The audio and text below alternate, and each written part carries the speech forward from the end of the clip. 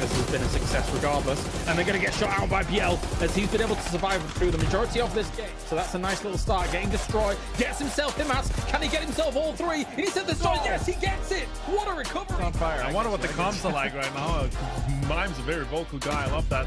DraftKings coming into. Oh, look at that. Trying to go for the res regardless. Great throw on that one. As of course, with 2 players down, they have to make a play happen here. Vox, the spearhead now, trying to rev on down. A snake has continued. To an extent, they're split, and then you have all of that.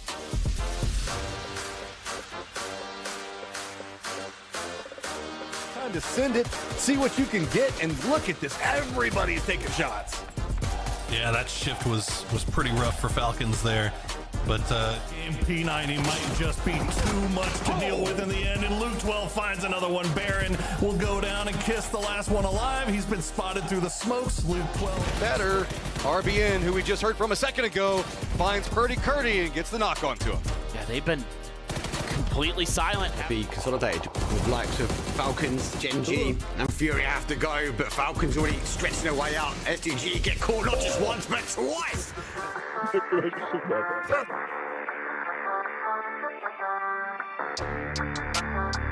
where these guys are, they're going to have to leave that spot eventually. And another knock coming in, big nade, and now Penta is just going to crash in, and that is pretty much academic. Duel will take a... He gets himself one. LFP stands in the open, but he's shut down by Hot and Spicy. It's a 3 versus 1. Now make it 3v none.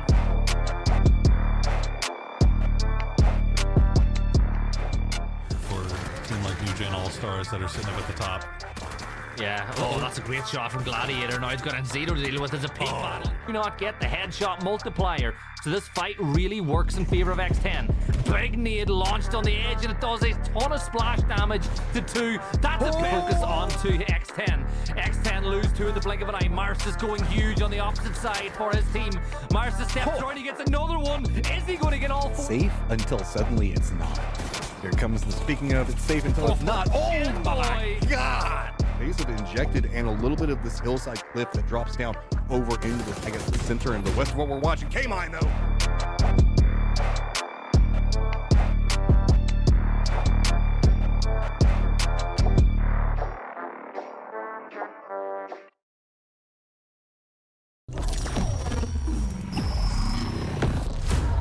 Port Desire, a city that don't belong to anyone, but everyone wants a piece. No laws, no oversight, just the jungle creeping back in, both the vines and the people. The mayor stepped in where the government couldn't, said the city needed order, and they'd be the ones to bring it, keeping the peace on their terms. I walked away from it all, kept my hands in dirt instead of blood. But desire is a fickle mistress.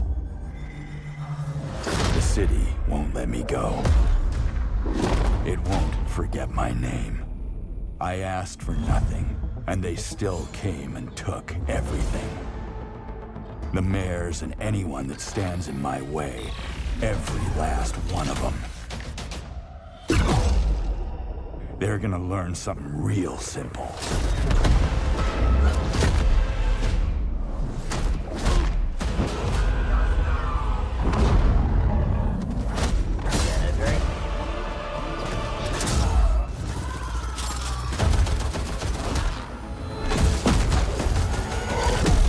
You reap what you sow.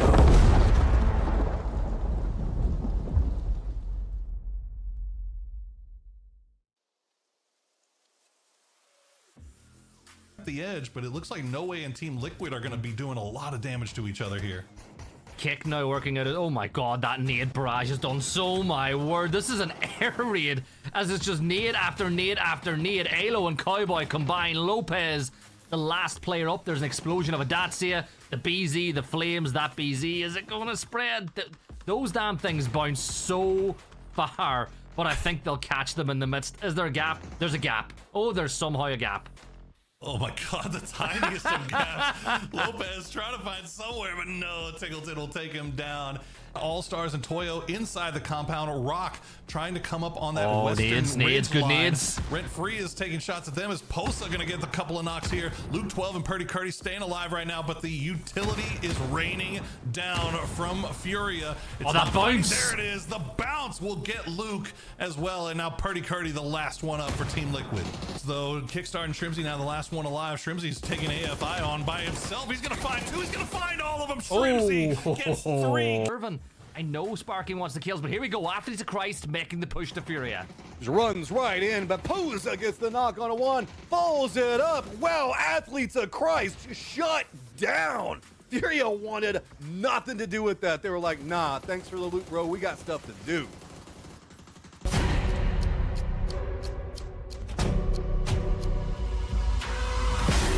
Into the smokes. He's going to take the spray down on the Karak, though. Athletes of Christ up to 6 kills now as they continue to collect points across again and again, and another one goes down. 2 goes down. All of them go down. Athletes of Christ is farming. Great play coming up from these guys. 9 kills, and it is just an absolutely heavenly performance. Might not even matter. Fana will finish them off. Cowboy will get the credit for at least one of them. Team Liquid up to 3 kills, but it is down.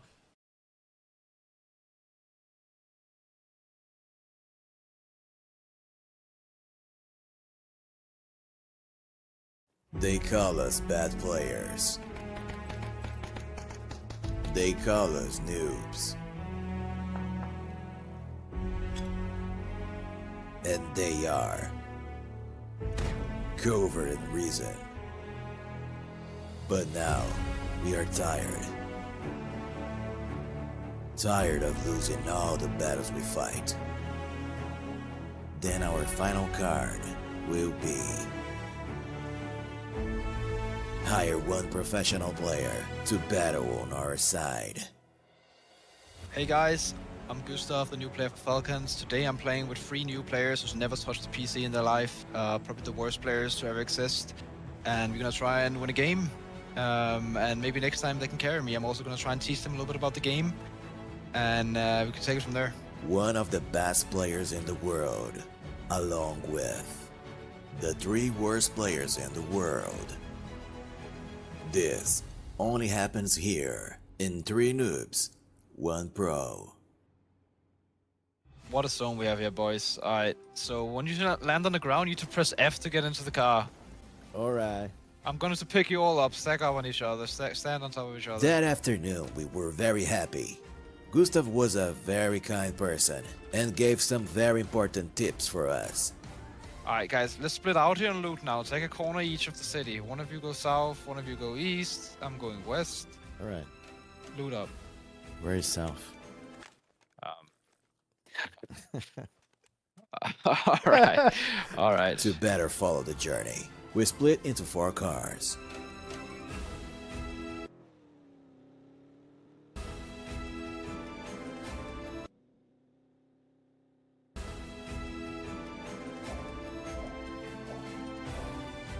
Let's not go through the city. There could be some rats in the city. Let's go left in the city here. Follow me. You guys see that big rock on top of the hill? That's where we're stopping, boys. I think we're also stopping on the tree, though. Yeah, that's me. Bama hit a tree. When we reach the place, we start to looking for enemies.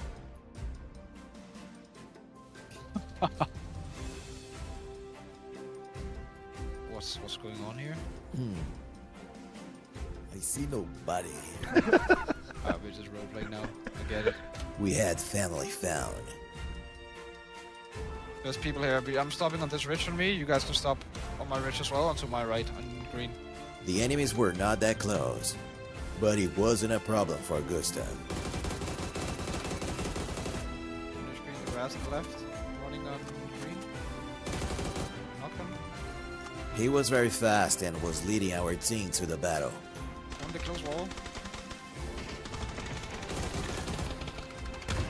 Guy that knocked you. In my first battle, I had been knocked. Oh my god! And thanks to Gustav, I was saved. Save me, Obama. On me. Gustav was leading the team as a real captain. Until then. I'm knocked, guys. Gustav had been knocked. And our main enemy was present at the game. Our own ability. Biel, I'm sorry. what you doing, man? I'm sorry. I saw someone. I thought it was an enemy. The guy who had killed Gustav was about to kill our entire team.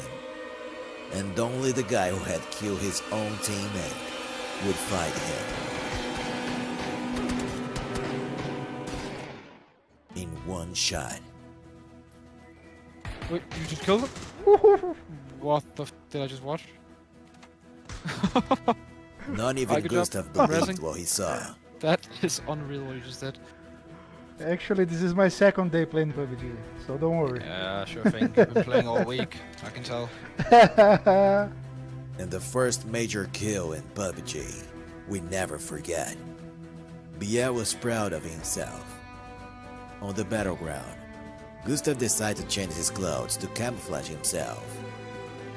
His skills was fantastic. Nice. But that was a pity. Because your teammates Fire, guys! Back, Biel! Oh my goodness! was literally a big failure. I tried to hide in the smoke, but it didn't work out.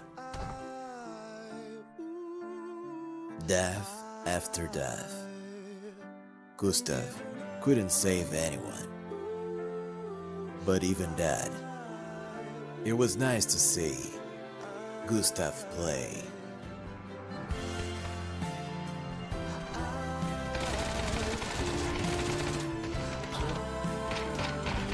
Your agility, your posture,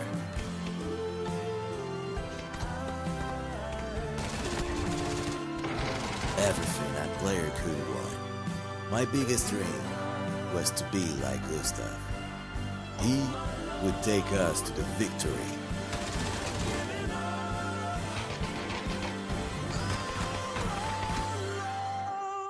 But alone, it's very difficult. And with 3 noobs, it's even harder. Applause for Gustav, who participated in the challenge. 3 noobs, 1 pro. Lost one crucial team fight, which was all on me. My teammates were trying to hard carry me. They got multiple knocks on enemies. They were just being demonic, insane. I didn't expect that much from them, but they showed up and I didn't. So basically all on me, and that's it.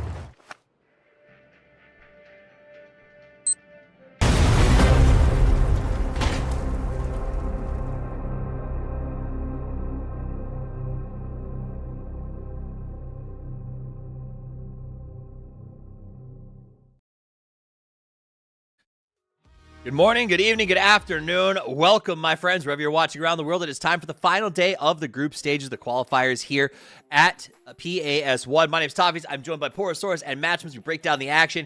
As it goes today, only 3 teams are advancing to the final. Everyone else has to just let this chance go by. And when it comes to getting to the final, Poro, the knock-on effects of this thing, not only for PGSs, EWCs, like this is a very important final to make.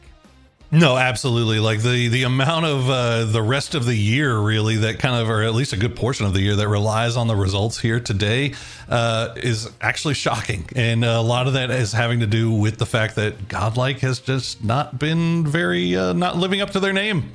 Toffees. Yeah, they were the athletes of Christ, and now they're Godlike, and I thought things would improve matchup. But since the name change, it doesn't seem to be working. It was great last time around, last weekend in the finals. You guys watched them. They looked good, right? Yeah, and okay, I'll go ahead and talk this one through just a bit here, because we often do see this happen whenever a squad gets signed. They have to pull back some of their time that they're spending playing, doing like scrims, that type of stuff, because you're having to figure out which teams do you want to get signed by. You're trying to field out multiple options, you're having to talk to orgs, you're having to do all the org responsibilities. That does eat up a lot of mental time, a lot of extra stress. Often see a team get signed and slide down a little bit, but the timing is not good for Godlike. They've got to get it back together, because while those are all excuses at the end of the day, all that matters is results. I think we are very results driven, and I think that format that we've come up with this year, Porosaurus, especially the access or not having access to the PGS early cycles if you did not perform well at PGC, has put the onus on a lot of teams. Talk about, we were talking before the show today about the Wolves. This is their shot, right? Yeah, no, well, next weekend is their shot for sure, but that is their opportunity to kind of make it, and that's determining who's going to EWC, who's probably going to not in the next series of PGSs, but when you look down the road at, I think it's 7, 8, 9, that might have an impact. I don't think that's 100% confirmed. I could be wrong though. There's a lot going on, guys. So, but numbers wise, when we're here, right where we are, right where we're sitting today, the biggest story. Can Godlike pull it together? If they don't make it to this final, if they don't make top 3, that is going to throw that overall PGS point leaderboard into complete disarray. And all of a sudden, there's a whole other spot that becomes available, and they just have to sit back and watch. So we will, obviously, when all 3 of us come back for the finals next weekend, we'll spend a lot of time explaining to you guys how this EWC bid is going to work, what the PGS points mean, what the PAS points mean, so on and so forth. I don't want to get too deep into it right now, because that's a week away. But what Poro said that you guys need to take away from this right now is if you want your shot at EWC, you need to be in the finals, okay? That, I think, is the big one. And there are teams like Godlike that have to get there. They're an organization that will be there. They picked these guys up to play EWC match them. They can't let them down. Yeah, and it's just do or die time. And we are at the very last section of this one. We're going to be bringing in some new squads, as we do every single time that we're looking at this one. Couple of outliers are going to be things like dots, aka both squads can have some pretty big uptick potential. You have to assume that Godlike's going to have an opportunity here, because we know that they're a squad that can frag out. I just don't know when they're going to decide to do it, and they need to do it today. So as you look at this team summary, those bottom 5 teams, the last 5 on the list are the ones that are joining the fray today. And I will say this, because I heard chat also kind of confused about it, as was I. I assumed the change from Athletes of Christ to Godlike was just a name change because it's too close together. It sounds like it's just ironic happenstance that they're that close together in terms of names. But they were signed. They're working with an organization now, and that organization is going to have big expectations. But that's not just for them. There's a ton of these teams that have big expectations, that want to see their players do well. They need to see them do. Now, we saw a lot of those teams get through, but not all of them. One of those examples, I think, is 55 Esports. Been kind of a letdown. Regional partner team. There they sit, and yet, Poro, underperforming constantly.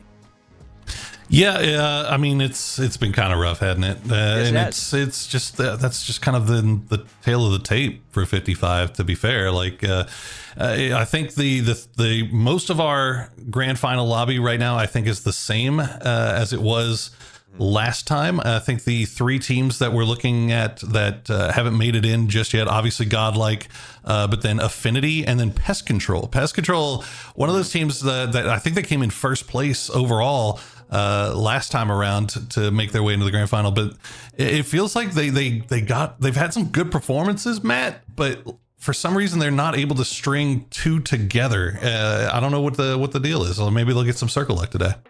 Yeah, Pest Control is an intriguing team whenever we look at them because, man, oh man, do you want them to win? They're kind of like the underdog squad that we would often see I would almost put like Duel in that same category because they've got some good up-and-comers, but they also have a good history of players that have competed in the past. The consistency is exactly what you're talking about. That is one of the things whenever you look at old school and new school meshing together, that sometimes like there's going to be different changes in calls, different approaches into the game. You know, it's going to throw off a couple of things to really figure out how to synergize it together. I want it to happen for the squad. I would love to see them in the grand finals and be a little bit more dominant.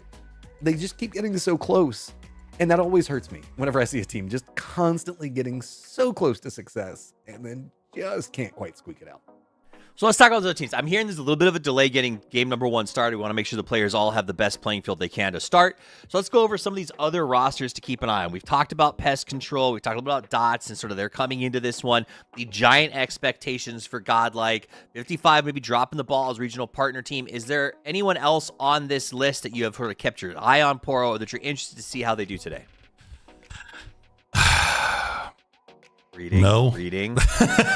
Honestly, I mean, I will say, I think that we've started to see signs of life from teams like What It Takes.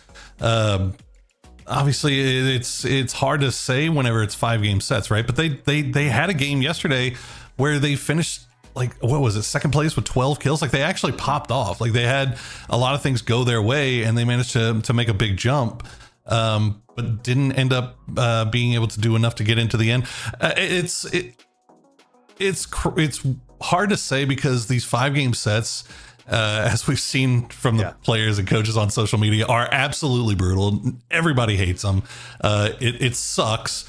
But at the end of the day, like, it's your job. You've got to get it done, right? But we've seen that even going to Europe today, you had these weird situations where you have one team that just feasts and gets all the points in the lobby, which means at the final game, a team that was in 14th place, Toffees, going into that final game, still managed to get a massive win and get into that top 3 and make their way in.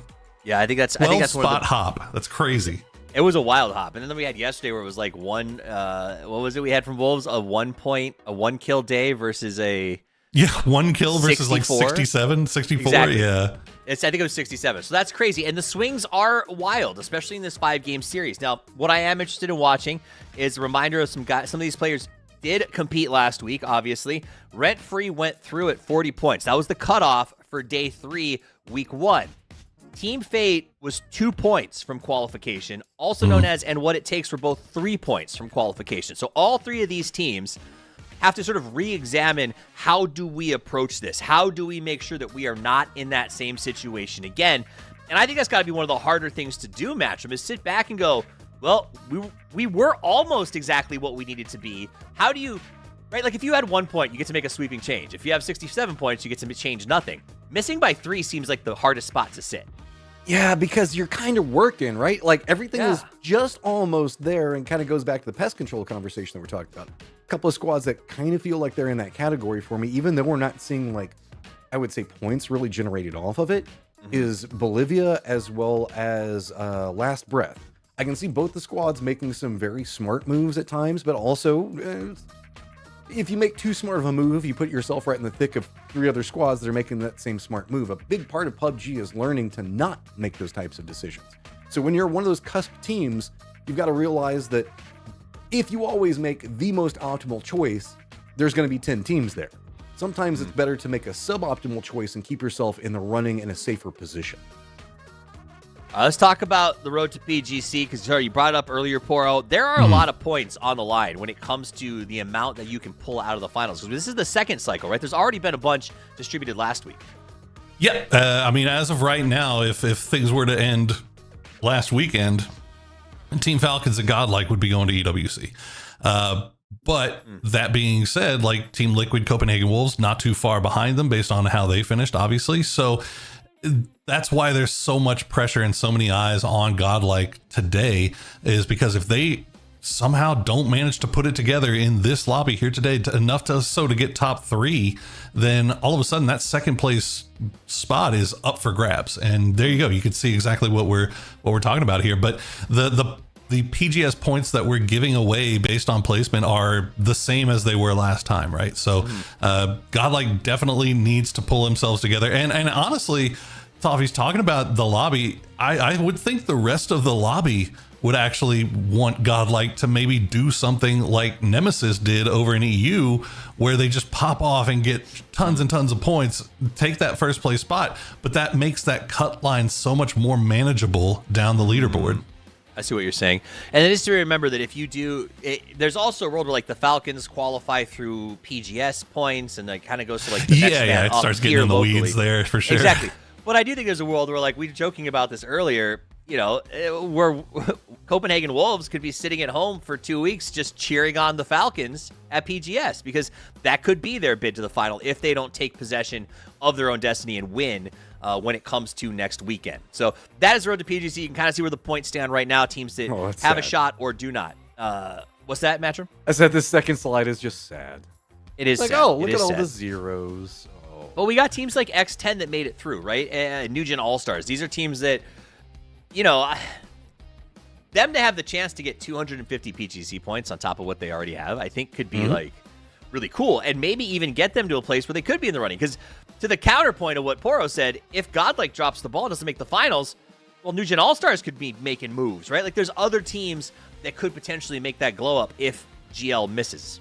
Yeah, I'm kind of on the bandwagon of that one, as well. We did see some decent points generated from Godlike last week, or the last series, I guess we should say, is now those points are back on the table if Godlike doesn't get it. And yeah, it does make it a little bit more dicey between, but then you have a much better running chance because you have jumped up into those positions. You have usurped a lot of those points worth just kind of filling out what was going to be going on or trying to compete against them. There are two different ways to look at it.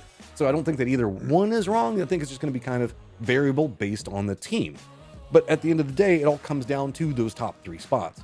Who qualifies today gets those opportunities, and there's a lot of, I don't want to say diamonds hiding in the rough right now, but there's a lot of opportunity for these squads if they can manage to figure out what was going on. A lot of them have had, about 10 days to try to figure out what's going on, really work out some new sections of their systems. And this is going to be the last shot for several squads. We have 5 squads that came in today that haven't had a chance to do much because they've only got to play, maybe twice? This will be their second time to play. So you've got the opportunity in front of you. Can you seize the destiny is the big question. And I think if we go over those teams that joined at the last minute, we saw that they did, to a certain extent, struggle when it came to day 3 at week 1. But that doesn't mean you're out of it, right? Because a team that did struggle, I think, through a lot of their experience the first week around was Chapinski's. And they did not struggle yesterday, Poro. They looked comfortable. They looked great. Yeah, I mean, welcome to the grand final.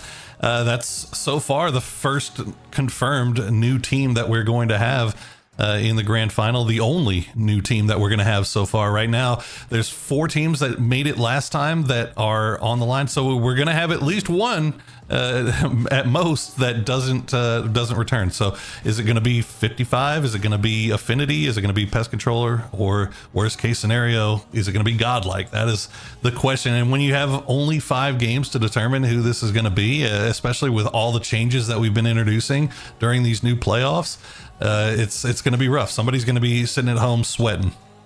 Now, for all you antsy boys, who I know are probably in chat right now being antsy boys, I can tell you...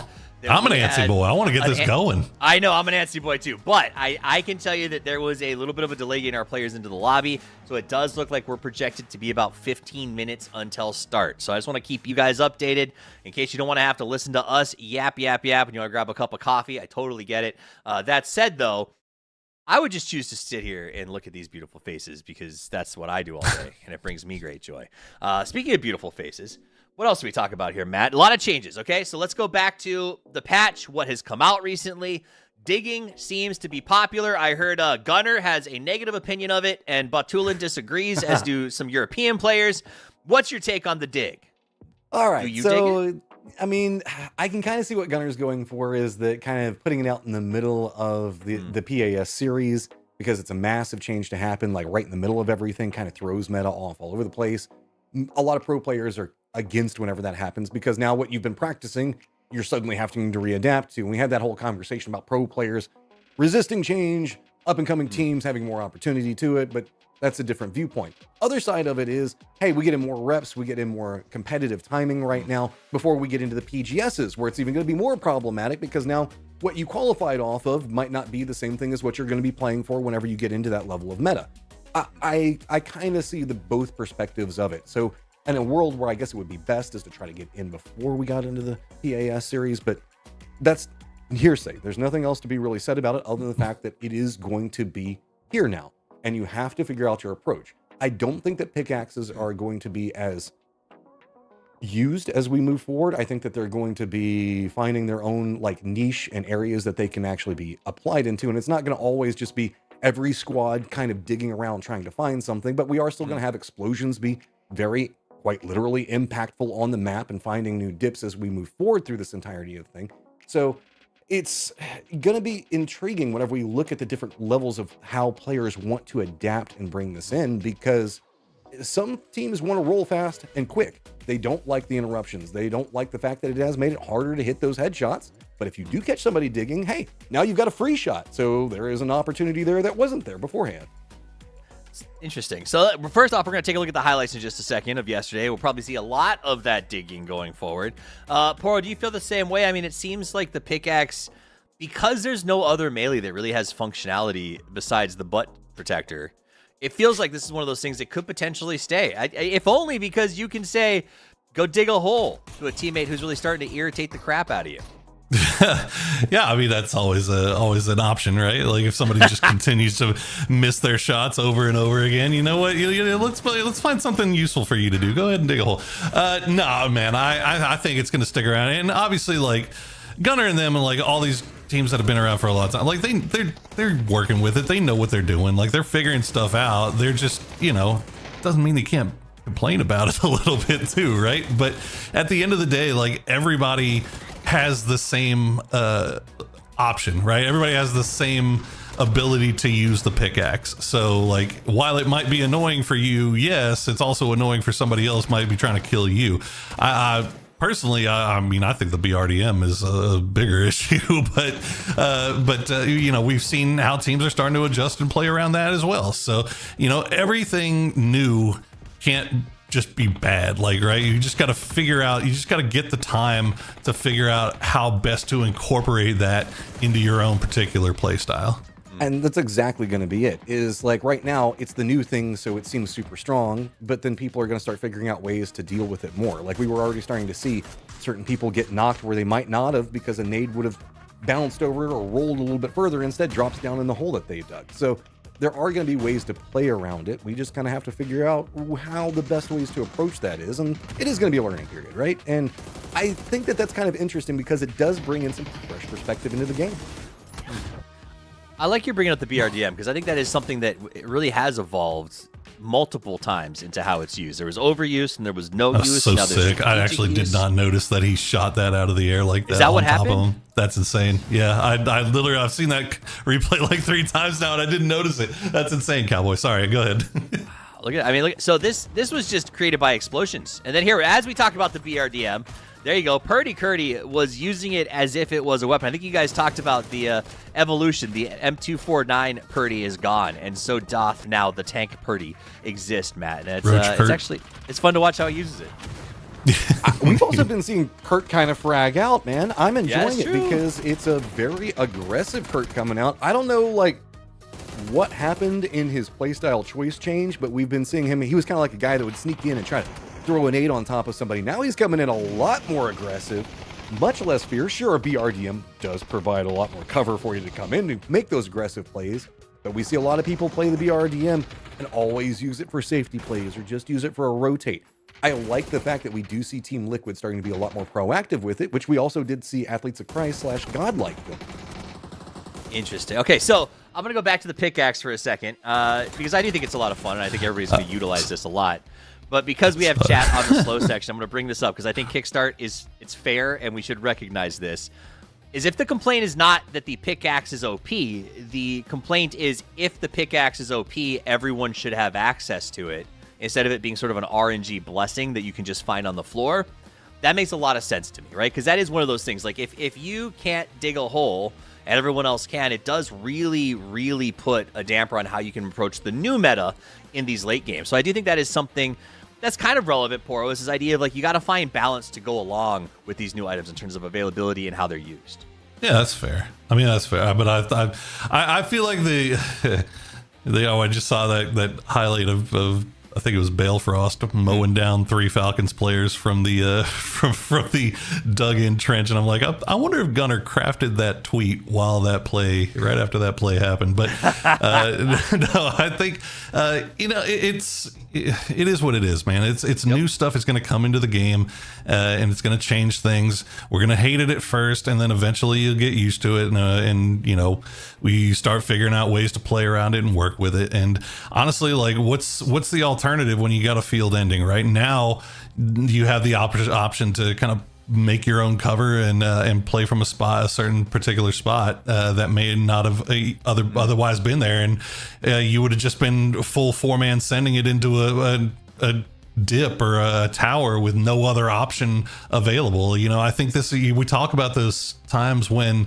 teams kind of flip that switch in their head and they're like, okay, well, we obviously from where we're at right now, we don't have a chance to get placement, so let's just go hunting for points and hunting for kills. Well, if you have the option to make yourself some better cover in the late game, maybe now you don't have to take that just W key mentality and pushing into everything. You actually do have another option. So it's just different ways of thinking about it. And I'm sure the true answer is going to be somewhere in the middle here between, like, let's get rid of it and let's give something to everybody. But so far, I will say it's added a lot more excitement to the games, especially in these maps that we've seen a million times before, Matt. Well, I'll kind of take the flip side on that one, because we're playing a battle royale, right? I mean, I get that it is high impact, but we've probably raised the loot levels just a bit on it, so it is a bit more common. But, like, not everybody gets an emergency pickup every time. Not everybody gets a BRDM every single time. A big part of playing PUBG is kind of navigating the tools that you are provided and that you find on your drops, or what you manage to kill off and pick up off of somebody else's crate, right? So a big part of it for me is that's a core aspect of the Battle Royale. I do think that maybe the loot levels should be increased a little bit, like you're talking about. Maybe the balance is more in the middle, Poro, where it's not as rare.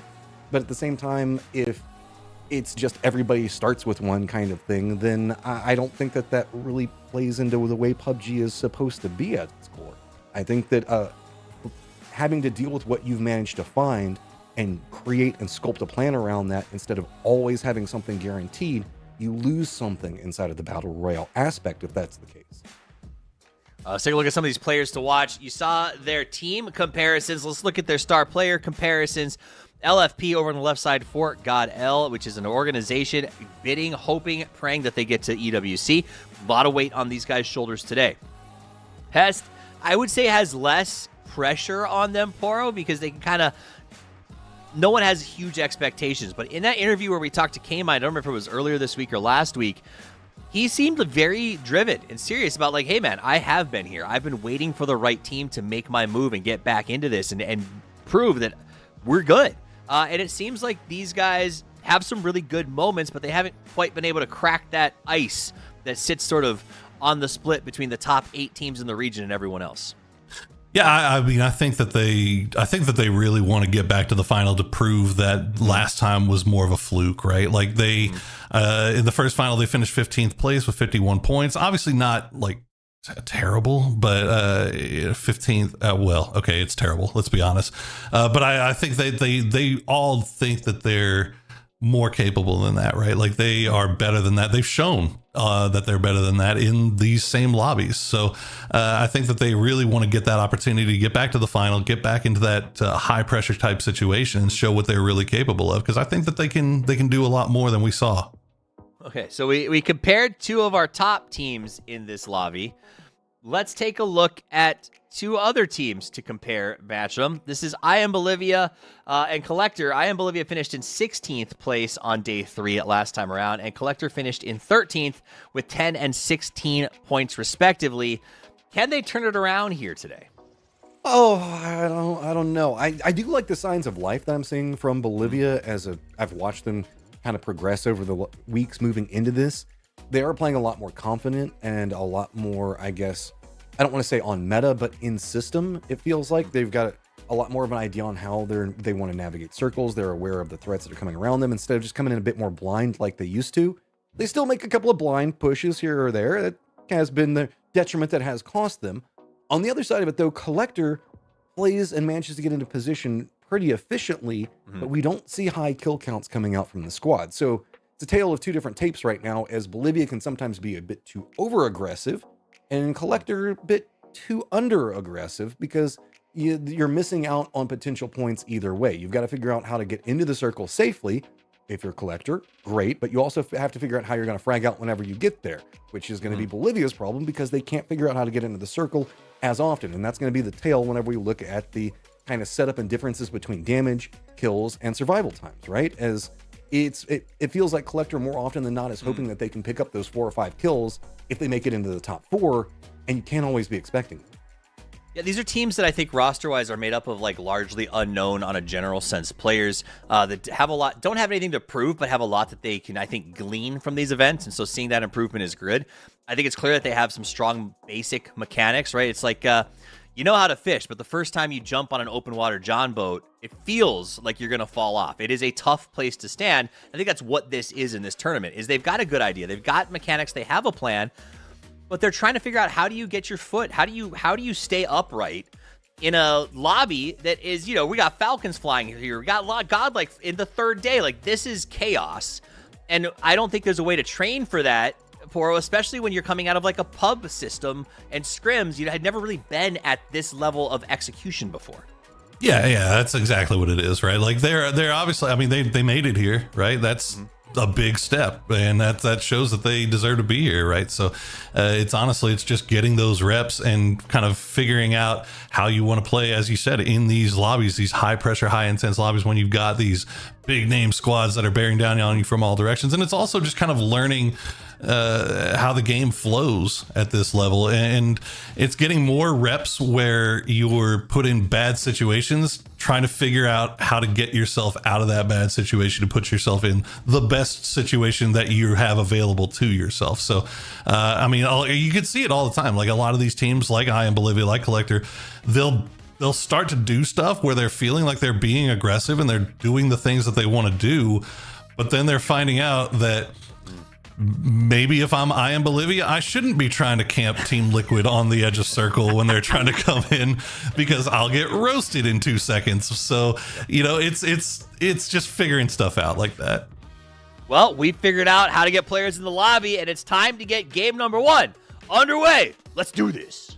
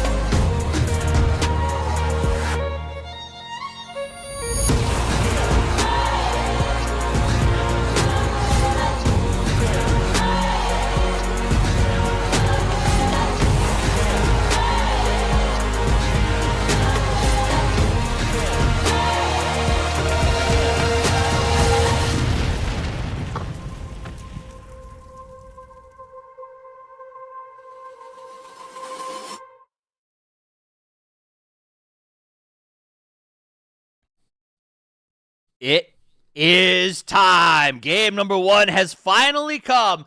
The grassy pastures call and 64 players answer. My name's Toppies. I got Porosaurus, I got Matchum, and I got a mediocre introduction as we get ready to jump into this thing or out of that plane. It's a good path. Last time we saw it, we said maybe we'll get a little military, but we haven't seen that. I don't think we've seen that at all this weekend, Poro. We have not. I don't think so. Question, because it's weird because I'm also watching the EU games, so I'm kind of like getting things mixed up. So yeah, I don't think we have, Matt. We haven't gone down to military yet, have we? I'm not going to say 100%, but I think like 95%. I think that it has been dodged every single time. We have gotten some crazier circles, but we also have been getting a lot of Gatka lean on our circles coming out. I'm trying to remember. We had Gatka. We had that Milta crates finish. I got it. I learned it. I learned this from politicians. Ready? A lot of people have told me that we haven't had any military circles this weekend. So I think that's crazy that we haven't had any. And lots of smart people. We'll see that. Depends on what your definition of circle is. All right, 55 Esports. These guys are regional partners. They should not. Where did I go, Martin? They should not be on the last day here. This is shocking. This is frustrating. This is irritating because I want to see these guys do better. They're not a no-name team. They've got guys like Carrick. They got Gabriel. They've got players that I've seen before that I know can do well, Poro. I would say irritating, yes. Frustrating, yes. Unexpected, That's fair. I mean, they look, man, like they really haven't been doing much at all.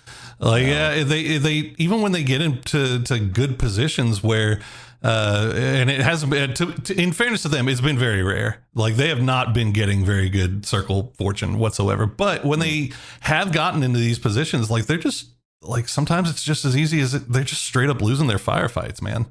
Yep. I mean, they've got a good spot. The circle's going to go north, so it's no military for you, as a lot of people have to plan their rotations. This actually should be a pretty good one, Matt, because there's a lot of space for everyone to move around that north side if they need to. I assume we'll not see a lot of traps. This will be a pretty packed circle as we move into phase 2 and 3. Yeah, look, eyes are kind of drawn to locations where the teams that have already qualified are at. One's going to go ahead and take the Chinky. You can see dots are going to be overplaying that South Georgia pole position. So I do agree that there's going to be plenty of space in the circle, but it's also a very closer range and skirmish. We're going to see a lot of squads probably try to play up around shooting range. We've got the road that comes out of Severny that's going to have a couple of people playing crossroads or gas station, those types of things. Georgia pole feels like it's going to be a bait and switch, but the way the circles are going to be going, or have been going, I should say, I don't want to rule out the South. It has been hard shift into hard shift in unexpected directions. I almost feel like we could end up with an Everest finish just because why not the way the circles go? Yep, things get crazy out there. I will also say, as a reminder to you guys at home, only 3 teams will advance today, and nothing from the last 2 days carries over. Everything is fresh. That means if you are a team like Fate up on top and this game ends up being a banger for you and you come out with a huge win, you could have your pass signed to the finals and everyone else has to make the chase. So as we see the players strap on and get ready to go, we see the circle getting ready to go, we see the A pickup ready to go, I am going to go and turn it over to these 2 masters of the casters. Have a great day. I totally thought that he was just going to time himself out and just right as soon as it'd be like, here comes the emergency pickup, and then just be done. And that was gonna be him disappearing with the emergency pickup. Out of the damn. Just a hair too late on that, unfortunate. But look, hey, so Team Fate, obviously dead center circle, got to look at them to start off thing. Now, they were a team that missed making the final last week, match them by 2 points. They finished in 4th on day 3. So we'll see if they can find a way to defend that center zone right now. Oh no, Tater's out in the middle of nowhere, but he's got that M249. Take a few shots as last breath. Just kind of scouting around, trying to find a spot to play. Early rotates galore all over the place. You can see Fate still going to be chasing Last Breath a bit. Last Breath not going to be too happy going around that shooting range area. Dot's going to be playing the other side to the west of shooting range. Pest Control is still going to be playing the North George position, so there's no big rush coming out from them. About to have the emergency pickup polls happen, but I'm not going to be surprised if those are going to be very late, closer to the Severny line for them. Outside that, we do also have Godlike that's making their way in, but it looks like it's going to be more on that Roshawk side. Seeing dots cruising by. They'll put the vehicles into the airplane, which would lead one to believe that they plan on being here for the foreseeable future. We'll see if anybody gets anywhere close to them. Dream 1 making their way through the North George side. Looks like Pest Control just barely get there a little bit too late. They'll take a few parting shots, but won't be able to engage completely, but it looks like right off the bat, Matt, it seems like these teams are kind of opting to kind of stick together in tight groups once again. This is kind of a return to day one strategies of playoffs. Well, it's kind of the way that the terrain presents itself, right? Shooting range is going to have a lot of these little cubbies that people can play. I haven't seen this really transformed in a competitive match yet using some of our new tools and destruction. So, I mean, Dot's already ahead of the curve. Look, they've got a trench already cut for them. They don't have to waste time cutting them with the pickaxes just quite yet. Easy. The high side of shooting range, I think, is going to be really interesting to watch because we often see a lot of squads that opt away from playing it, even though it gives you so much vision on the circle, because you can be a bit isolated up there and people will start going for profile peaks up there. If you have the ability to entrench yourself in a bit more, you might find a lot more success up there now, but I don't know. This is going to be kind of weird to map out, given that this is a lot of peaks and valleys yet again, as that has been the theme for these qualifiers so far. Sure has. Well, saw Tempest setting up shot. Godlike sending too early. This has kind of been a problem for Godlike. They've been losing guys early because they do these kind of late rotates towards center. Like, we're 6 minutes in and you're sending 2 in. Why not have everybody together? They've ended up losing guys like this a lot this weekend, it feels like, but we'll see how it plays out. Dream One, meanwhile, they've got a lot of real estate up in that northwestern side, and I think they're kind of figuring that out. Just avoid that plane crash area for now. You should be fine, but it looks like Pest Control might be sending it right into Dots' plane area. Well, they're sending it in with 2. They've left a couple of people back behind this one, so Dots, you have to assume. Pest Control, you've seen so many squads rotate in front of you over here as, hey, red zone's going to kind of pop off. It might provide a couple of more divots for these squads to work from. This 2 split, though, is nerve-wracking for me because, yeah, Pest Control's tail-end duo can support any rotate over here, but this is a 2v4 in a very dangerous angular push coming up from Pest Control. And, yeah, I think that if you're just going to play that, there is the smaller ridgeline.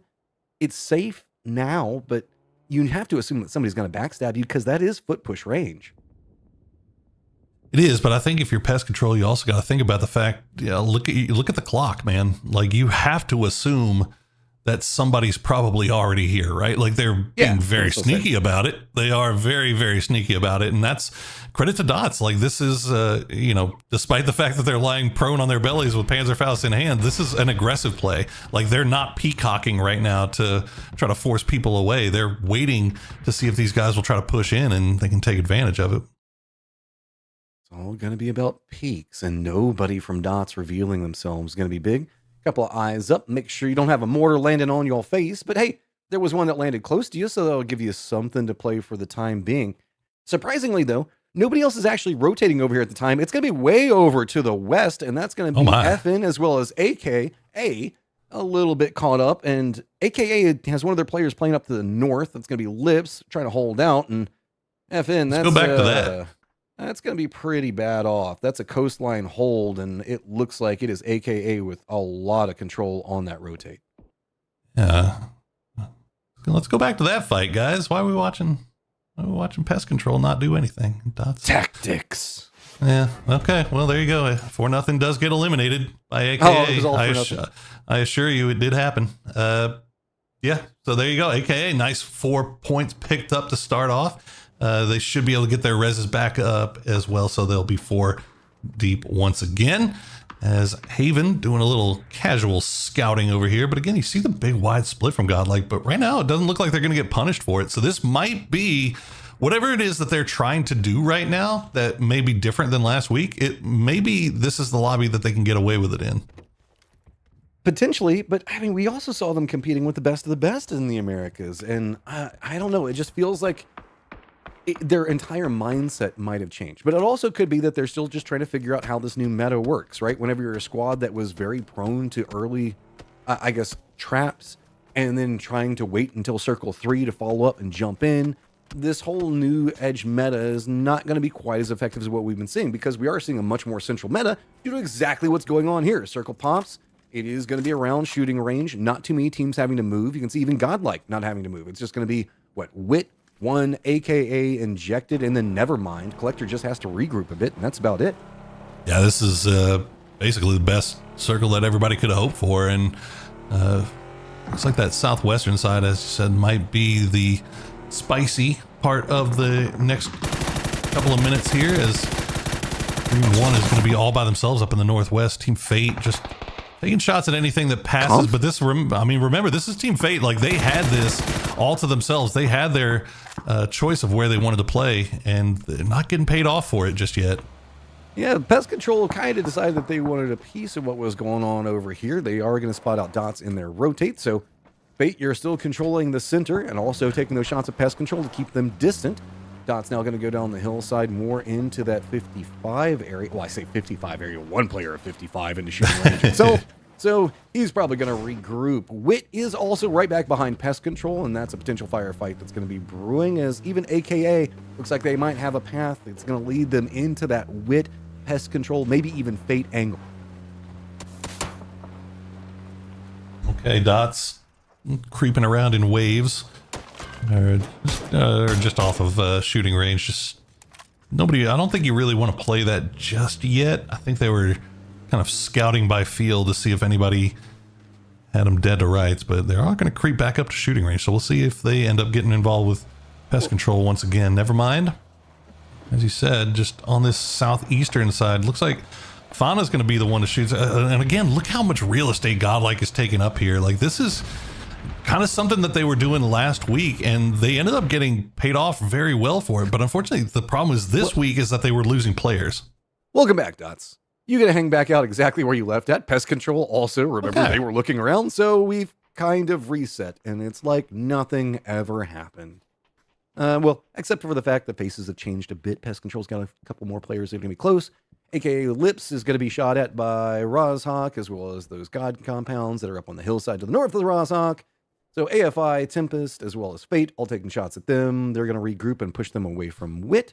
That's going to be fine. And now we're back to the standoff. I should say, I guess we're Crouch Off. Crouch Off, yeah. Crouch Gang, stand up. Well, K-Mind leading the way here. He's going to hear all those vehicles pull in. But you don't really see a whole lot of activity on the part of the rest of the Pest Control boys, because I think they noticed Wit kind of making that wrap on the south side of them. We'll keep an eye on that, while Collector trying to defend their territory here in the east. Injected with the high ground will make it through, but what it takes, they're going to spot out AKA. Remember, AKA just now arriving late after finishing off FN over there on the west side of South George. That BRDM has been getting some pot shots taken at it for a while. Wit's going to go a bit more north due to seeing AKA's positioning. It looks like Injected that we saw just a moment ago, they're going to go ahead and touch the circle as well. Just a couple of seconds away from where the new one pops, but it does feel like Godlike's already going for their regroup. And they're going to be rewarded for it right up in the center of it all. Last Breath's going to be playing that external section around shooting range, so should have some decent vision. Fate, you're about to have a lot of friends, man. Wit's already making the push in. Pest Control's going to be right back behind them, and Dots is just watching it all go down while one is pushing in from the other side. Just breezing through right now and hoping for the best. Last Breath in a perfect spot to maybe take some shots here at What It Takes, and there you go. They're going to open up the line here as What It Takes will drop out. Luce is going to go down immediately. Sneak Attack will try to take some shots in return, but nothing doing so far as the grenades start getting sent in from Marcus, but they're just not finding where they need to go. Last Breath doing a good job on their defense. One section of this now done. Here comes one on the other side, back behind it all. Looks like they were trying to sneak in a couple of kills. Sneak Attack, though, just trying to sneak away as he's found himself, I think, a red zone explosion ditch just to hide in for now. If it's the best you can get, take it, man, because it is just going to get more dicey. As even Fate now looking like they're trying to see if they could third-party what's going to be going on over here. Pest Control just trying to drop the nades onto what's going to be happening with Last Breath still. And let's not forget about Dots encroaching in from the west. Oh man, Last Breath is the first party as Dream 1 making their way in, Pest Control making their way in, Fate from uphill, Dots, everybody keying in on this area. And so far, Last Breath has done a heck of a job making sure that they take no knocks. They've been avoiding all the utility. They held off the initial push from What It Takes. We'll see if they can hold off any other pushes that may come here as Pest Control kind of look like they're pulled in two different directions. Dots makes the push up, and now Fate's already got two down. Some retaliation shots coming back, but it's just a bit of a crossfire. Dad buff Timothy on both sides of the hill. but easily handled for now. That is going to provide a little bit of a reprieve for what's going on around that whole last breath situation. Pest Control is still going to be pretty close on one side of it, but their focus is going to be a lot more on what's going to be moving in as Injected makes landfall on the other side of shooting range.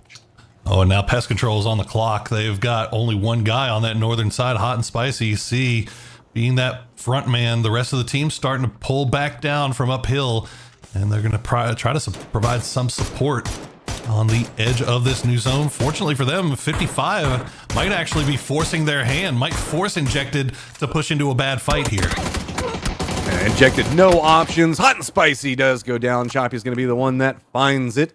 Injected should have a little bit of an easier path. K-Mine has come over here to reinforce, but it is going to be all of Pest Control now making a commitment into shooting range to deny out anything from Injected, but Injected has these outer walls to play. Choppy, if you come in too hot here, you might put yourself into a much worse situation than you can imagine, because Joshi still has that high ground on the other side that he can get some vision down in these lower sections with. Yeah, that was a massive knock from Injected to be able to get themselves a path into the shooting range. And you see the circle will center up once again. Dream 1 still playing around in that BRDM. They've been using it as a mobile fort essentially right now, and they'll pull just on the other side of the hill from last breath. We'll see where they decide to stop down, but that is the biggest panzer bait I've ever seen in my life. Yeah, I mean, not a lot of Panzers popping out right now, and I'm kind of shocked by that. These BRDMs are getting a lot more, I guess, action and movement than they usually get at this point. But hey, Dream 1, if nobody's got a Panzer, get to the center of the circle, get yourself feeling pretty good, and I guess hold out for as long as you can, because right now nobody is going high side back behind you. That's going to be where Sneak Attack's still going to be hiding at. We still have the shooting range firefight that's due to break out as Injected has to push through Pest Control to get in the circle. Bolivia up to the north still got to fight their way in. AFI tries to push in through Tempest's angle down to the south, but AKA hears that, and that's going to be the other BRDM in movement, trying to converge onto Tempest's location. Oh, another knock there onto Pest Control as K-Mine will go down. So Pest Control now just down to Conf and Joshi, as Injected have just been slowly making their way through this shooting range. Looks like Tempest was able to hold off AFI. AFI now down to just 2, as AKA was starting to creep over in that direction as well. We'll see if that fight ever comes out, but the question now, where does Injected decide to go as they have to make their way inside this zone? Looks like they're going to go for a bit more of the southern wrap. That's safer right now, but Dot should get vision on them in a second. Bolivia makes their landfall. You can see one of their players already got knocked in their rotate, but 55 is going to be right on top of him. Viri is going to be the guy that's going to try to find something, but 55 is doing good on their defense so far with just getting some assistance from Godlike on the other side. That's going to be big problems. Now it's just going to be juking around the shack. Nothing to do, Bolivia. You go down and 55 finds 4. That's bad.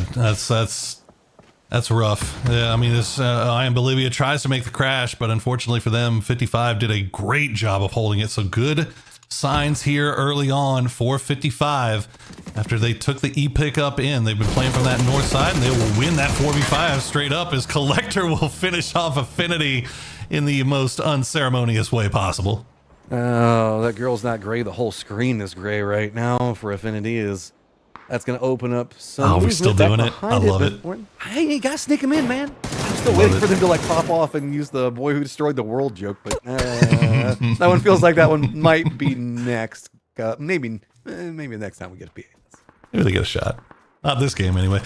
Well, Pest Control now down to Conf, but looks like Injected still looking kind of over in that direction. 55 knows he's there as well, so this could be bad news bears for Pest Control, as they will see if he can survive just a little bit longer. Tempest, meanwhile, still holding it down on the south side. AKA has not really made a push over there just yet, but now those two are going to probably end up scrapping as the circle will pull away. This is, okay, high side hill going down from Fate into Godlike's compound. So this is a much more, I guess, relaxing decline than what we've been seeing from our other circles. But it also does mean that it's going to be isolated theaters of combat. We have Last Breath looking into shooting range and Injected in their movement. Comp just kind of danced around, hoping that Injected just makes for a push. 55 has actually left, gotten Karak very far over to the west. Looks like he's trying to see if he can catch anybody in the rotate and get some more information on maybe how they're going to be trying to get in the circle. Last Breath's focus on the lower section of shooting range has allowed Dots to get onto the higher section of the hill. Now they're going to be looking down, and Injected actually is going to get focus from them as well. So it's going to be Dots, Last Breath, all looking at Injected, who still has, what, about another 150, 200 meters just to get into the circle. Yeah, this is rough. This is rough for Injected. Is they're sticking around. They're waiting to see if they can finish off Conf here and at least secure that last point before having to make the impossible push. 4 kills so far for them. Choppy will be responsible for most of them. They will spot out Conf in the end, and now Simplicity will try to make that fight his own, trade the damage, and Conf will get him down, but does get traded in the end by Robert. So Injected. Oh, the backstab. We can see Dots. They're going to jump onto Last Breath while this is going on, and now Injected is going to be right in between both of them, Poro. Indeed they are, and that's actually terrible news for Last Breath, as Dots starting to creep down here, starting to get a little bit more aggressive, and this is exactly what they need to do. They've left Shane Doe at the top of the hill to make sure they don't get backfilled, but they're putting all their attention now on this fight in front of them. Here comes 55. It's going to be Carrick seeing if he can try to scoop out any kills. Arv gets a good angle. Last Breath's 2 still just trying to hold the line, but there's just so much. Dots does spot out Injected trying to make their push, so at least a little bit of assistance on top, but Dots starting to find some angles to work with. Going to continue that duress. Down onto Last Breath. Spectro goes down, and somehow Dots are finding themselves a little bit more dangerous of a position than they found just a moment ago. Don't forget about Carrick over there, as the rest of 55 has already gotten into the circle as well. Yeah, that was actually the knock from Karak. So yeah, good work from Zako to make sure that he forces Karak to push his head back down beyond that hill. They might be able to get this res, but Dots is looking really nice so far here. I think Spectro is sitting on almost 600 damage by himself. So good performance from them. We'll see if they can get everybody back on their feet, play it from that western side as Last Breath tries to reset and survive a little bit longer. There is a little bit of a slap fight going down to the south with Tempest and Fate, as the 2 players still alive from Fate and Dad Buff, as well as Tim Fee, are trying to rotate into the circle. They've also spotted out Dots. Circle does move into the lower ground sections of this one, as AKA also kind of hanging out over here. Okay, Godlike. They've got the compound. They've got 4 alive. Let's see what they can do with it. 55 also on that northern side. They've got a lot of real estate that they can work with. They can avoid the line of sight from Godlike for now. And then you've also got Dream 1. The pickaxe plus BRDM Fortress strat seems to be paying off so far. But not paying off in the terms of kills, though, as they are still sitting with nothing. I mean, Dream 1, they're living their best life right now. It's about the best that you could ask for. I'd say that anybody else just wants to get away from Dot's withering fire that's coming up on the high side of this hill. You can see that it is going to be going away and moving into a new ridgeline where poor old Sneak Attack's been hiding out for a while, so he could find himself in the focal point for a lot of squads. Tempest made their focus back over into the east onto Collector. Nevermind, it's going to go down. Tim Fee over peeks through the smokes. Now it's just Dad Buff looking at all the Dots. Okay, Dad Buff has a little bit of a ridgeline to work with, but unfortunately he's getting pressed from every which way. There's Spectro finds another one, and that is him getting a lot of damage here. Dots climbing up that leaderboard. 6 kills, 7 points overall so far, and Team Fate will go down as Tempest will match Dots' production. I mean, Tempest, I find you some kills in this one. Collector also finding some kills. They've taken a couple of casualties, but Tempest and not too much more that they can work with as everybody's just trying to limp their way into the circle. Tempest is going to get vision on Collector's reposition, but this is good. Manages to jump over into these little red zone points, and Mixu gets the knock onto Abdu. That's going to really make it hard for Tempest to get in here, because now it's Dots on one side, Collector on the other, but Collector's not in the circle yet. They can't stay here for too long. Not a bad performance, though, to start things off for Collector. Down to 2, but they've got 5 kills, and they're still hunting. And Dot's going to put their attention over here towards Sneak Attack, who has somehow managed to survive this long, just hiding in the ditch. And that'll be a flashbang to the face, and that'll be a 9th kill now for Dots as they continue their climb. Vectors are realizing it's going to be too hard to get into the circle, so they're focused on the Tempest. And it's going to be Mixu yet again finding it, sitting at 4 kills for himself. Squad overall on to 7, but now it becomes a big hurdle for you to get into the circle, just a couple of meters away. But Dots has already got control on angle on one side of it, and they're going to be moving into vulnerable angles from Dream 1 as well as maybe 55. This is not a lot to work with. It's just going to be running. Everything's just running right down into Dream 1's position. I mean, it's Dream 1, it's Godlike, it's 55. All three of those teams really have nothing else to shoot at besides these guys uphill. They all have angles on this. So Collector, they'll just hop in the Dacia, send it with a wing and a prayer. Jesus, take the wheel. Maybe we can get to the dip. No, we cannot. Dream 1 will be the one that picks them up, but a nice performance from Collector to start things off.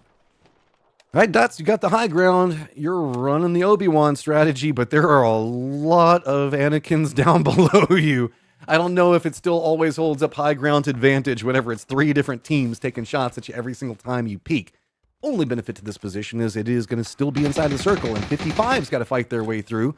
Godlike's going to have to deal with them as well as maybe Dream 1. They do have themselves some tools to work with on the external section around this, though, so see how 55 wants to play this. They could find a little bit of a path to go more on the Dream 1 side of it instead of just trying to bully their way down into Godlike's dip, but Godlike's dip is very godlike. They've got buildings and they've got a ridgeline to play. Oh yeah, they're fine for the foreseeable. It's really just kind of waiting to see if 55 decides to try to make that aggressive play, but it looks like they're going to go uphill instead and try to play it from the direct north and maybe get a little bit closer as they take that red zone divot, a little hard cover to play around there as well. So just right on the edge of the circle, and I think it's probably going to slow down here for a little bit, Matt, as we wait and see what the next circle decides to do. All right, we've got to come up with a name for these red zone holes that are popping up everywhere because it feels like teams are doing a really good job on scouting those out and are using them. No surprise, very well read from everybody, but we've now seen it happen, what, like 5 or 6 times? What do we even call it at this point? Is Dots slow creeping their way forward down to the Doritos? Yeah, we'll come up with something. I'm interested to see what Zako does with that C4. I think they still have a vehicle up there. And they have the hill that they could play. So if they ever do decide to try to do the C4 send, is he just going to open up the hole and hide it? Yeah, it looks like it. Maybe shoot those, shoot the Doritos downhill a little bit. Maybe launch the Doritos. I mean, we know Doritos are deadly, man. Oh, hey, mortars. That's Godlike has mortars. That's fine. Oh, look, they're helping. Look, bigger hole now. Yeah. Oh, but they don't connect. Now you've got to dig a little bit. Yeah, they got some Doritos I can hide behind a little bit, but these mortars just not finding the mark. Okay, come on, Godlike. Get back in the training ground with that one. It's not that far away. But 55 has managed to get everybody inside. Godlike playing around that ridge line, starting to get a little bit antsy in the pantsy. Who do we take the fight with first? They have to move, though, and we'll see how much utility they have. They've been sitting in this compound forever, Matt, and they haven't been fighting. So whatever they looted off the drop is probably all they've got to work with. And it looks like they're trying to send it right now and go immediately into Dream 1. We've got the Dorito in a hole in front of them. A couple of pieces of utility going to be thrown out there to try to stall out. Dream 1, do they have the read on it? Yep. It's like a long-range stun going to get dropped right into the smokes, but Godlike has to play this more to the south. They know that they can't really lean too far north. That's going to be where 55 could cause problems for them. But if they overpeak and this becomes a longer form firefight, they know, Godlike knows that 55 is going to try to backstab them. Therefore, they've left Tony back behind, and that's the hesitation coming up from Godlike. They're so close. They know that they can go for those peaks, but on the other side, Dots also really wants to shoot back at them because Godlike has been putting some bullets into Dots for a while, and it's been pissing them off. And mortars. Not just bullets, big bullets. But it looks like for now, at least, Dream 1 actually doing a good job of smoking off 55 so that they couldn't take an angle. But 55 has used that opportunity to get a little bit closer, maybe put themselves into utility range. So all of these teams, despite the fact that we're in these open fields, they're starting to creep a little bit closer to each other. And the only one that's really left out of the party is Dots for the time being. But looks like they're going to continue trying to dig their trench just a little bit closer and into the zone. Dots really wishing that there was some type of physics on those Doritos that they could exploit, like just try to push them as hard as they could, make them roll down the hill or something. Anything or put a C4 on it and just shoot it off into the distance. That would have been awesome. I know, that would have been cool. Could you imagine just all of a sudden a Dorito just slamming into the side of a ERDM and making it like explode? A meteorite? Très magnifique. I want our car physics to be like that. Oh, there we go. Dots make a move, and they do it as a group, and they make it in. So they will be safe at least until the next dot, as Right now, Center Dot is just off to the west of Dream 1. First knock, though, Demon Frost will find onto LFP1, and now it's just the utility being sent over, but not a lot of utility in the bag for Godlike. This is one of those things where you have to start figuring out how you're going to be holding nades for these later stages, and even if you do have them, it feels scary to go for any throws because now you're just providing cover. You're getting punished for just a massive grenade spam, and Godlike knows that. It's Demon Frost that's just going to be holding this, trying to keep as much of this back as he can, but I don't think that there's anything that you can do about it. Throwables are just going to come in too close range. He even goes for the peek back up. Fana pops him in the face. Glock's at least going to steal away the kill onto Demon Frost on the other side of it.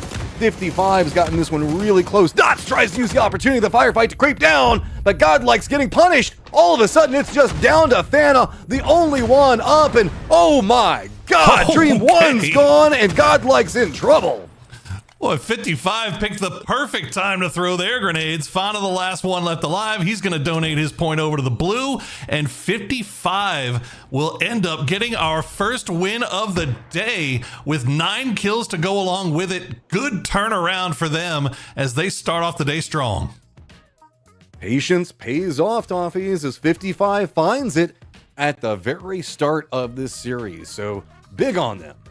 Yeah, we started the day with a little bit of smack talk to 55, and here they come saying, I take that personally. Let's get a big win. We also started the day with a little bit of smack talk. I'll say I did me. I won't put that on you guys. On Collector as well.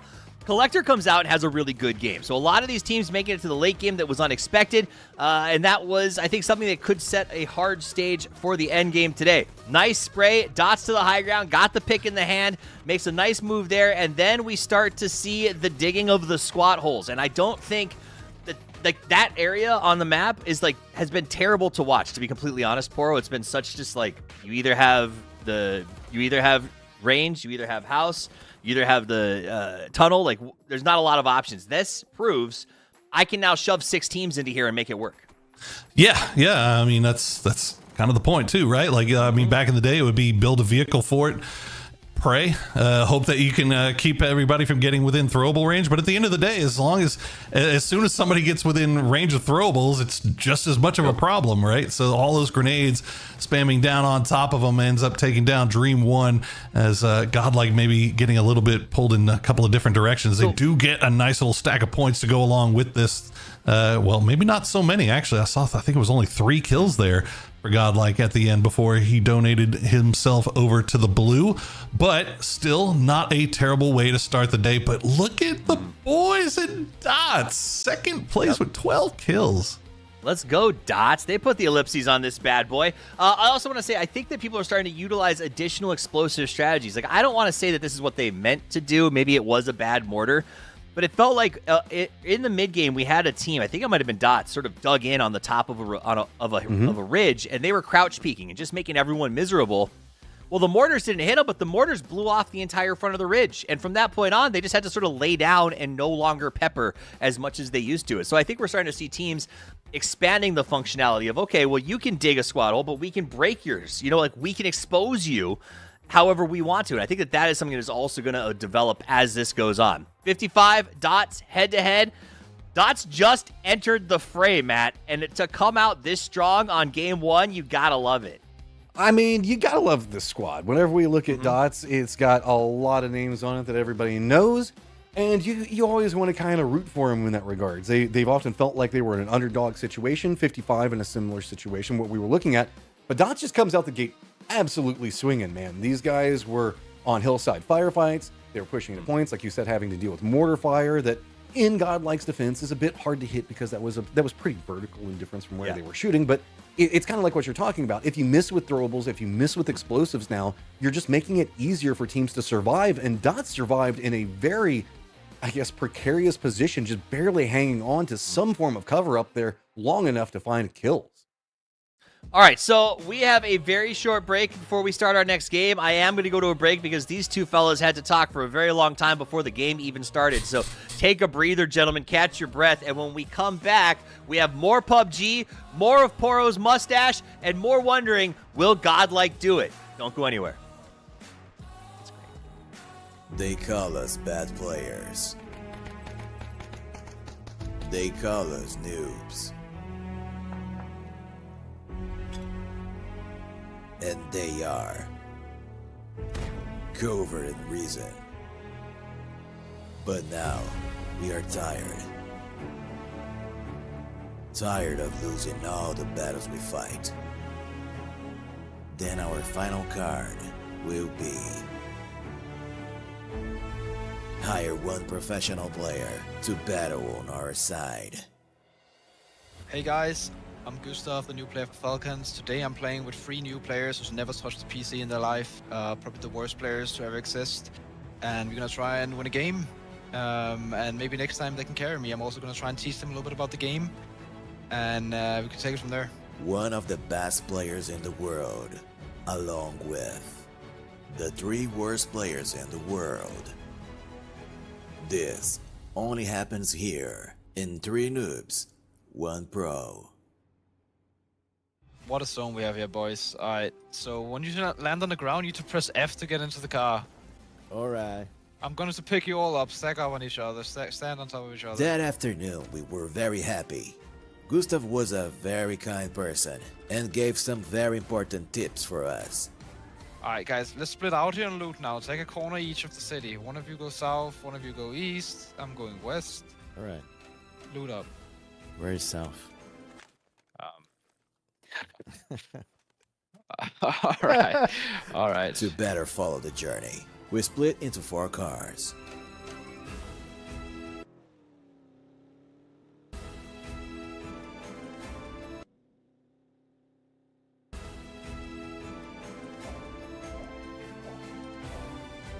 Let's not go through the city. There could be some rats in the city. Let's go left in the city here. Follow me.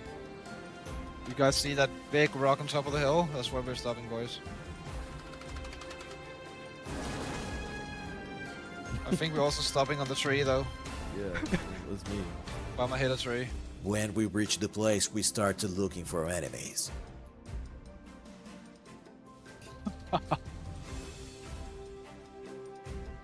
What's going on here?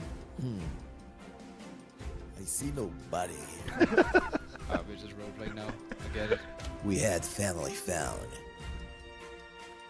There's people here. I'm stopping on this ridge on me. You guys can stop on my ridge as well, onto my right, on green. The enemies were not that close, but it wasn't a problem for Gustav. Finish green, the grass on the left. Running on green. Knock them. He was very fast and was leading our team to the battle. On the close wall. Guy that knocked him. In my first battle, I had been knocked. Oh my god! And thanks to Gustav, I was saved. Save me, Obama. On me. Gustav was leading the team as a real captain. Until then. I'm knocked, guys. Gustav had been knocked. And our main enemy was present at the game. Our own ability. Bill. I'm sorry. What you doing, man? I'm sorry. I saw someone. I thought it was an enemy. The guy who had killed Gustav was about to kill our entire team. And only the guy who had killed his own teammate would fight him. In one shot. Wait, you just killed him? What the f did I just watch? Not even Gustav believed what he saw. That is unreal what you just did. Actually, this is my second day playing PUBG, so don't worry. Yeah, sure thing. I've been playing all week, I can tell.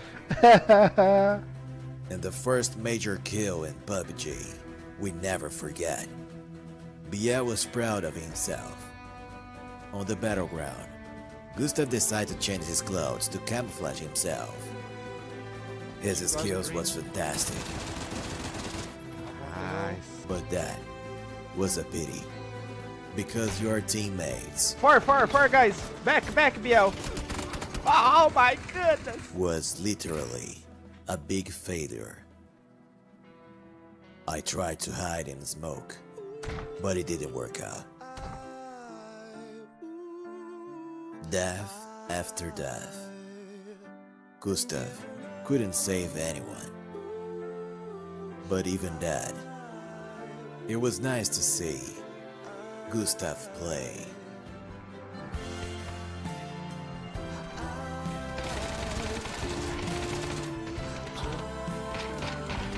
Your agility, your posture,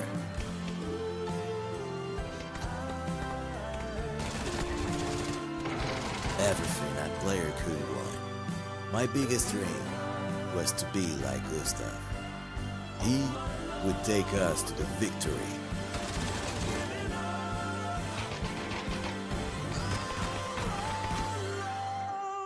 But alone, it's very difficult.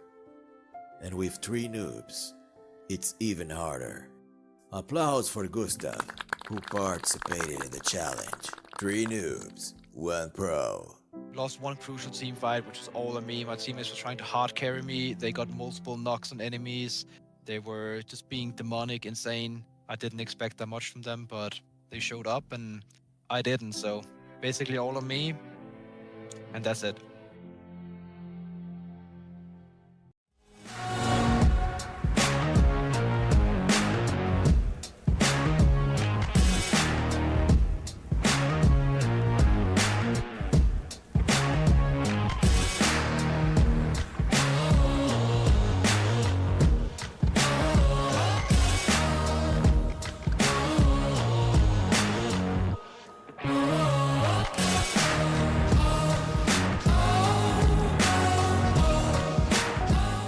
Welcome back. We've got the boys back in the chairs, both here and around the world, or I guess around the Americas. It's the world, because we got guys like Gustav now, don't we, Matt? So it is a worldwide Americas. Americas has expanded. Colonialism, am I right? Something about present-day politics. We'll just leave that one alone. We're a little bit everywhere right now. Expound. No, that's okay. We won't go down that rabbit hole.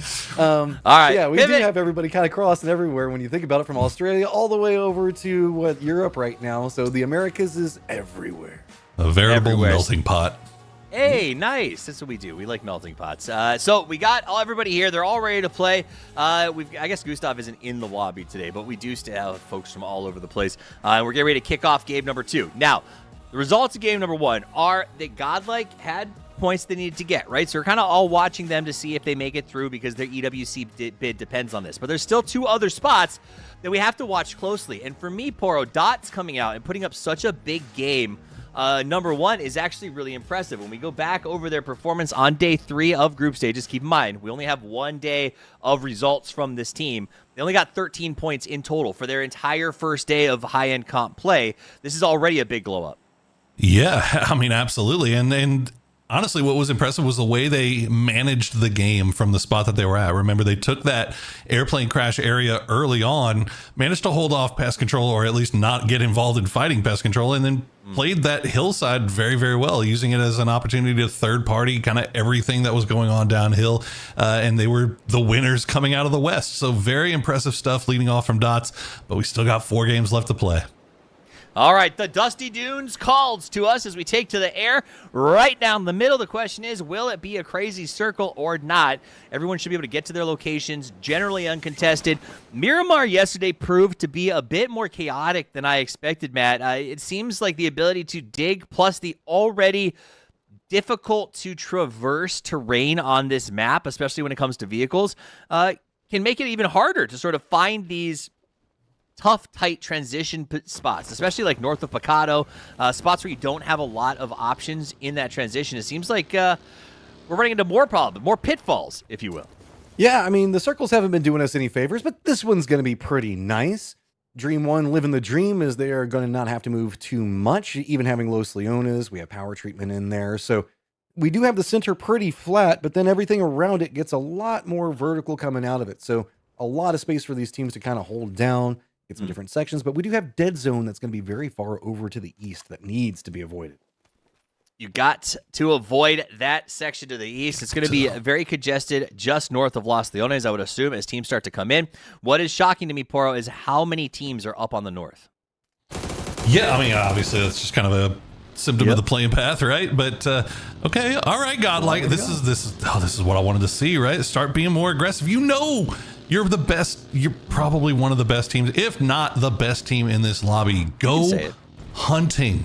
Go hunting. You saw what you were able to do last week whenever you did that, whenever you just took fights. Like, you're going to win most of them.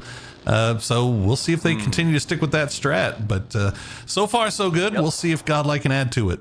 We need Godlike to fight to their very last breath. By the same token, we need Last Breath to step up. They're a team that has played all 6 days of qualifiers. That's right. They made it into the first seeding cycle. So they've played every day so far, and yet have played no days of the final, which is not the stats that you want to stare at. So we had a chance to catch up with LXB from their team and ask them how it's going. Entren equipos nuevos y salgan equipos, te va cambiando bastante la forma quizás de juego, por lo menos para nuestro equipo. Nosotros como equipo tratamos de sacar info, jugar despacio. Si tenemos un equipo muy fuerte adelante, por ejemplo Falcon, por ejemplo Liquid, o bueno Furia, ese tipo de equipos, tratamos de jugar un poco atrás de ellos, con la info de ellos, y bueno, tratar de hacer lo que podamos también. Nosotros somos un equipo que tiene experiencia, pero nos estamos jugando más que nada para jugar el juego, porque nos gusta el juego. Entonces nos tratamos de adaptar en ese sentido. Y bueno, nada, es eso, ir viendo, adaptándose a lo que va pasando en la partida y tratando de tomar buenas decisiones a la hora de encontrarse con una pelea o crashear un compound o ir al medio, o lo que sea en ese momento. Es más que nada basarse en la info que tenemos en ese momento de la partida. Bueno, a mí particularmente me gusta bastante la mecánica nueva esta, de que se pueda ir destruyendo el terreno. Nosotros estamos llevando bastante lo que es el pico para nosotros, para hacer pozos, tratamos de implementarlo, nos gusta el equipo. Pues también el mortero en ese sentido es un arma de doble filo, lo estamos usando más para tratar de sacar kills, pero también está bueno quizás guardarse un par de balas para si cierran descampado o cerca de descampados, tratar de entrar a la zona haciendo unos huecos en el terreno. La verdad que me gusta y está bueno que lo hayan aplicado en este juego. No shock is, again, we've been kind of talking about that. A lot of the newer squads, the ones that are trying to up and come, wanting to grab a hold of all of these new mechanics and try to use them and exploit them as much as possible. And it's last breath, to their last breath, going to be digging them holes.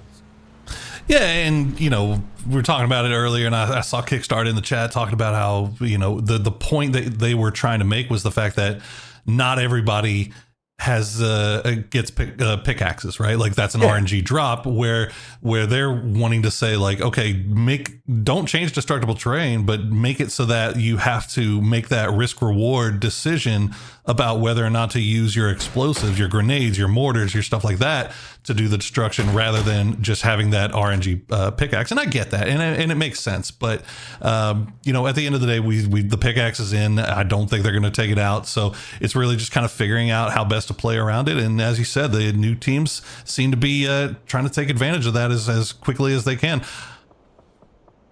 I mean, we've never seen PUBG add a new weapon or anything else like that, not necessarily have the drop right, completely correct whenever they implement it. So a little bit of a learning curve, and I do agree. I think that it is a bit rare right now. So Kickstarting the boys making a good point is we're going to see a lot of shooting off the start of this one as 55. Okay. Gabby going to be able to spot out what's going on with Dream 1. And remember, Dream 1 had inside track on this circle, but we're just a little bit behind on pacing and getting punished for it. Yeah, Dream 1, Game 1, got that BRDM, did the dead center, let's make a vehicle for it with the BRDM and pickaxes strat, and it managed to get them all the way to the end of the game, but then they were kind of summarily dispatched by some well-placed grenades from 55. So 55 continuing that aggression towards Dream 1 here in game number 2. Okay, Dream 1, you don't really like where you're at anymore since you've lost somebody.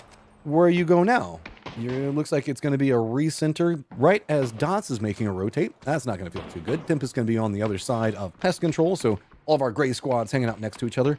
Hate to see it. It makes it hard to track what's going to be going on over here. But up to the north, we do have a couple of late rotates, as it is going to be FN. No shock, their last rotate didn't go so well for them, as they were the first ones out. And then Nevermind, who couldn't quite manage to make it in later stages. But there's enough space for most of these squads to find something in the north. They should both be fine. Ooh, yeah, this is obviously we had the interview, so we didn't really get a chance to talk about it, but this is for Miramar probably about the kindest most generic circle you could ask for, right? Like right dead center south of Picado. But you can see just because of that, like all these teams kind of know exactly what the terrain is around like this, how they like to play this. So you're seeing a lot more splits, a lot more 2-2 splits, 3-1-1, 3-1 splits, or even 1-1-1-1 splits, where everybody just gaining all this information, multiple firing lines. So you're seeing a lot more shooting earlier on than maybe we would have had it been like a hard shift off into the north or south. Yeah, you've got those fields to the south coming out of Picado that leads into the Chumasari hillsides, and the spattering of squads over there are going to have a lot of vision on anything that's going on in the center. And then we still have Power Grid in the hillside. Only really one squad, as that's going to be Godlike that was up there. We have Fate that was up there just a moment ago, so people are going to be hanging down inside the lower sections of it. It's going to have to keep their heads down, but these wide splits could provide them enough cover, provided that they don't all have to regroup at roughly the same time. They could get some harassment, but most of our splits are leaned more into the east, expecting that to kind of be the placing. Is that's going to be another section of hillside kind of leaning down into those fields south of Picado. Yeah, I guess that's kind of my big question, right? Is what hard shift are we going to get? Because you know it's coming, right? Like it just seems like that's been the story of the weeks here, is these massive hard shifts just throwing everything out of whack. But you know, even if there is one in this one, Matt, just the way how spread out everybody is, it seems like at least most teams might have at least a foothold into whatever new circle does pop. If you want a weird circle and you're watching, then you kind of wanted to stick around that southern action area of Picado. If you want to just be absolutely cruel and evil, you're praying for somewhere around Resort Los Leones, because there is no one over there right now, and that'll throw everything. Gum in the works for every single one of those squads is, I think, what, AFI, Mizbo is about the only one that's over there. Maybe one of the players for AKA that could end up in a circle if it popped that direction, but we're not. I think that we're kind of out of the phase where we're seeing resort after resort after resort. That was a theme for a while. I'm okay with it because I like seeing new circles, but I really do like the way those circles tend to play out there south of Los Leones around that resort area, just because of the terrain. Like it's just makes it more interesting, makes it more fun, I guess. And you kind of avoid any big, wide open, expansive fields like you get kind of further north. But it feels like Cantera's been getting a lot of love lately too. I don't know. This is going to be a weird one going forward, as this is very settled. It's only game number 2, but leaderboard's pretty top heavy right now with 2017, then it dropped down into 10. We get that mix around 10 for a couple of placements, and then it starts getting pretty sparse, as after 9th place, it's just 2 points and down to 0. So game number 1 going to make this one a tidal wave leading into game number 2, as we don't go all the way to Resort, but we get pretty freaking close. Yeah, that is still a hard shift south, so a lot of our teams off to the north, and honestly, Godlike was perfectly set up if that would have gone up to the north, but now they have to change their whole game plan around, and they have to do so with FN very close by, as Tempest will be 4 deep in a compound, kind of dead center circle. AFI, if they can get Mizbo back safely, they should be set up pretty nicely for the late game as well. Watching Fate do their rotate, they have a pretty good position that they should be able to play to scout out what's going to be going on in front of them.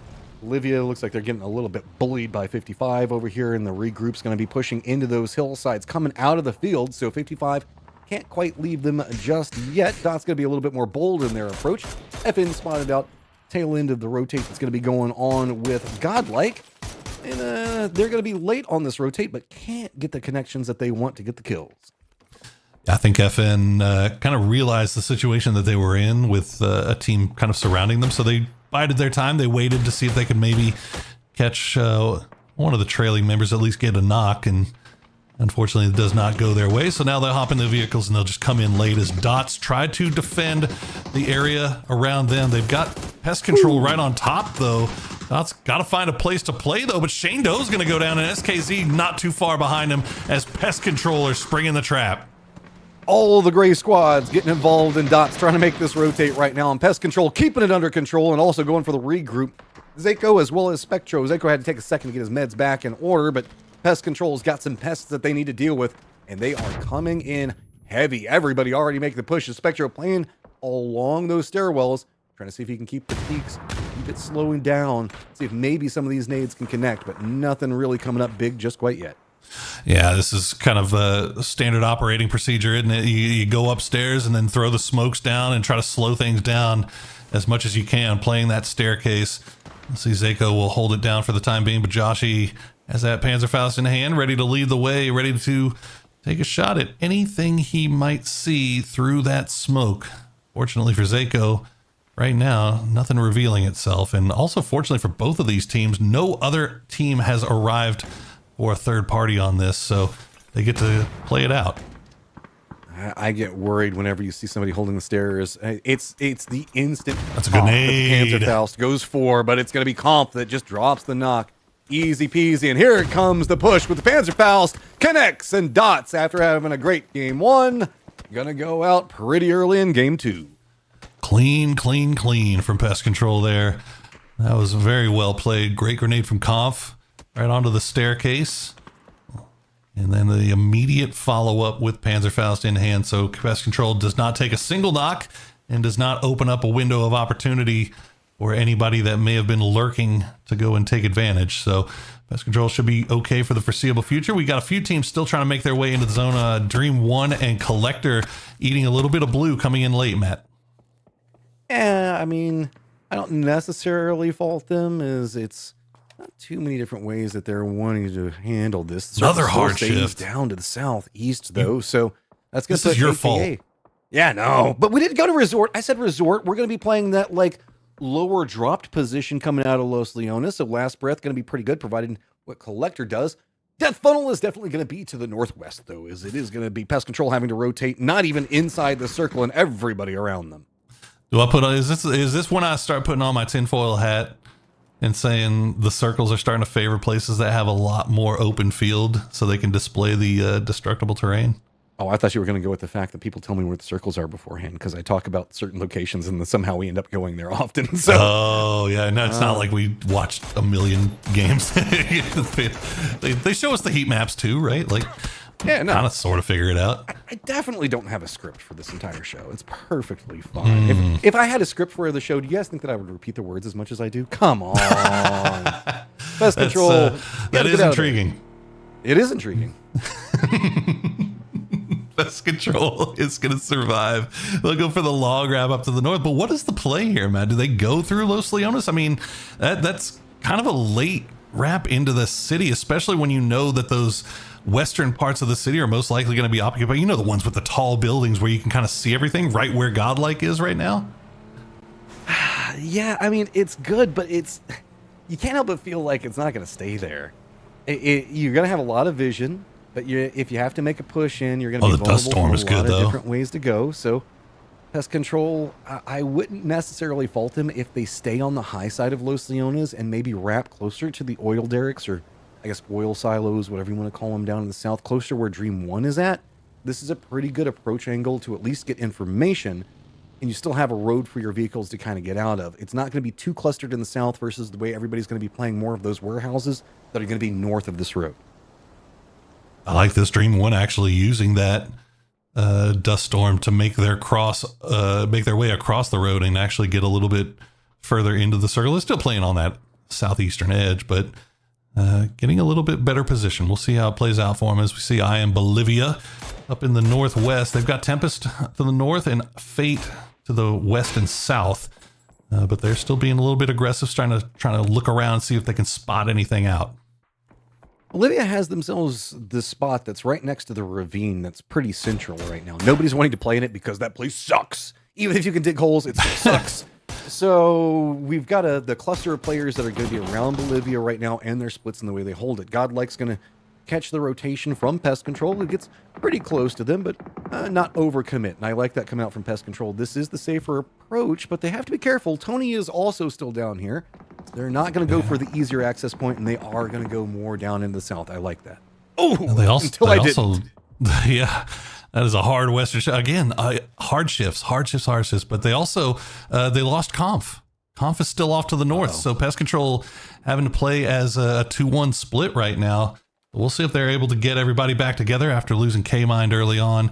We see Red Rider actually going to spot out Demon Frost. So the Bolty back in play here for Collector. 55 makes us into the center. Couple of shots coming at them, but most of the focus is still going to be on what's happening with Tempest outside. Abdu's going to be very close to Bolivia's position, but there's not too many other ways that Tempest can play this unless they go for that longer wrap. But you have to assume, looking at this circle, any IGL will be like, ain't nobody playing in the middle. The edge is going to be absolutely clustered. There's a fields with all those sprinklers down to the south, so that's another no man's land. Then we still have FN's position where they're going to be playing up in high ground with Fate, as well as Bolivia with some high ground control. That's just take a foothold, try to get inside. That's about the best that you're going to be able to find. Is down to the southeast, I feel like that's going to be the more vulnerable approaches, and we do have Pest Control, Collector, Wit, and Dream 1 all approaching that way. Like getting that little vision there of Nevermind. They've got a compound kind of dead center circles, and they also have 2 players with the best Temu versions of pro player names that I've ever seen in Watulans and Ska-tastico. So yeah, we're definitely rooting for Nevermind to pull something together here as we see I Am Bolivia. I think he may have lost track. Oh, he's going to see Hooligan there. Yeah, so Bad is going to figure out what is going on here. Is the rest of the team going to have to come and rejoin them at some point? Like they're just trying to see if they can get a knock on anything before they have to go around this. Not going to find too much, but at least it's going to be a distraction. That's really all Dreams was trying to do. Pull everybody's attention over where the nade popped at, so that way the other players can kind of sneak into the circle. They're going to get right underneath of FN's high ground, so they're going to find that one now. Also does slow down the pacing for what it takes is, oh, your car is stuck in the new explosion that happened from the nade. That sucks. Also sucks for poor old Hot and Spicy, as now Wit's probably going to go his direction. Here we go. Bolivia. It's, I mean, they, never mind. They don't need to call the other duo back over. Apparently, Viri and Bad are just going to hold out Tempest all by themselves. They pull it back into a full 2v2. The smokes, good offensive smokes from Tempest, going to force Bad to move away from that wall. And a nice grenade to follow up. Actually does a nice little bit of damage. So maybe Nazera and Kamba might have to come over, but they've got their eyes on Fate right now. I'm becoming a Viri fan more and more that we see this squad play. I really like the confidence, the way he plays it. He's got good mechanics coming out, and he also has a good read on the circles and the movement for the squads around him. Just put himself into good points, so that way he can secure the kills. You can see already expecting exactly how Tempest was going to be making this approach, waiting to see if he can catch anybody on the stun. Blue Zone is going to force them more back onto the Viri side. He's been trying to hold this one for as long as he can. Got to get some shots, but doesn't get the knock. So close. And Kalawi going to follow up immediately. Almost goes down as well. B-Bing is already knocked. Kalawi still blind. He's going to go down. Well played there by I Am Bolivia to hold out the push. His last breath will get taken down as well. And Pest Control also going to get eliminated. So the kill feed just lighting up on this Circle 5 pop, Matt. Oh, and you know that terrible section of the map? That's where the circle exactly wants to go. 55 already chilling down there. Nevermind's going to be spotting it. Bolivia's still going to have some of their section that's going to be in play. What it takes to make the push right on top of Dream 1. AKA is going to be on the other side of him, and AFI, after finding some kills, on the other side of it. So we're going to be walking right into a road where there is no cover, into a field with a little bit of a dip down into the lower sections. And this is going to be pretty weird to watch all of these squads kind of fight it out. And nobody really getting too involved in third and fourth parties yet. Yeah, the problem for Dream 1 here, Leapy was kind of their anchor, the front man that was able to hold what it takes back. As Ska-tastico going to steal that one away. Another point picked up there for Nevermind, as what it takes still probing around, trying to see if they can find the best possible way to take this fight with Dream 1, who continues to just reposition their vehicles. Nice spray from Enzito, gets a lot of damage, but won't get the knock. What it takes knows that they can't overpush on this one. They've got a couple of squads around them. They've already read that out. Mars is going to be down. Means the fact that they have to try to get something out of it. Godlike has actually even sent Haven over here to do a little bit of preparatory work around the ravine. See if maybe he can catch any knocks, any kills. Tilly's now starting to come out. Dream 1 just a bit too far away for him to connect fully. Hey, but it doesn't matter. Demon Frost wants to play it back, and good shots coming up from VPS. You go, VPS, and I think what it takes, the biggest problem right here for them is that they just don't have any offensive utility. If they had just had a few grenades, they might have been able to soften these guys up a little bit, but Haven will actually get the knock on a Demon Frost, so what it takes should be able to see that in the kill feed, but Enzito will get hold at the line there by Balkera. It's kind of a stalled out fight. Ducky can't get too involved because he's all by his lonesome over here, and Wick just finally finds an angle to get something, but it's not going to be enough. They're going to falter before they can even make it into the safe zone. Now, AKA has got a foothold inside the circle, and that's going to make it hard for Ducky. Over into the west, though, we've got Collector stacked up right next to Fate, and it's gotten a little bit wild as we also have Bolivia that's starting to get some vision, at least onto what's going to be happening with Collector's rotate. Yeah, the people are falling here. Collector in the blue zone, pinned out by Fate, by Nevermind, by Bolivia as well. And don't know if they'll have... I think it's just Mixu left, yeah, and he's just kind of surviving as long as he can. As you see 55 still in the center. They send it for those ridge lines early on. Gabri going to pick up a little bit of a care package here, but 55 just kind of holding the line, waiting for these other teams to have to leave the high ground. But look at Injected. Choppy has that mortar. Where is that mortar being aimed? I'd take a wild guess, 55, but that ravine that kind of leads into the no man's land that everybody was avoiding except for 55, now everybody gets to go there. So it doesn't suck as bad. It still kind of sucks because we've got fields that are going to be up to the north of it. Not too many squads wanting to play around that location. Most of the rotates are going to be happening specifically in the micro ravines that happen just to the west, where Bolivia and Fate are going to be playing. And it kind of drops down into the east, directly into 55's positioning. So they're going to have to defend that from Godlike, from Dream 1. And a lot of these rotates are starting to happen as that is going to be Affinity finally getting spotted with nowhere else to go. Just terrible timing there for Dream 1 as Ducky will steal one away. Demon Frost probably not going to get rezzed as Godlike now know they have Dream 1 pinned up against the wall here in the road. So they will most likely just stick around and wait for them as you see they are turning their attention towards pretty much everybody else in the lobby. Godlike already up to 4 kills as they get another, they see the knock on Nazera. Maybe they can steal it away. I don't think that Bolivia is going to try to go for res. Injected time that well. Saw the shots going on to Bolivia and knew the fact that Godlike's focus was there. Tries to run down. Tony still gets a knock onto Simplicity, but at least, I was going to say Injected managed to make it off the hillside. They did. Now Godlike, they're going to make the push right on the backside of what Bolivia's rotate was. This is nice from Godlike. This is kind of shades of what we saw from them in week 1, just taking their time, playing from that edge, and only coming in once they realize that everything else is dead around them, and they can now get on the hunt from that ridge line on the northern side. AKA, as you saw, Danshin will go out. He's going to go down to blue, get taken away by Dad Buff, and now it's just survival here for the time being, just in the shadow of Nevermind's compound. I do love Godlike's movement, like you were talking about a moment ago. Them taking a hold of that ridge line, denied it from Bolivia. Bolivia had to get much closer. There is that secondary ravine that they're now going to be playing. Fate's going to be the odd squad out as well as AKA. No real big easy movement's going to be happening from them. So it's going to be about trying to fight your way in. And Godlike's going to make it a lot easier because, okay, let's be honest. Everybody can kind of see each other at this point. Once Fate crosses the top of this hillside, there is going to be a lot of just third and fourth partying potential. I think Fate's going to wish they had those grenades back. Unfortunately, they fall just a little bit short, and now they get the return action in utility, but Fader will get Nguyen down with that Molotov cocktail, so that'll be him done and dusted. Nevermind now getting pressed hard here by Fate. Is Lost is going to get taken down by Tim Fee. So Team Fate may not be hitting their grenades, but they are pushing in here as Godlike will finish off I Am Bolivia. Nevermind, starting to deal with the duress on one side. They have to focus in. Good shots coming up from Batulins, and now I'm starting to wonder, does he do all of his calls in Batulin's voice with just W's in front of it? Is he wearing a robe right now? That is the question.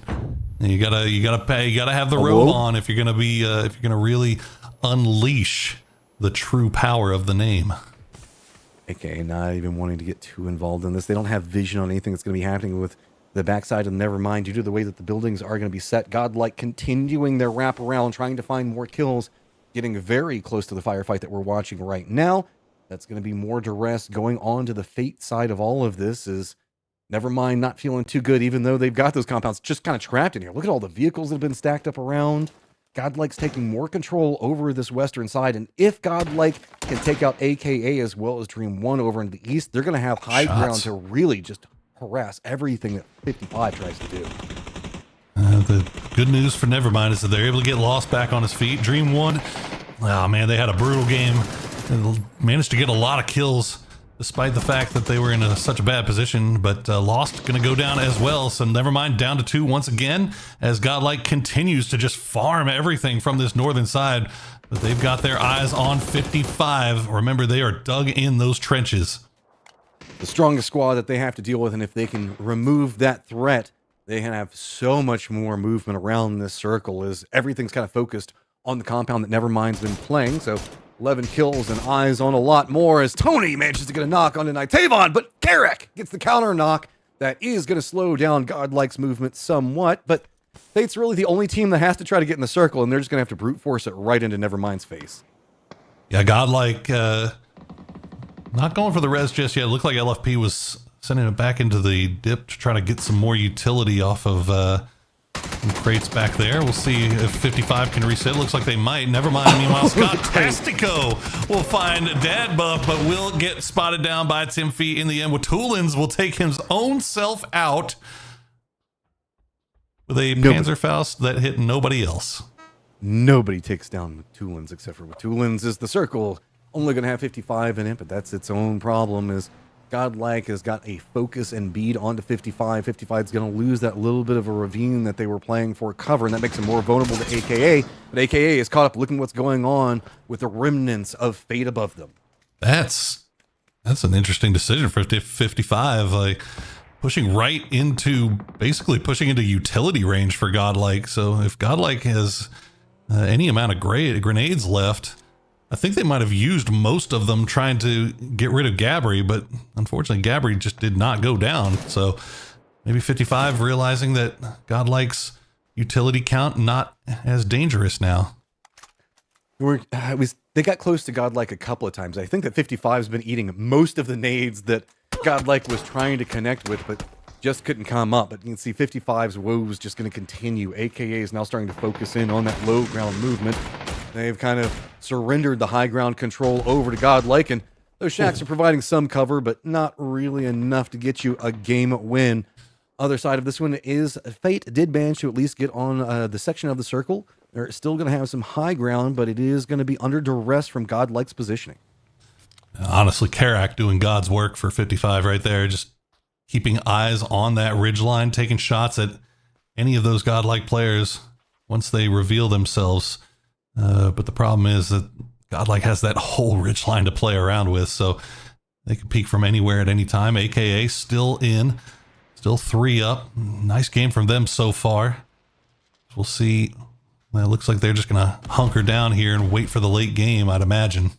I mean, not too many other options that they can do. If they go any further forward, they're going to get blown up by Godlike. Everybody's just hoping that Godlike's playing that high ground, so everybody's playing for circle number 9, and Godlike is going to have to be one of the first teams to move. AKA is not too much further ahead of it. Fate doesn't have too much time that they can really dally either, so it's all on the 55 strategy of hoping the fact that everything's going to happen high side, and then they can just jump in and backstab what's going to be a moving Godlike, but AKA is getting aggressive, moving to a rock.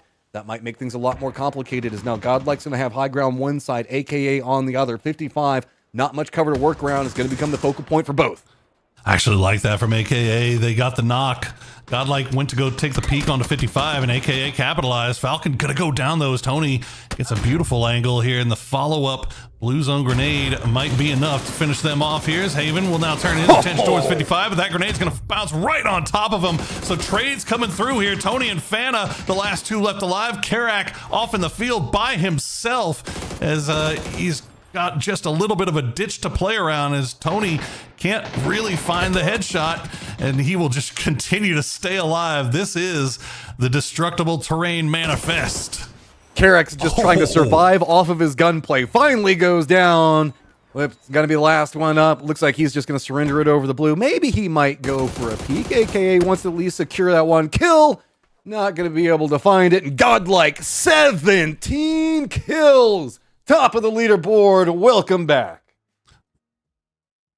Welcome back indeed. And also welcome back, Toffees, as you get to sit there and watch that one. But Godlike, I don't know what happened the last couple of days, but this is kind of a return to form that we saw from last week, the weeks prior, back where they are just kind of playing from that edge and just farming kills. Yep, they looked good. But, I mean, honestly, the lobby has made that possible. We got 55 Esports also getting some good numbers up there to the top 2. And these are the 2 teams that we expected to do well, a regional partner team and a team that is made up of really, really strong players. They really stuck with that replay real long time. We got to watch appreciate until it, stop though. sliding. I respect the decision. I liked it. It made me laugh. It did. Anyway, these 2 teams thriving up on the top. And I think what that does match them is it, I think, kind of starting to closing out the top 2 positions, saying maybe the rest of the lobby is just playing for one spot in the finals. Yeah, I mean, we were kind of seeing it top heavy after game 1. A couple of repeat offenders making it into game 2. It feels like this is going to be I don't know, a CEO kind of circle where there's going to be a couple of guys making $1 billion and then everybody else is going to be just trying to see if they can get minimum wage. I get that. Guys, nice spray. Dude, Haven with that easy peasy go back and forth, get some nice moves there. And this is what you're right. Or Godlike looks like Godlike should have looked for the last 2 days. I do think day 1 was a bit hubris. Yesterday, I think they got a wake-up call, and today they look wide awake as they get 27 points on that game. 55 does get 10. AKA pulls 10 as well. And a couple of our teams that have come in late are showing up. And I think for me, that's the most exciting part, Poro. Yeah, that's big boy energy from Godlike, and also 55, man. Give them credit where it's due. They get the win in game number 1 and then follow it up with another 10 points. Exactly what they needed to do. Now, it sucks because you look down the leaderboard and you see teams that had good performances this time, like Dream 1. I really liked what I saw from them. I thought Team Fate did a really good job of fighting their way in from that western side as well. I thought I Am Bolivia and Collector also showed signs of life, but the problem is that you've got 2 teams that are kind of running away with it 2 games in. Are you going to leave it to just 1 spot remaining? Dot's still holding on despite going out early. Yeah, but here's what I love. 3, 4, 5, and 6 all joined the event today. They only get 1 day to make a statement that they deserve to be in the finals, and 4 of the 5 teams who just joined the lobby, cold. Remember, they weren't in the finals. They missed a week of play. They're cold coming into this, and to in 2 games be in that 3 through 6 spot is actually pretty exciting, Matt, and I think speaks volumes to how hard these guys have worked. Please, guys, next time, play more cups if you don't manage to qualify, so that way you don't have to wait until the very last day, because it is a point of accumulation that comes through the Cup Series. So the more of them play, the better that you do, the less days that you have to sit and just watch. Big shout out to everybody that managed to push their way through all of those, because now it is going to be Godlike. Just a dominant performance. 2,400 damage. Jeez. Yep. Godlike, also known as Athletes of Christ once upon a time, compared to AKA, who, this is a rough comparison, Poro. This is a hard that's a hard one for me to sell, other than Godlike is just better. Yeah, I mean, it's definitely a tough sell. But I mean, take nothing away from the game that AKA played. Obviously, they didn't play the same kind of style, or they didn't have the game break out in front of them the way that Godlike did. But AKA, playing from that south side, having to fight their way off across the street, avoiding all that gunfire. They only took 1 loss as far as players goes while trying to fight their way in. So it was a rough sledding for them, but they make it in, and that's kudos to them. That was a tough position that they were in, and they still managed to collect a decent amount of points out of it. They sure did. All right, we have about 5.5 minutes until the next game starts, so we're going to take a quick break so you two can catch your breath and I can practice my turkey calls. We'll be back in just a few minutes.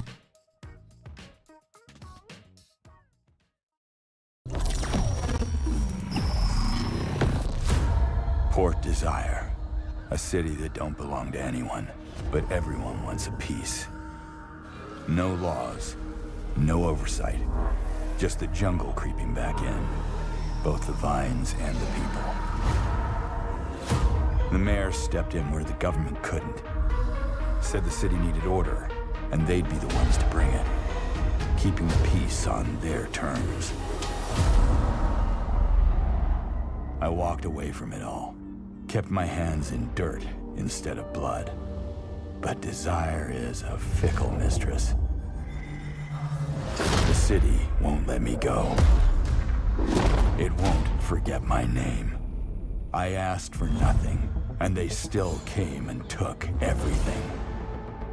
The mayors and anyone that stands in my way, every last one of them. they're gonna learn something real simple.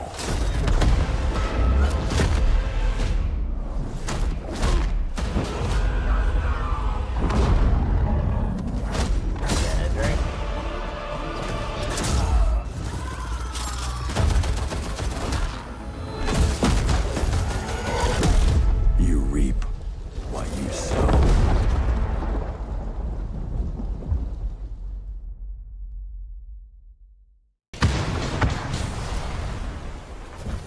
Para um pouco.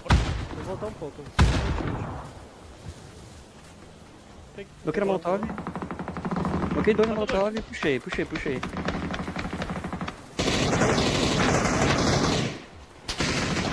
à frente, no buraco. Um da HP. Dois pra trás também. Mataram ele. Só fica vivo, guys. Eu tô bem aqui. Vou passar pra vocês. Mano, eu tô muito bem aqui. Eu tô muito bem aqui. Meu pé. Eu não tenho smoke, você tem mais smoke? Não tem. Chega em mim se conseguir, velho.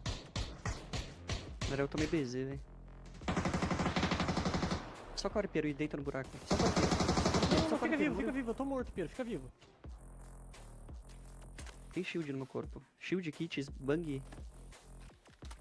Só fica vivo. O asterisco é teu, Piero. Não joga. Ele deitado na tua frente, BZ no teu pé. BZ. Roda kit. De boa, bate kit. Eu não tenho. Meu loot, levante você correndo na BZ. Tem que fazer. Deixa eu bater. Ah, não vai. Ah. Relaxa. Não tem o que fazer. Só shield.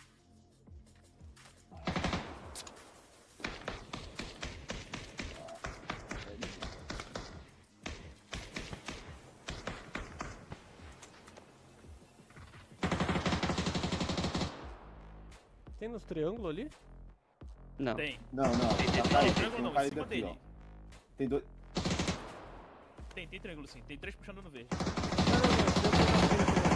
É meio negativa pra ti, relaxa, Luísa. Você deve parar bastante.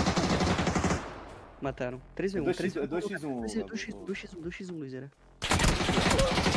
Tá vendo só um mocado. Nem vi o cara. Quantas kills, guys? Acho que eu não matei ninguém, velho.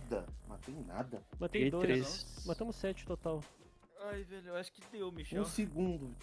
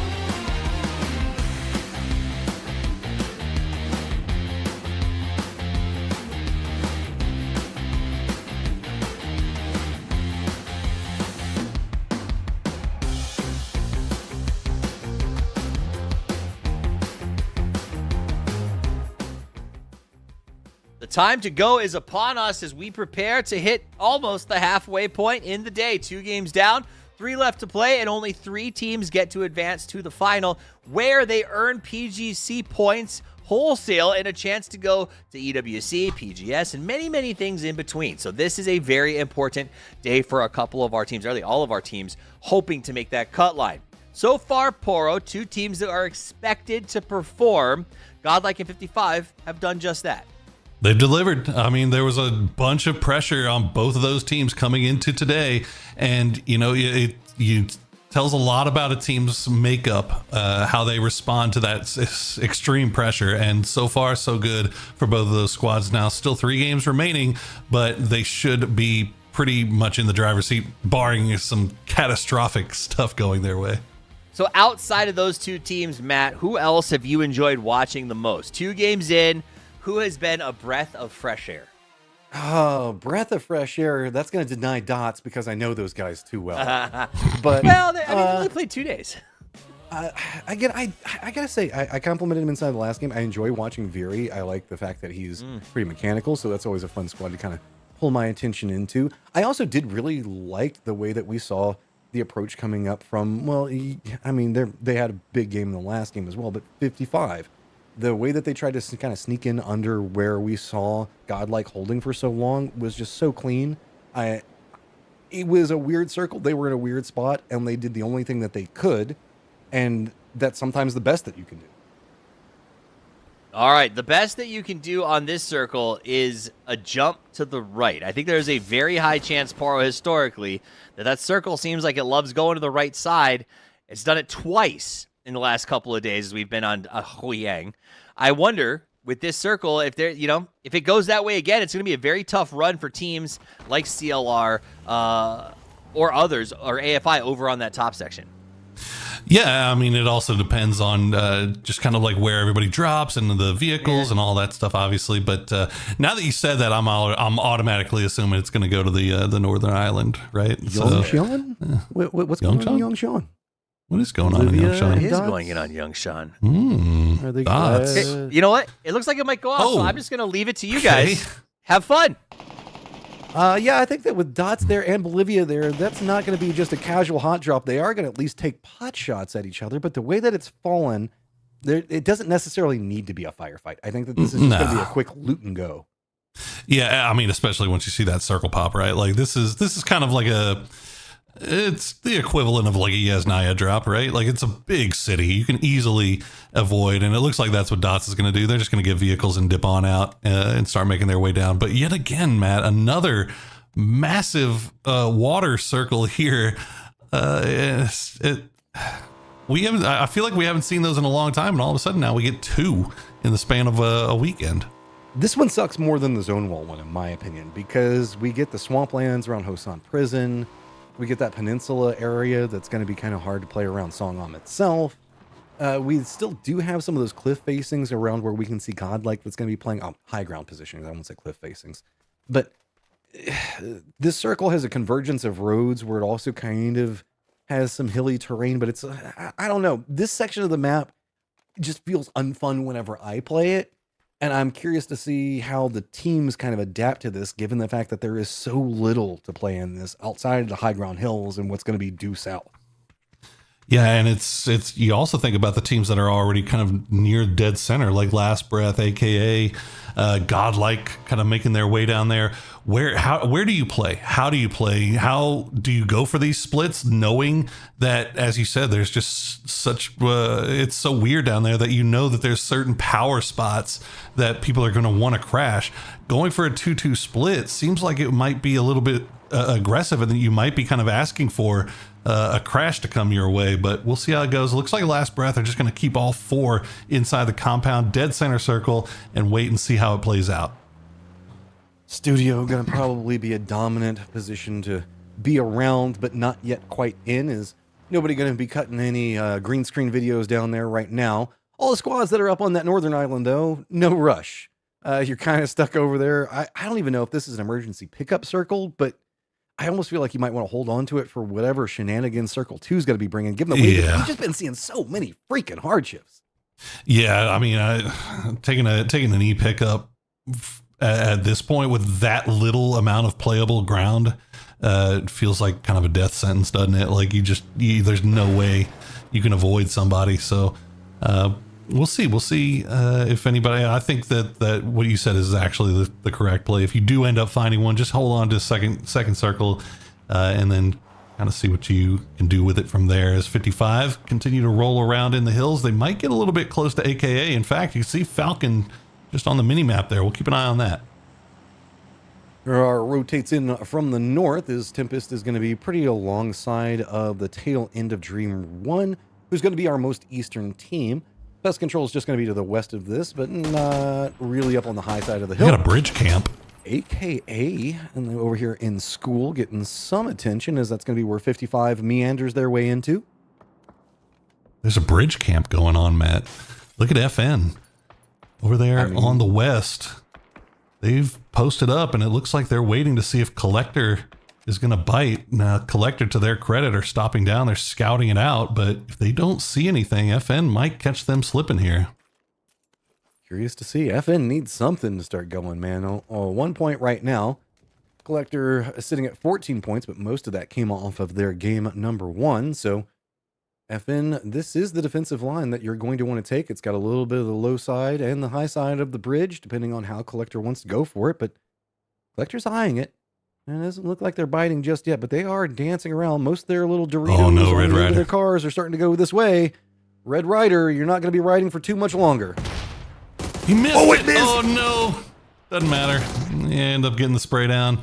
Probably could have held on to the Panzerfaust, though, but yeah, you take down the first guy, you know there's 3 more coming, so you got to be careful about how you want to take this fight here. But for nothing, that's a pretty quality camp there. You put guys up top and force them to go down to the bottom and have guys down bottom ready to strike. This is exactly why we often see squads that are in camped positions let the first one go, because if the first one goes, everybody else goes. See, for nothing, got the first guy, and the rest of Collectors is like, nah, okay, let's not do that anymore. So there was a potential for more kills being more patient, but then you end up with potentially a player back behind you. So, if anything, FN can take it as a success. They read this well. Sure. They did manage to pick up a kill, doubled their points. Hey. And now, Collector, you're going to be in a weird spot for how you want to handle this. Do you want to get vengeance, or do you just waiting to see if they decide to go? I don't know if FN's going to go. I mean, the other problem is that, like, you saw what they had to work with down there, right? For like a camp, if the first guy goes by and you don't shoot at him, he's gonna see the 2 guys that are just out in the middle of the open by the pillars, just standing there. So there's not really any cover that they can play around down there. So I mean, I think that was pretty much the best option FN really had available to them. Well, looks like they're pulling away from it, so like they're taking a few shots. Oh, buddy. And you lost it. Oh no. People that drive with their map open. Never happened to me. Not once in my life. No. And now you throw in the destructible terrain and what red zones can do. It adds that additional factor. You're like, oh, I've got a wide open field in front of me. I can afford to pull up my map and look. Oh, wait, why am I flipped in the middle of a field right now? Godlike getting Pest Control up next to them. Pest Control needing to do something as well, as it's a squad presently sitting at 6 points. First 2 games not necessarily going in their favor too heavily, but the way that the circle sets, they probably not going to have to make too big of a dash into it, as mathematically they should be kind of okay. Most people kind of leaning that Song style right now, so that while they are pretty far to the north, they don't really have to worry about too much right now. As well, I say that, I would say that AFI, Injected, Dot, Collector might all rotate pretty close to this, but Godlike's going to be loud enough to discourage anything getting too close. Yeah, just peacock in the early game, right? You don't want to take a risk, especially when you're in that split of getting pressed. And so far, so good. It looks like Pest Control is still in vehicles. I have 55 taking shots over in that direction as well. So nothing, they're uncomfortable, to say the least, for Pest Control. So we'll see what they decide to do. Is Pest Control ever comfortable? Because even when we see the games where they have like lots of success, aka that trench game that we saw on the tail end of yesterday, it never feels good for them, as it's just like 5 teams always shooting at them. I almost feel like it feels everybody is going after Pest Control more than Pest Control is controlling the pests around them.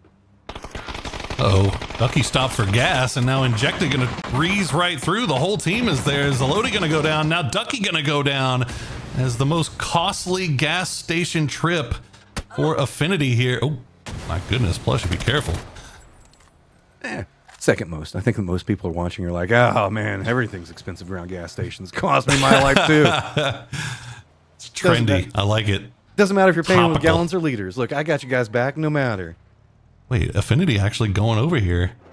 I'm not sure if they're trying to press this or if they're just going to go for the blue chips. Probably just the blue chips, right? I mean, if the opportunity presents itself, Ghost could go for it. They're down to just the 2 right now, so instead, just kind of let them go. Still back the old blue chip. Get your chippies. Everybody loves a good chip, right? Can we talk about how we talk Except about for Doritos Affinity, and blue apparently. chips all the time, and now I want snacks every single time we cast? I'm always thinking about what chips I want after we get done casting. They must have picked them up. Injected must have picked them up, and then they're bringing them with them, and that's how Affinity can actually see it on their screen. And that's Plushy going to get spotted. Simplicity, though, will trade back down Ghost. And now it is just 1 left alive. Going to be Stokely from Injected, driving around seeing if they can find Choppy. As Choppy Affinity, I mean, they wanted all of this, didn't they? And they'll get taken down in the end. So Plushy should be able to get back on his feet, and Injected pick up 4 kills. You need it in this circle because, oh my, it is still 50-50 water right now. I was saying Pest Control probably okay in position. No, everybody's got to go down next to School and Songam. It is a commitment right now. Red Zone even going to be on the little bit of the land, maybe providing somebody some point that they can stop off in to hide at 55, high side of the hill. Going to have vision for days up there, but there's also going to be a target-rich environment, to say the least, as everybody's going to be rotating right next to him. Last breath, gonna have to stop just due to the duress that Tavon was putting onto him, but Pest Control is gonna be rotating right on the other side of it. The actual insanity of this shift. It is even more than 50% water here, and you had the red zone popping. You've got everybody driving past each other. Tavon's going to get taken down by Falcon. You'll be able to retreat to the smoke. We'll see if 55 can get him back on his feet, as Dream 1 will try to defend what little territory they do have. 55 has the high ground, but they also have the focus from a lot of squads, aka trying to hold back the rotates around them. Last breath, still not finding anywhere to stop right now. They've got to go, aka not really content with what they've got. Still trying to see if they can regroup or manage to pick up any of the kills, but it's about to get a lot spicier. Pest Control moved all the way down to the coastline. They're going to be bumping into Wit, while Fate is going to be right up against the coastline as well, watching it all. And throw in an additional here of Collector, who had taken the E-pickup. Red Rider, I think actually that might be a revive station, as I think he's by himself. But Fate, as you said, has the compound on the coastline. They're taking shots into the back of Pest Control, which might force them into this fight with what it takes. New approaches coming in is going to be FN and Dots. FN gets into the position just to the north of this faster than Dots does, but Dots turns back into it. I think that they're feeling pretty spicy. See if maybe they can get a drive-by, and they manage to get it. That's going to just encourage Dots to go for more. Jumps out, finding everything that they want on the start, and just bold sends right into the middle of it all, and for nothing, just getting picked apart one by one. Finally manages to get a counter knock onto Spectro. And Dots catching for nothing before they're able to respond, but good grenade from Jimu will take down 2, and now it's just 1 left alive. It's all down to Zyko. Can he hold the line here? Can he take down 1? Leal, you see, is off in the distance here, so Jimu will take the shots. No, Dots! It looked like a good start, but they go down in the end, and for nothing, gets 5 kills. We're not done. Wit sneak attack already sneaking in, and the rest of the boys are rallying up back behind him. 4-0, managed to get 5 kills so far, feeling good, but it's about to get even more dicey. They at least spot the rotates coming in and know that somebody's going to be rotating right on top of them. Collector going to be back behind this, spots the rotation from Wit, and going to let that one pass. Okay, what it takes for their credit. Playing from the outside walls, they didn't just bully rush in there in the same manner that Dots did. They're taking their time scouting this out, and they've got time to do so temporarily. You see Collector has started to arrive. That new circle pop, though, is going to make this compound look even more likely here. Oh, no! Leal gets the double knock. What a hold here from For Nothing. For nothing, for everything right now. They are finding everything that they could want inside this game. Making a very dramatic push alongside the explosions. Doesn't want to overextend. Vector is coming up back behind Wit, watching this, seeing if maybe they can go ahead and go for a third party of their own, and that's going to create even more problems as FN has just had stacks upon stacks of players just landing at their doorstep. I don't know if they just know this area well, but they are playing it like it is their own backyard right now. You see Lucid and Marcus lying prone. I think they hear the vehicles from Collector, as Jimu will finish that off and collect another point here. 4-0, as Collector will just breeze on by. I don't think they want any part of this. I don't think that they're going to want much of what's going on in this circle in general, as AKA and 55 both going to get vision on them. They go too much further in. We also do have a couple of fights going up on the northern section of the circle, AKA taking those shots at the Collector. To be expected. Now 55 is going to get vision on the Collector, so where do you even go for? I guess a crate and a little bit of a divot's going to be enough, as 4Earth's going to go for that as a stop-off point. Karak already on the chase after it, though. Not going to make it too easy for him, as actually the nade rolls out just due to the curve of the way that this is all set. Next one go in as well, as Falcon can't quite find what he wants. Old Karak, though, he'll find 4Earth as he will continue to bounce between dips, pressuring Collector. They've got two together, but he has all out of grenades, so it's going to have to be done with the gun if it's going to be Karak. And the rest of 55, they're kind of looking over in this direction, but okay, never mind. AKA, he'll do the job for him. Collector will go down in 14th place. Eyes turn back to the north, as Nevermind is going to be trying to gatekeep out Godlike. It's a wide split across for both of these squads, but already a knock on the side for Nevermind. Injected is also roaming pretty close to this, as we still have Song on in this very aquatic circle, as it has just stayed that way for a while. At least enough shots coming out from Nevermind on that northern point to make Haven kind of seem like he might be thinking about regrouping with the rest of the boys. All right, what it takes, rebounding. After losing 2, they'll find Leal. So now it's just down to Jimu. 4-0. And I think they've got it pretty pinned down as to where he is. I think Lucid may have just spotted him there, running around on the edges. We'll take the shots, get him down to half HP, but no knock comes through, as Jimu will try to survive just a little bit longer. More coming, as Conf is going to be very close, and rest of Pest Control as 4-0 finally goes down. 55 still playing their hillside, as it is just player upon player stacked around them. Nevermind got away from Godlike, now going to be right underneath of them. The circle finally leaves the water behind, but it is going to be what it takes, as well as Pest Control needing to get into the circle up to the north. Godlike regrouping pretty close to 55, so 55's woe is going to continue to mount, as there's just too many targets around to keep control over. It is indeed a target-rich environment, and you can see Godlike actually spotting out one of the players from Nevermind, but they've taken a knock of their own, as Injected is starting to push in there. It looks like actually Simplicity going to be the only one pushing over into him, so we'll see if Godlike can rebound. 55 entrenched in the most literal term of that word. Tempest also playing from the south side. Looks like I Am Bolivia will just they'll just trade maybe grenades back and forth for the time being. This is what it takes. Trying to see if they can get players back in. Pest Control just going to be able to sneak in right back behind the position that what it takes fought so hard for, but that's not going to be enough to keep them inside the circle, as they're going to have to keep moving forward. Godlike, still external from this one, just barely getting them way into the circle. Is I don't even know, man. 55 has just been fighting over and over against every single squad that approaches, and this is what I was afraid of. Mortars are going to be very big in the way that this circle is laid.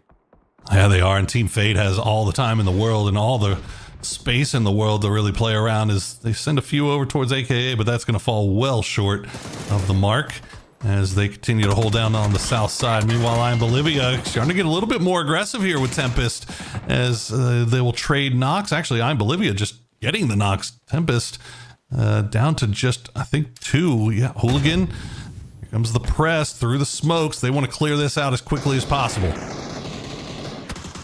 Slowing it down around the smokes. You can see Tempest trying to see if they can set up some type of trap if anybody goes for an over peak. Other side of it, Dream One also hearing this thing if maybe they could third party, but the vision's not going to be quite big enough. Bolivia has the time for this one, but standing out in the middle of the road just does not feel good. Bad doesn't want to stick there for too long. It's a good little concealment smoke there to protect himself from that uphill, while Tempest, they're saying, well, we can't stick around here. We got to make a move somewhere. So Abdul will lead the way with Hooligan in tow. They'll push into the compounds on the right. Kamba, though, having an eye, he'll get the knock on to Abdul, and now it's all down to Hooligan, and nicely done by I Am Bolivia. They hold the line. managed to get their res as well.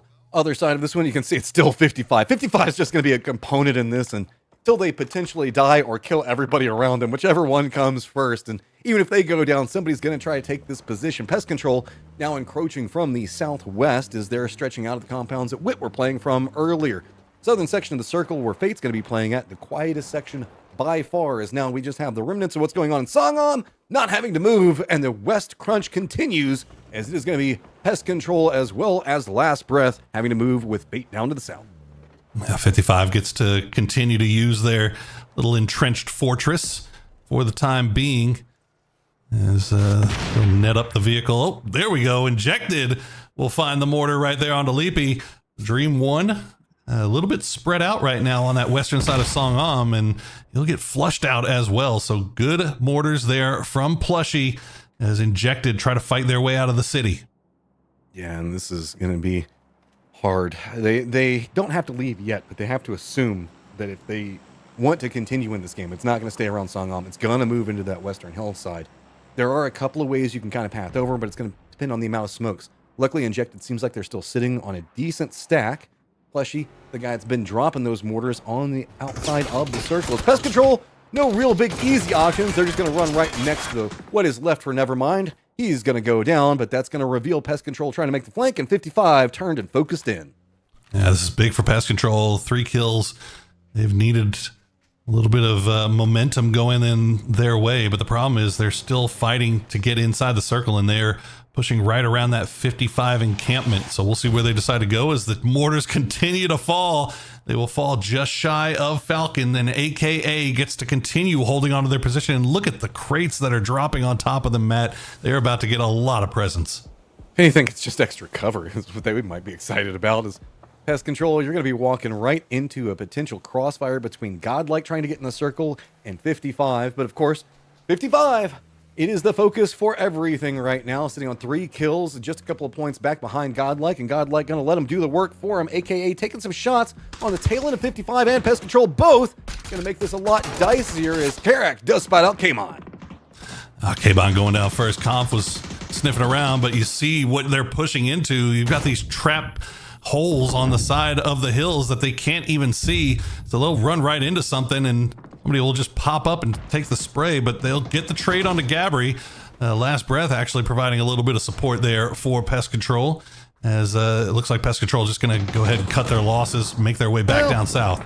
Godlike going to exploit it, and I was expecting this one to happen. The moment reveals, and hey, look, other side of this, Pest Control realizes, oh, we got friends. They're joining in on the other side of the fight. Us and Godlike can work together, now take control over this hillside. Pest Control feeling a lot better. Now eyes back on Last Breath. 55 finally goes down, but that means now Godlike's got the high side of the hill. Oh, the best laid fortresses can fall apart quickly. That was a really good work on the part of Pest Control to pick out that Gabri was in this ditch by himself, and they just took everybody left that they had and just crashed him immediately, took him out, and then, as you said, Godlike doing the work on everybody else. Conf will go down to a grenade from Tony. Fana gonna get Joshy, and now it's all down to Hot and Spicy. This feels like an avalanche waiting to happen. Godlike at the top, wanting to start kicking the snow, and that avalanche is going to be a kill count, sitting at 5 right now, starting to make their way after the whatever's left over from Pest Control. We still have a couple of rotates over here. It's going to be Last Breath. Hot and Spicy valiantly trying to see if he can get some more out of it. Does get the knock onto Tony, slows down Godlike, but it's going to be Fate coming in from the south that are going to slow down Last Breath. They wanted to backstab right on top of it, and now it's going to be Fana. What is even going on over here? That was a nasty spray, but now AKA Fate, they're coming in from every direction, and it seemed like they were taking multiple fights at the same time. AKA down to just 2. Nanu is bleeding out inside the ditch. Could be Resable if they can finish off this fight or hold the line against Fate here for long enough, but Fate gonna send Tater right in the middle of it. Meanwhile, Hot and Spicy gonna try to escape in a burning vehicle. He'll just be able to get out of it and hide down in the ditch and stay alive for a little bit longer. Survive. That's all he could do right now. Fate gonna be rolling right up on top of AKA. Fate got those good shots up on the hillside. There you go, Fate. Finding even more.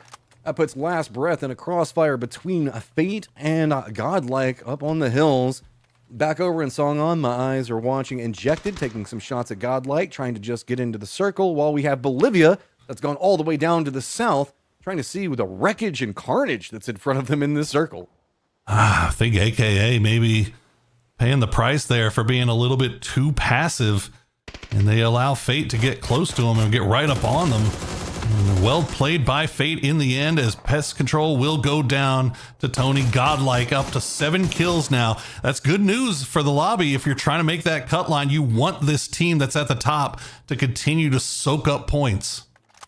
They are doing it. 45 right now, and it drops down to 32 for 55 that's already out. 19 back behind that, but we have Dream 1 as well as Fate sitting at 17, so a couple of chances to jump up and touch that third place position. Last breath, eyes on to Fana, who's going to be the back guy for Godlike. The rest of the guys have gone over, eyes on to Songam, so Fana taking this control angle is going to be all isolated. He has to make sure that he stays alive, even if he's dealing with multiple teams, as Fate could have vision on him if he's not careful. Last breath. I'm going to duck back down as, once again, Godlike in that position that they are so familiar with, where they have just got complete control over a massive swath of territory on the north side, and they can afford to just send guys out and take shots at pretty much anything that shows its head.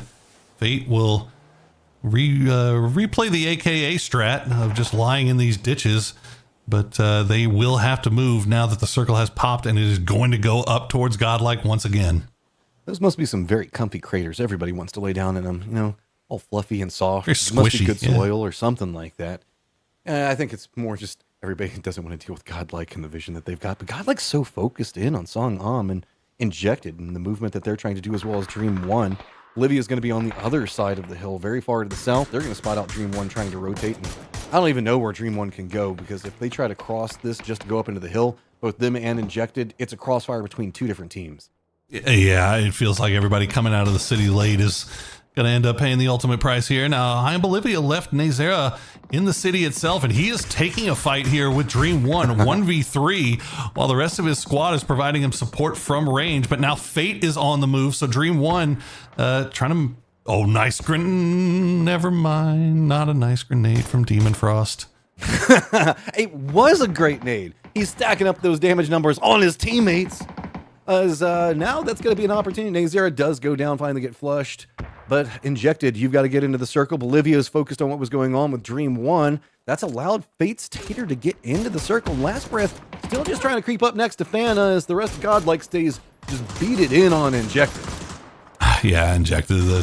It's tough, man. What are you going to do? I mean, Godlike can just free farm up here. Now, the problem for Godlike is that Fana was the guy that was watching their backs, and Last Breath just dispatched him. So now Tony is going to have to serve that, take that job, and LFP and Haven are the only ones that are keeping eyes on Injected, but the blue zone has arrived, and you can see it's tickling at the heels of Injected and Dream 1. Dream 1's like, I don't even want to go out there. They just turn their attention on what's going on with Injected to see if they can get any kills out of that whole mess. Fate's positioning down to the south has been a bit punished, but there you go. Injected finally goes down. Dream 1 wandered into the smoke, and now they're going to be in the exact same position as Godlike continues to rain down nades and bullets upon them.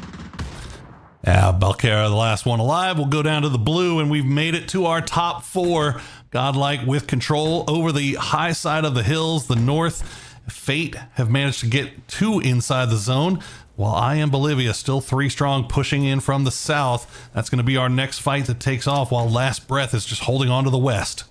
Still a lot of kills to be had in this game for squads that are only 5 points away from touching that third place. Dream 1 presently holding it at 20 points. Fate only needs 1. Bolivia down at the bottom of it with Last Breath needing 4 and 5 respectively, but Bolivia just wants to try to get into the circle. Fate's going to be the squad that's trying to hold them out.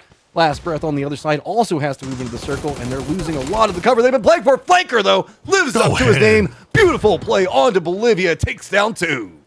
Really nice play for Flanker there, and unfortunately Dad Buff going to go down to a grenade from Haven, while Good will try to get the res on his teammates. Sees a head pop up and will take the shots and get the kill, keeping I Am Bolivia in this game with 7 kills, but they have Godlike pressing down on them. How much more utility do they have? It doesn't look like any. LFP going to have to retreat. Okay, so Bolivia, Last Breath, both have to get in the circle. Godlike's got most of it under control. Tony's moved very far to the north. See if he can keep containment on what's happening with Last Breath. Haven's going to be playing the center, and LFP is going to be keeping eyes on Bolivia. Bolivia gets some vision on what's going to be the movements from Last Breath. So it's a little bit of dodgeball right now as nobody wanting to move into the arena of death that Godlike has got set up. Yeah, Last Breath dig themselves a little bit of a trench to play around here, but unfortunately there's just too many trees, too many angles that Godlike have locked down. They managed to get at least one in, but Robert not going to be able to follow it up, and now LFP is on his own, but I Am Bolivia will get that knock, and now Godlike down to 2. Okay, well, you needed to open the door, and they delivered the knock-knock as perfect as you can get. Haven's going to get vision on the rotate, though, takes down Canberra. Now, just going to be even harder for Bolivia. At least managed to make it along the smoke line. LFP feeding over so much information on exactly where Bolivia is trying to maneuver their way into the circle. Haven, do you have the line? And he does! Bolivia fought so hard to get in, but it is down to just Veery. Everything is hitting today for Godlike, whereas it seemed up until today, nothing was going their way.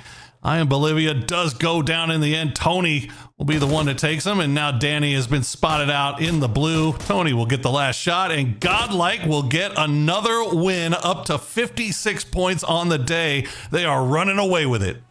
Whenever I think of point sponges, I think of like cleaning up a little bit of water on a counter, but Godlike is trying to sponge up the ocean because they are eating every single point available, Toffees.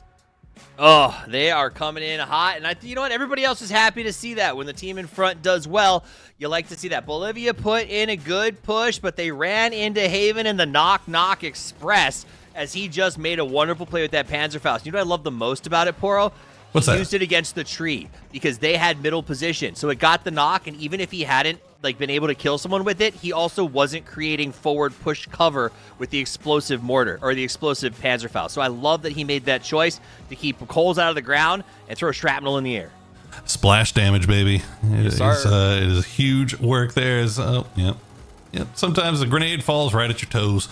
But we saw a couple of good performances from some of our other teams that are in contention here. I Am Bolivia finally showing a little bit of life as they make their way towards the late game. Nice little stack of kills for themselves as well. Pest Control, they got some points in there as well. Team Fate looked really confident in pushing onto AKA there. So signs of life with 2 games left, and this is really strongly mirroring what happened in EU earlier today, where one team kind of ran away with it, and it left that final 2 spots up for grabs all the way until the very last game. Yes. Yeah, you have to forgive me for not having the level of excitement when a team that shouldn't be in day 3 dominates day 3. That to me is a little bit of a harder sell, you know? Like, at the end of the day, Godlike should be mopping right now based on the way that they've played for the last couple of weeks. I expect them to come away with 25-point games. In fact, if they did it, if Godlike finished in 5th, or even 3rd, I would consider it like a travesty, the fact that they could barely get through. So seeing them do this is good because it gets me gassed up. It says, all right, Matt, whatever happened, they're over it. They're back to playing. And more importantly, I do feel sometimes the benefit of day 3 is the confidence boost that takes you into next weekend. Oh, yeah. I mean, whenever you're farming this heavy, it feels like, okay, you're kind of just shrugging the shoulders, going, everything's fine. It was just a little bit of a bad day. We had a cold, something else like that. You know, that's always the player. Oh, we had a cold. Somebody was sick on it, but should be pretty good. I also do want to give a quick shout out to 4-0 in that game because we saw them try to set up a very interesting bridge camp at the start, propelled that into a couple of kills. Didn't manage to find any placement points, but that's I guess a lot more of a trying to take control over Destiny style of play that we haven't seen coming out from them. Yeah, I love to see something for nothing as they get 8 kills and manage to put some good points on the board. Well, like 8 kills overall, so not the greatest points. So they got nothing. 7 in the last one. Total leaderboard. 7 in the last one. Thank you. So it was something for nothing. Godlike at 61 is that's stupid. That's dumb. That's wild. That's crazy. That's wild, Poro. They're at 61. The lead is impossible to beat. Easy for you to say. Well, it's kind of like we said. I mean, our team from EU that won got 92 points on the day. So we'll see if Godlike can surpass that. But again, like look at that cut line. Look at 3rd place. Dream 1 with 20 points holding on. But Dots in 8th is 2 points behind. Like everybody still With 2 games remaining, I would say if you're in single-digit points, you're kind of pushing your luck. But it's obviously not outside of the realm of possibility, right? Yeah, you're pushing your luck, but I mean, at the end, like a 8-kill win is completely feasible. It's not even like a small win, right? Like that's a normal win.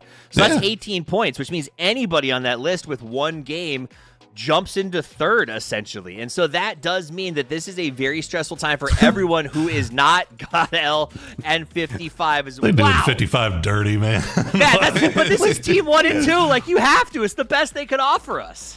I want to point out that these are average numbers to everybody. Average, Seem 11 kills, average 2,400 damage. What? Yeah, that is nuts. So 1167, Godlike obviously going to screenshot this and send it over to their new organization as quickly as possible. Hey guys, look how good we did over the 2nd place team. Because that's what I would do, is make sure they love us for that. Is that they've been playing well, they deserve the accolades. Yeah, it's day 3, but it's still not a slouch of a lobby pro. Everybody here had to earn their spot. They had to play the cups. While we give some of these teams a hard time, everyone in here has got some chops. Yeah, and at the end of the day, like, should they be here? Nah. Like, were the last couple of days very disappointing for them? Yeah, absolutely. But when they came in here today, they knew what they had to do, and they're getting it done. And that's all you can really ask for. Like, all you can do is play the games that are in front of you. The more you sit there and think about the games that have already passed, obviously you want to learn from them, but you can't let that just dominate your psyche. You got to move forward, start playing the games, the next game ahead, and do what you got to do. And right now, Godlike, everything is falling into place for him. 55, kind of in the same boat, like obviously not to the extent that Godlike is, but they're looking pretty comfortable. They still got work left to do though, because we saw it before. Like, you can get past in the end if you just go out with 0 points or go out early. Yeah. I mean, there is no guarantee that anybody except Godlike gets through at this point, right? Because you could drop that ball, you could slide off. We saw the Falcons slide on day 1 unexpectedly. So it is still up in the air with 2 games left to play. Though with 2 games left to play, Matchup, and a scoreboard that is this close, up in the air is a terrifying place to be. Everyone in this lobby has to feel like they're free-falling with no parachute ready to pop out, because one mistake makes it almost impossible for you to get back up there.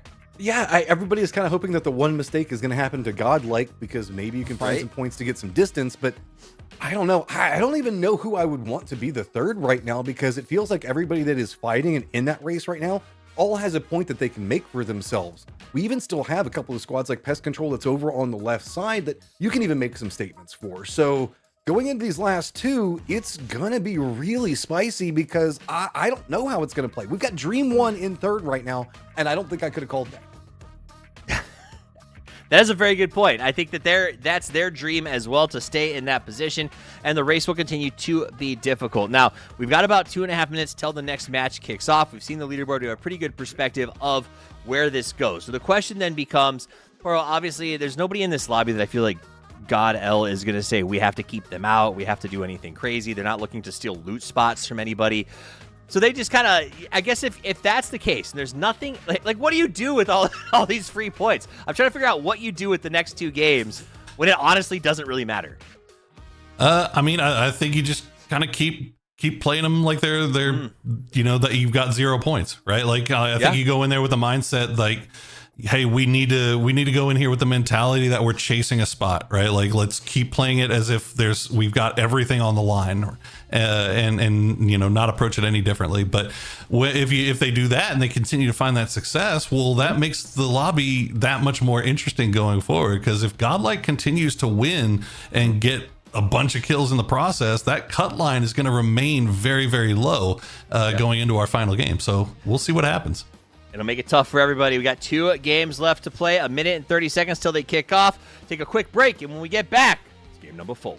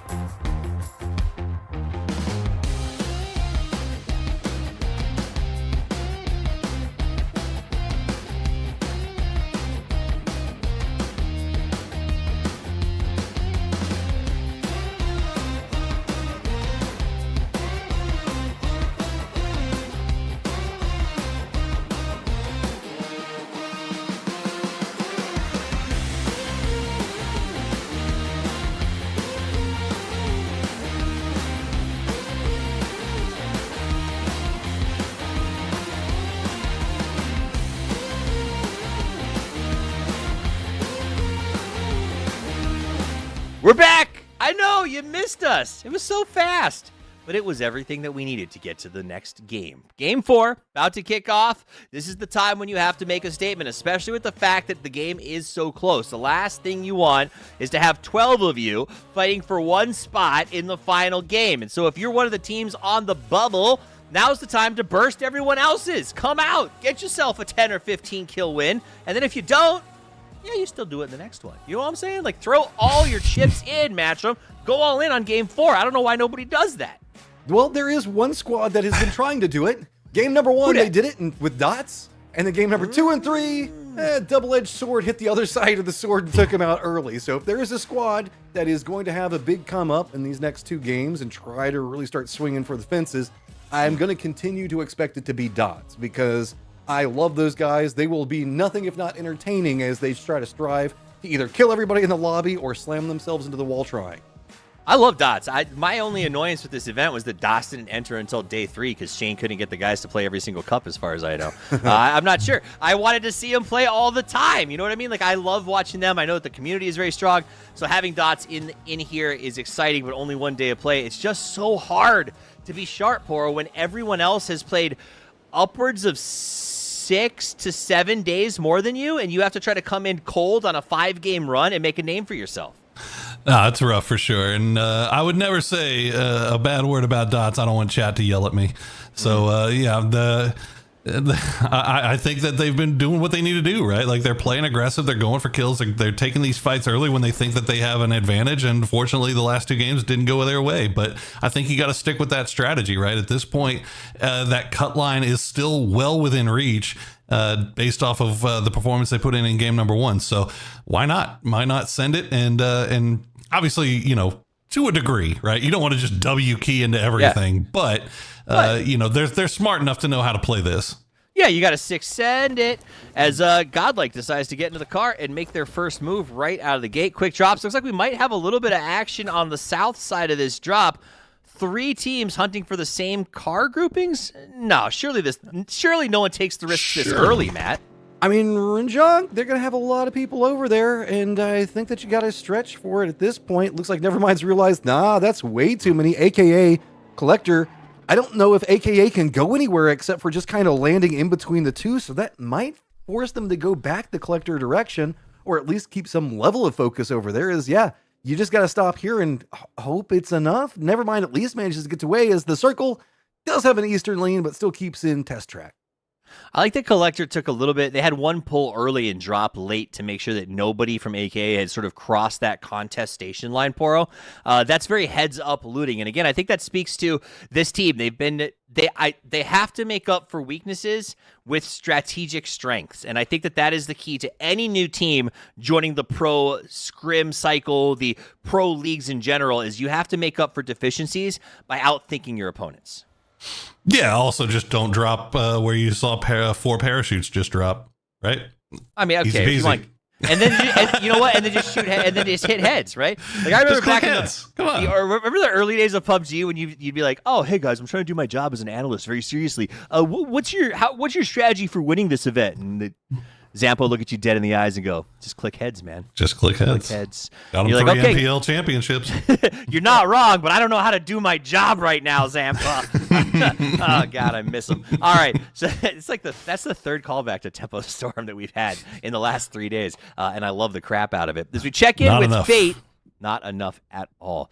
Man, those guys could win domestically, but boo, outside of the country. What was wrong? Okay, let's get back. Speaking of Fate, let's talk about this team. Matt, they got a little bit of looting, but they also have a little bit of work ahead of them. 4th place, 19. They've looked okay so far, but they need to have that one big banger of a match. Well, they're pretty close to the center of the circle, so they can get something out of this one, maybe, but it is also kind of a southern center position around test track, so it's not going to be the best of terrain to play. So you can play over into the east, play along the river, or you can play those hillsides over the west where we kind of saw the focal point, I believe it was yesterday. I am a bit sad, though. Whenever we saw Collector and AKA and Nevermind all on top of each other, I thought maybe one team would go west, and then we could finally see Long Ho and talk about it. No, we will never get to see the Long Ho. All right, sounds like all the players... It's not bad. It's not bad at all. Only short ones from now on. Yeah, no. All right, here comes the E-pickups. Here comes the transitions. The circle is in play. Everyone is crossing the map because this is the second to last game where the top 3 teams punch their ticket to the finals and have a shot at everything from EWC to PGC and beyond. I cannot overstress the importance, so stay focused, stay connected, and cheer on your best team because this is when it matters. Gentlemen, I'm going to turn it over to you, and I am out of here. Bye-bye. Couple squads we're looking at, though. Bolivia is going to be taking over that factory position on the outskirts of Test Track. Dot's going to be very far to the northeast, and a Godlike all the way to the north, right up in the center of it all. Uh-oh. Through the bamboo fields, the fight continues. Tempest just doing their own version of logging while chasing down AFI. This is, I mean, look, at this point, you're Tempest, you're in 12th place with 9 points. If you're going to catch up to anybody, you kind of got to do this, right? And unfortunately for them, AFI kind of in the same boat, and Abdu will have to stop down as good shots will push him out, and he is going to be stuck for the temporary. We'll see if Hooligan actually goes and pick him up. Actually, no, these two teams are full on scrapping here, Matt. Mizbo trying to get his leaving song going as fast as possible. Does manage to get away from the rest of them. Looks back, and it's just about as much control as you can keep. Just go, no, get away from here. We don't like you on this angle as Tempest. Yeah, now AFI looks like they might be a bit more re-engaged on the side. Ghost comes up big. 2 players for Tempest down, but Hooligan takes down Ghost. Here come the reinforcements, not even needed as AFI gets it. And you know what? They lose the fight, right? Like, obviously, terrible. You hate to see it. But that's what they needed to do. Like Tempest, if they were going to try to make a run here, they needed to find some points early on. They felt like they had an advantage here against Affinity. Unfortunately, Affinity was able to regroup and did a great job of holding the line there. And so now Affinity has found themselves doubling their points already. So now maybe they have a shot at something. They can get Ghost back on. Now remember, Affinity made our grand final last time. So if they don't make it this time, all those points that they would have earned last time will be for naught. Scattering of teams around the center right now in those more open fields, as it is going to be Pest Control taking shots at 55, while they've got Wit on the hunt for some points and somewhere to stop, and they're just going to be playing the center of the circle the best that they can. Just 3 points, hoping to see if maybe they can find some big successes in this one and get back in the competition, because again, I don't know if we can count anybody out. If we see Godlike get another big game or 55, it just feels like this is staying so close. What, top 5 yesterday was something like 35-ish points to qualify. With top 3, it might still be around 30. Yeah, it might be even less than that if Godlike at 55 continue to eat. But yeah, I mean, even looking at what it takes, like they're dead center circle right now. They're dead last in the standings right now, but they could still find some turnaround. Remember, in EU today, construction workers went into game 5 in 14th place. They ended up making it into the top 3 just because you had that one team at the very top of the leaderboard that was eating up so many points. That one good game was all it took. Lecter with a very wide split over to the east, has Dreams up around closer to Mayran, while everybody else is closer to Jadina City. Godlike is going to be rotating into the circle, might spot out Dreams, but we'll have to see. Dot's going to be back behind them, about a kilometer or so, so nothing really, no love lost between the squads and enough distance that nothing's really going to happen.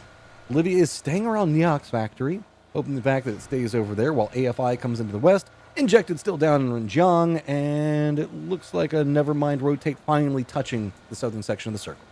It's actually wild. We got a compound in the dead center of the circle with a revive station that nobody is playing right now. Fate, compound in quotations, though. Oh, well, yeah, I mean, but it's something, and it's got a revive station, so it's a you would think it's a priority target, but nobody taking the risk, and we'll see what it takes. Spreading themselves out, we'll find 55 in the open field. You don't want to be driving a buggy at a time like this. That's kind of rough, but Karak will take a few shots back towards Marcis to make sure he can't just free peek on this. This is the center of the circle, and why we're seeing kind of everybody playing a bit more down to the southeast right now, playing those hillsides, because what it takes is looking at is the terrain that people are going to be playing. It's going to be very open for a big section of it around the movement. Also, why 55 was getting the harassment. 55 going to be one of our more western teams right now. It's just going to be them, AFI, as well as Pest Control. Everybody pretty much clustered over next to the rivers where they meet, where Godlike's going to be playing. or more around Danqing in that positioning, as I don't blame anybody. The Danqing positioning is going to be where you get the most ravines, the most hills. It's going to provide the most safety, and you have to hope and pray that the circle is going to go that way. But if you're the praying type, God likes more into the north. Yeah, it's, I mean, you bring up a great point. Like, that's the whole reason why the entire western side of this zone is empty, is just because there's so much good terrain to play in the center, and you kind of hope that maybe you'll get a little bit of circle favor, and we'll see how it plays out. And it's also interesting to note that this is like one of the few times I think that we've seen this map where only one team has looted both Test Track and Neox Factory. Usually you see that split between two, but I Am Bolivia gets all of that to themselves. We'll see what they do with it as we check back in with Team Fate holding down the center of the zone. So wide split could come up pretty big for them. Dot's going to be regrouping. Shane Doe the tail end, injected, as well as Dream 1 down to the south. Going to be falling in back behind Nevermind, and we go up around Test Track. No shocker on that one. Wow. So what it takes, going to find themselves off center just a bit. Bolivia going to absolutely love it. AFI is going to have inside track to Test Track. Test Control looks like they're looking more to the west. 55 going to go into the high side hills over into the southwest, but there is still one more giant hill even further southwest for them. But the cluster down to the south means that if you want to wrap to the west, you've got to go around that big mountain, and that is exactly what FN's going to do, or you just bully your way in like Team Fate. Well, you feel bad for Dream 1, man. They did this long wrap all the way down to the south, and now the circle hard shifts away, and all of those teams are going to be in between them and the zone. As you said, I Am Bolivia playing from Neox. They're going to be happy, but they also have to be very vigilant, as there are going to be a lot of teams looking over in that direction as Dots trying to make their way through. They're going to get close to Godlike, and LFP picks Zako out. All right, Dots, where do you go now? Is you're going to be firmly gate kept. Collector is going to be down to the south, but they're going to have a couple of hills that they're going to be playing for safety. Godlike finding a point early just means that it's just the snowball continuing for those guys. Last breath, just trying to sneak their way in between Collector and what it takes. And Collector being distracted looking at Last Breath might allow Dots a way into the circle. We'll have to see. Most of the squads just kind of shimmying their way just a couple 100 meters to the north, seeing if maybe they can find a dip or something to play. Yeah, you see a lot of teams just breezing through these open fields. Nevermind actually going to go right under 55 there. 55 more focused on taking shots over towards What It Takes, as What It Takes now has Last Breath right in their midst, and they still have to be concerned about Fate just off to their south. Injected has made their way into the circle as well. FN just holding the line on the edge, kind of looking over into the distance. Meanwhile, 55 has taken over that previously mentioned compound with the revive station just off center. Shane Doe just watching it all. Didn't see the godlike positioning a second ago, so now they're going to make sure to heavily scout it. They still have AKA back behind it, but I don't think that AKA is going to rotate over here. I think that they're going to go to the land bridge just to the south of their position, so that means that Dots could be okay as long as they manage to get away from godlike, who's just pissed at the whole lobby right now. They're just taking out their aggression on the last 2 days on everybody that's playing today. They sure are. Well, all those Dots fans in the chat, it looks like they're going to get the blue chip and get their man back on his feet, as SKZ off in the north and low Wuxing will hit that revive station. Shane Doe continuing to kind of scout around on that eastern side by the river, but as you said, AKA making that long wrap around. They're going to spot him and to take a few shots over in his direction, so that might be something we keep an eye on here, is 55 just playing around the ridges. Oh, poor old Glider Shane, been shot at for a while now, getting shot at by Collector. He knows where everyone is because he's got the bullet holes to prove where they were shooting him from. 55 doesn't want to overextend from this point because you can see that it does have these little dips that you can play for some form of safety, but it also feels like it's easily punishable. Nevermind, in the center of the circle is going to have some friends. Dream 1 looks like they're just going to take the other side of the hill and just kind of sneak this one in. That's good, but the separation coming up from Nevermind might get punished as the circle pops. Dream 1 going to stay here because it is center circle yet again. That is ambitious on the part of Dream 1. Remember, they were in the blue on C2 Pop all the way on the south side, and they've decided to just full send it right to the center of the zone. We'll see how long Nevermind allows them to stay there as the grenades are falling, but the pickaxe is out. There you go, lost. will take down Demon Frost, and that's 1 down here for Dream 1. Pick your side of this one, because into the northeast, we've got Dots still on top of Godlike. Godlike's left 2 behind to try to deal with them, but sent 2 more up to the north. AKA didn't like the land bridge, so now they're going to be wrapping into the north, and that duo is going to bump right into them. Down into the southwest, we've got FN hopping in vehicles, going to be rotating right next to 55. Injected, still got to get into the circle. Looks like Pest Control is going to be trying to rotate around into Test Track, where it's going to be AFI already holding defense. Godlike will lose Tony as AKA sneaking in from the blue. They catch him by surprise. The Godlike will be down to 3, playing from that eastern side, as Collector and Dots all try to come in at the same spot here. Collector, you feel like, has the best position, and Dots just going to run right into the middle of him, but nice shots from Shane Doe will take down LFP. Haven's down as well, and all of a sudden, Godlike is just down to Fauna. Not even in the circle, and this is the way Dots play it, bro. They don't play it lightly. They will either kill you or you will kill them, and there is nothing in between. Back up to 4-man strong, got some loot for him to work, and now Fana, where are you going to go? Is you're going to send it right into Neox Factory, but the way Bolivia is playing this, they're more leaned into mortar control of the territory, and I don't know if they're going to see Fana on this approach. And there you go, with those 2 kills, Dots now a 3-way tie for third with 20 points all for Dream 1, AKA, and Dots. Dream 1 have managed to survive the press from Nevermind. They lose 1 to start off with, but have now hunkered down for the foreseeable. Pest Control continuing to play that edge style from the west. They have spotted out 55, taking shots over in that direction, but 55, they've got mortars. Oh, that's dangerous. Joshy's got himself some aim, though. Going to be at 1 down, but not going to be able to go too much more after it, as FN's going to be pretty close range. It's just a matter of if you can hit the shots. 55's better. Got to be careful, because they also have Injected down to the south of them that could maybe see this going on. Jump in. The only benefit to it is 55's player that is downed is so far away from the rest of them. I don't know if they're going to see them go after it, and I don't even think that Pest Control really wants to commit into anything. Is it enough of a bait that 55 wants to take to go after their down man, though? I mean, that would be really aggressive. I think Gabri might be just done for this time, unfortunately. Yeah, 55. I think they've spotted out Injected maybe off to the south. You can see them little Doritos looking over in that direction. They're still playing around on that mortar. Pest Control will hop in their cars, start making their way in as the circle pops, and it is going to leave that factory. It is going to the fields, Matt, as Dream 1 and Nevermind hold down the center. Pest Control is just going to ignore AFI, roll up right into the circle next to Zoloti. Doesn't even care what's going on back behind him. 55 in their rotate, going to get punished very heavily. They left Carrot back with the mortars to see if he can maybe drop something onto FN or maybe Pest Control. Now, going to make the commitment back over after all of it. Affinity, though, having to deal with Pest Control and their aggression. Spots him on the other side of it, goes for the shot. Hot and Spicy going to go down to Zoloti. Ooh, I thought Hot and Spice might have had that one. Zoloti, though, will get traded down by K-Mine. Nice repeat there from him, but he's going to get traded down by Ghost as AFI and Pest Control continue to scrap over this area. Now, Mizbo not anywhere near right now. Also, Ducky is going to have to make a run. Ghost all on his own for about the next 10 seconds. How much of a commitment do they want to make? Mizbo looks like he might be trying to rotate close enough. Comp going to be back behind it. Looks like he's got himself some control that he wants to play from over here. Go ahead, toss out the nade.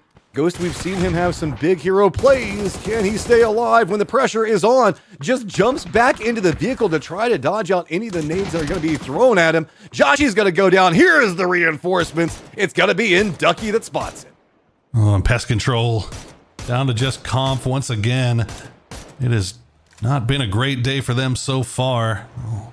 Only 1 game remaining to try to make a jump, but that cut line's still within reach as Pest Control does get taken down in 15th place. Well held by Affinity, up to 8 kills do they now, know, Matt. though? They are climbing. But do they know? Did they spot out AKA? AKA came into this really aggressive back behind him. They don't even have time to really jump out. Falcon gets the knock on to Ducky. Now going for some drive-bys. Mizbo now down. AFI doesn't even get a second to breathe before AKA just steals their victory away from him. Oh, that's brutal. AFI was looking so good. 8 kills, and they were climbing up the leaderboard, but AKA perfectly timed third party come in there, and they capitalize. They'll collect a few more points for themselves, and they now hold sole possession of third place. Southeast getting messy quick. Collector pushing in around Dots, who we know really wants to scrap. Wit's going to be just the south, with Last Breath in between them. Fate has actually left Tater very far back behind to keep an eye on what's going on with Wit. Good tosses coming out from Collector, who are finding some very aggressive plays paying off for him. Bolivia doesn't even have an angle onto this from Bad right now, so this is just going to be a quick run-in as Dot's fighting heavy and hot, trying to touch that third place position. Might now start finding a lot more competition there. They are indeed. Fate just capitalizing off of this. I think they're kind of partially taking shots over towards Dream 1, but sending 2 over here to see if they can maybe catch Dots while they're slipping here. And actually, Dot's going to be able to escape as Last Breath will take a few shots at Fate and force them back down. New circle pops, and Dream 1 still in it. So the Bulldog send to the middle, paying off as Fauna will be the last one. No, Fauna! Oh no, Dots. Just did it to him. They're hiding out in the shadow of his own vehicle. And somehow Godlike finds more points in a circle where they just shouldn't be able to find them. These guys somehow find ways to make stuff work for him. As Fate in a little bit of trouble. They got a bit too close to what it takes. Marcis does go down. We also have Injected fighting 55 outside next to that res beacon. FN needs to get in the circle up to the north. AKA, keep an eye on what's going on with Bolivia, as Bolivia is just kind of splattered across the entirety of the north.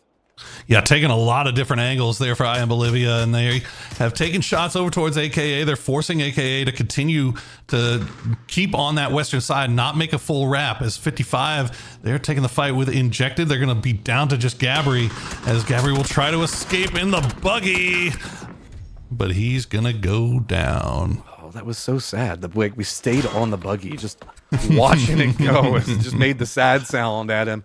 AKA is going to be just north of what we've got over here as FN watching it. Last Breath you can see in the meat grinder right now. Wit to the south of them, Collector to the north, Fate just to their west, but they're at least inside the circle. 3 up, trying to just survive over here as Dream 1 and Nevermind, who are kind of hanging out in the center of the circle, don't have clean sight lines just due to how the hills kind of lay out here. They don't. Yeah, Dream 1's been able to survive the longest time here after that full send to blind send to the center. Now they can start getting a little bit more active.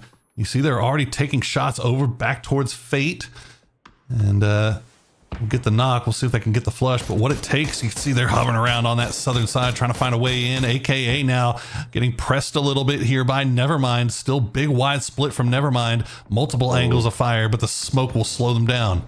Olivia is getting close. The shots coming out from Nevermind are enough to force AKA down. Olivia wanted to try to go closer for this, try to see if they could set up a couple of nades in range. They want to keep control over this hillside, but they can't surrender anything that's going on back behind them. That's going to force Bad to keep that under lock and control. Nevermind's wide split means that AKA can't really get into the circle either, so it's gotten awkward for all 3 of these teams that have gotten way closer in range to each other, but can't really find anything. Injected, though, still has to get in the circle, and FN still has to kind of creep in just a bit more as Injected starting their rotate now. FN still 4 up, Injected as well. They dropped down a mortar. Looks like they might try to take a few mortar shots at somebody. Dream 1 has one as well, and Injected actually going to find FN with the mortar, but immediately traded back. So they stop down, and they're going to lose Stokely as well. So Injected now down to 2. Yeah, but at least those 2 are in the circle. New circle pops, and they're right on the edge of the new one. Fate gonna have to rotate. Wit on top of Last Breath, on top of Collector, all gotta move, and then up to the north where Nevermind's been running that split where they got Tulans. Keep an eye on AKA as well as Bolivia. They've got to get into the circle. Nevermind realizing that they are going to be a focal point into the west, now trying to defend up against FN. Oh, wow. Okay.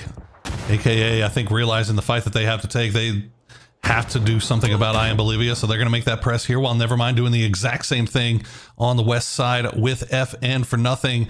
Staying alive through the smokes right now. No offensive utility left really for Nevermind to send over there, or they're just waiting for the perfect time here as Lost just keeps peeking the ridge. Nades popping in their face. Airburst going to do enough to force Lost away from the angle. This is just getting dicey. This is right on the section of the circle that could become a focal point for a couple long-range shots on the backside of FN, and they know it. They're trying to drop enough smokes back behind them, or at least keep some control, so that way they don't have to worry about it.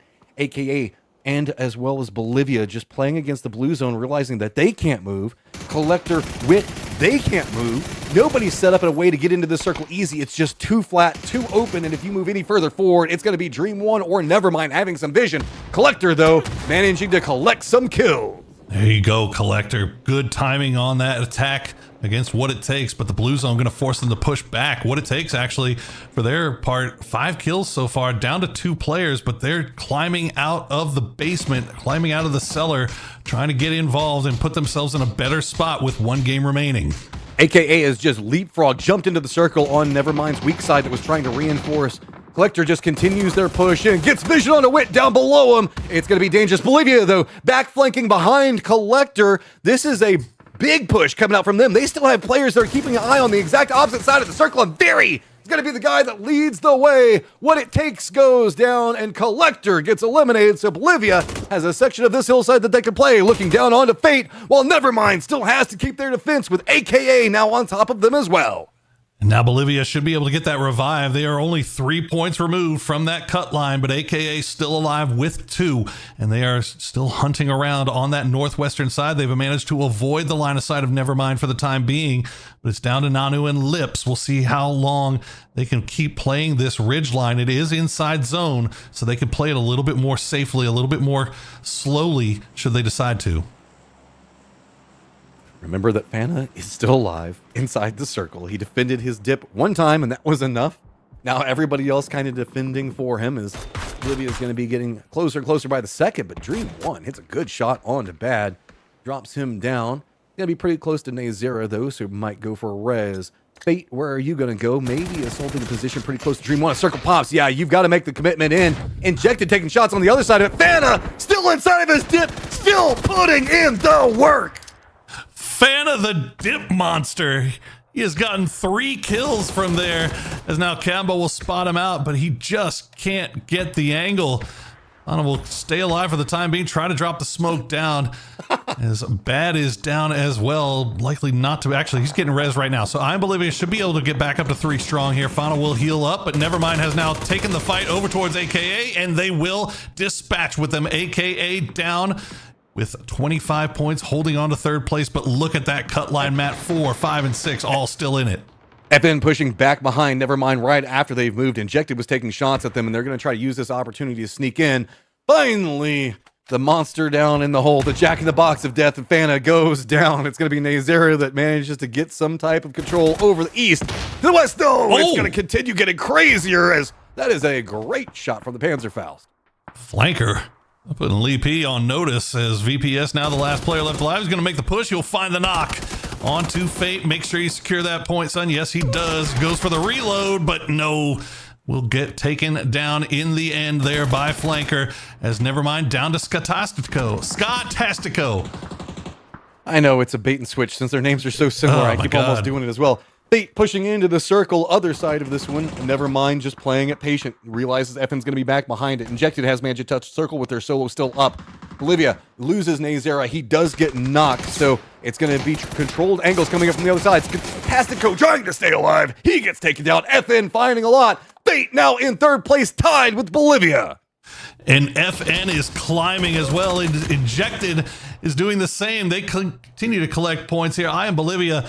Still down to 3. They should be able to get the res, and they might be able to just third party this fight between Fate and FN, as they have center dot. It has been a violent end game here, Matt, with massive repercussions on that leaderboard. Look at the leaderboard with 1 game remaining. The fight for 2nd and 3rd really up for grabs here, as 55 needs to get something done in that final game if they want to make sure that they get that top 3 spot. Fate gets their res off, so back to 2-man strong FN as well, but they are right on top of each other-ish. There's a hillside that's going to be right in between them. That's going to make it a little bit more complicated. That little bit of a dip is going to be what Dad Buff is trying to work from. Goes for a peek up, spots out, does manage to get the knock on Shamu. Other side now, can he spot out behind the card? It's a bit dicey on those angles because it is clustered. Now it's going to be Bolivia starting to get more vision. Other side of it, if they can just continue to work this one out, it feels like they've got everything as the circle even popped on top of them. Oh, if they could get these points, get this win, they'll hop into 2nd place overall. But it is, you want to make sure you secure that win, Matt, especially considering the day that they've had so far. They don't want to leave any potential points on the table. Nazera, there you go. We'll get the knocks and the flushes onto Fate. And now it is just 1 player left alive here for FN, as Sweezy will play the hard cover, gets the knock on the Nazera. Can he pull off the miracle? Looking around, trying to figure out how he can push up, but it is a Panzerfaust on the other side. That's going to be a hard peek, but doesn't connect. Gets some damage. Counterflank coming out. It's going to be bad on the other side of it. Does manage to get the shots, and there we go. I Am Bolivia with 8 kills now moves into second place, Toffees. And that game did not stink. These guys played very well. They kept it passive when they needed to, and they came out and blasted Fate down. Now, that doesn't mean they're out of it. Fate's going to work hard to deodorize the next match and get themselves back up into the top 3, because that 11 and 18, like, that's got to be a little bit frustrating, Poro. The idea that, like, I worked so hard, I got 11 points, and the guys who are competing with me for that last spot, they go so much bigger. Well, the problem for them is that everybody in the lobby is competing for it with you, right? Like everything is so close, so tight with 1 game remaining. Yeah, it sucks, but at least you had that big game. At least you're putting yourself back in the conversation here. And all it's going to take is one, just, I don't even know what to say at this point. This last game is going to be absolutely wild. It is going to be absolutely wild. And I don't know that there is much to say besides, like, we're just keeping an eye on this, and we hope to track how it goes. But it's been an impressive run by the teams that need to make that run. And let's see, where was Bolivia going into this match? You know, pretty good. I can't 36 remember. points. They were kind of in the stack of it all, right? Because I think they were in like 12th. 3 or 4 points. Yeah. Oh, now they're in second. Okay, my thing updated already. So they were in 12th? That's a big jump. That's a huge glow up to get up there to second place off of the back of that. That's a climb, but that's what the lobby has given us. That's what happens when you have Godlike just eating everything up and sponging everything up, Matt.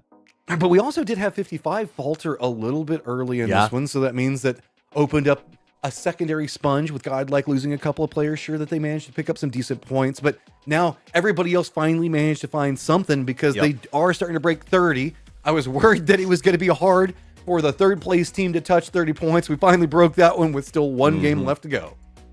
I think that the big walkaway here is that EM Bolivia was able to make themselves get to second, and that puts a huge onus on 55 Esports, because now they're the ones who have to also sort of fight off Fate, fight off Dream One, who, yeah, Dream One was trying to put in work. They made some plays in that last game. We saw Dots go aggressive early, knowing that they need to put points on that board, and no one is safe. 32 points for 55 Esports is not anything that they should feel good about, because I would say if you are down, I would say to any team with 19, Collector and above could still make it happen, though it would be a lot harder for those guys in that 20 to 19 range.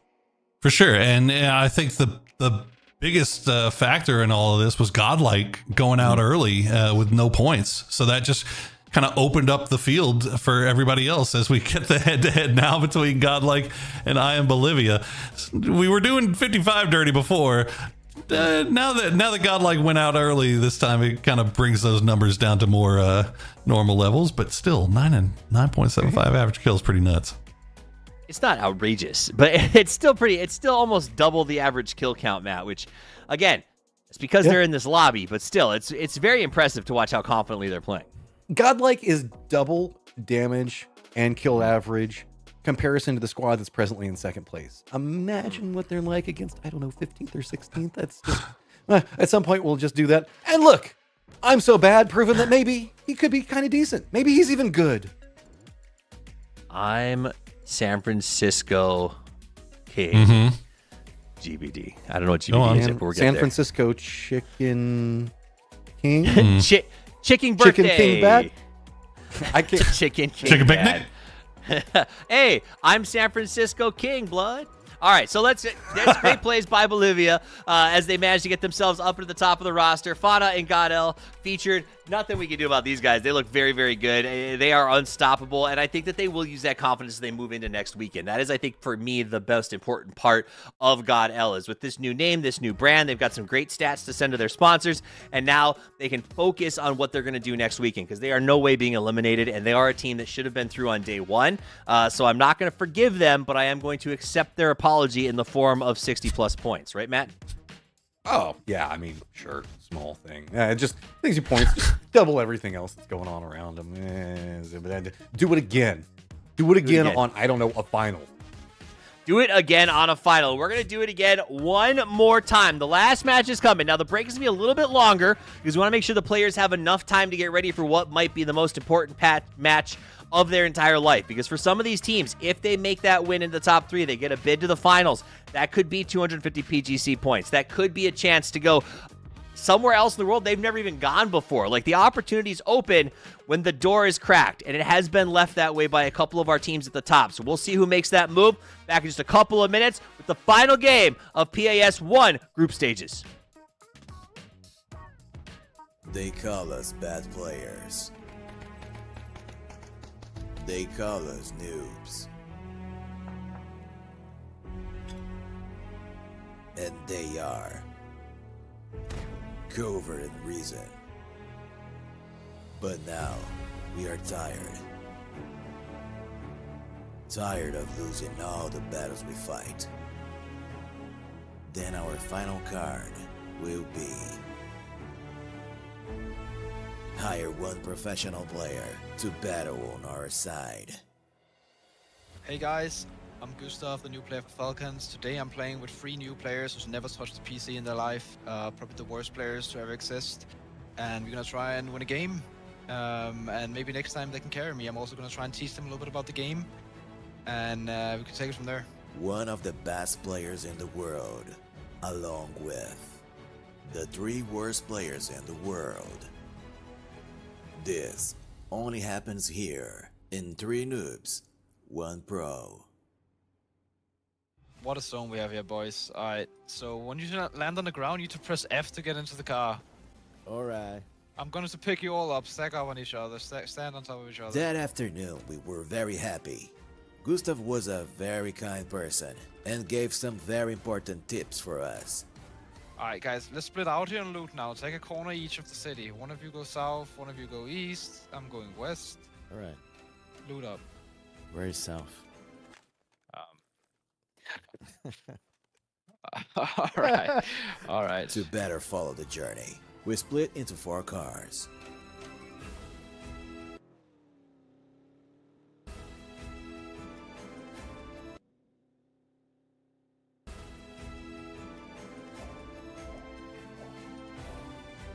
Let's not go through the city. There could be some rats in the city. Let's go left in the city here. Follow me.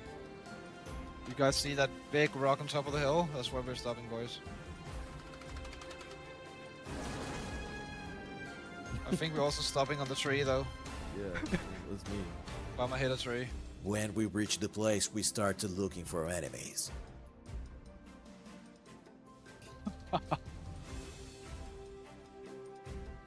What's going on here?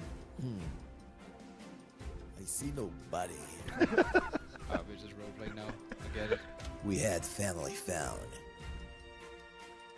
There's people here. I'm stopping on this ridge on me. You guys can stop on my ridge as well, and to my right on green. The enemies were not that close, but it wasn't a problem for Gustav. The grass on the left, running on green. Knock them. He was very fast and was leading our team to the battle. On the close wall. Guy that knocked you. In my first battle, I had been knocked. Oh my god! And thanks to Gustav, I was saved. Save me, Obama. On me. Gustav was leading the team as a real captain. Until then. I'm knocked, guys. Gustav had been knocked. And our main enemy was present at the game. Our own ability. Bill. I'm sorry. What are you doing, man?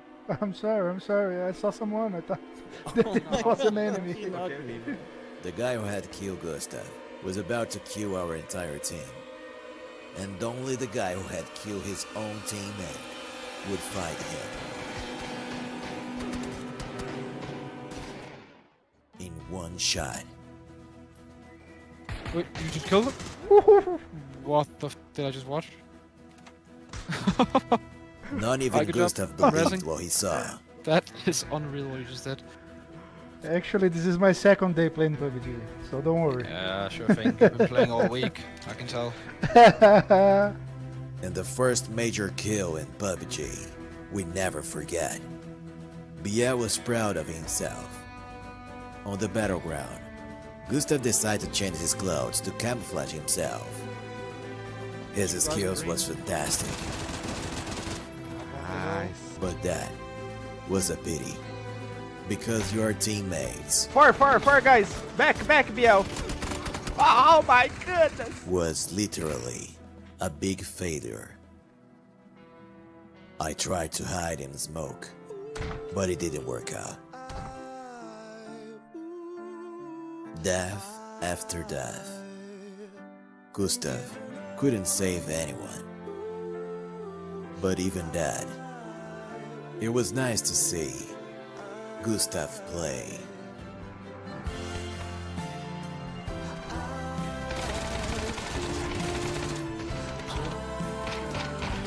Your agility, your posture,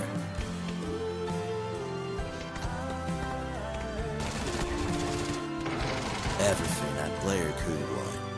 My biggest dream was to be like Gustav. He would take us to the victory.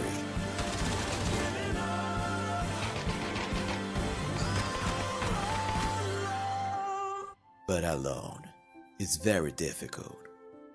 And with 3 noobs, it's even harder. Applause for Gustav, who participated in the challenge. 3 noobs, 1 pro.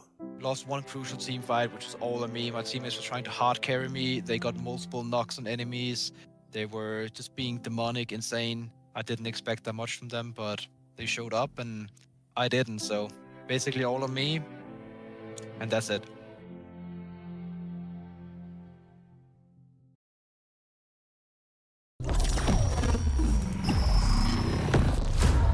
Port Desire, a city that don't belong to anyone, but everyone wants a piece. No laws, no oversight, just the jungle creeping back in, both the vines and the people. The mayor stepped in where the government couldn't. Said the city needed order, and they'd be the ones to bring it, keeping the peace on their terms. I walked away from it all. Kept my hands in dirt instead of blood. But desire is a fickle mistress. The city won't let me go. It won't forget my name. I asked for nothing, and they still came and took everything. The mayors and anyone that stands in my way, every last one of them. They're gonna learn something real simple.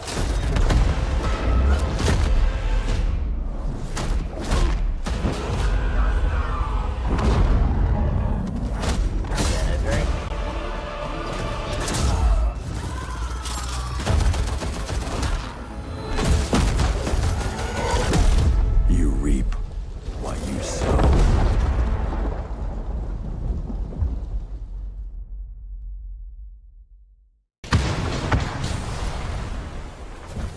Para um pouco. Vou voltar um pouco.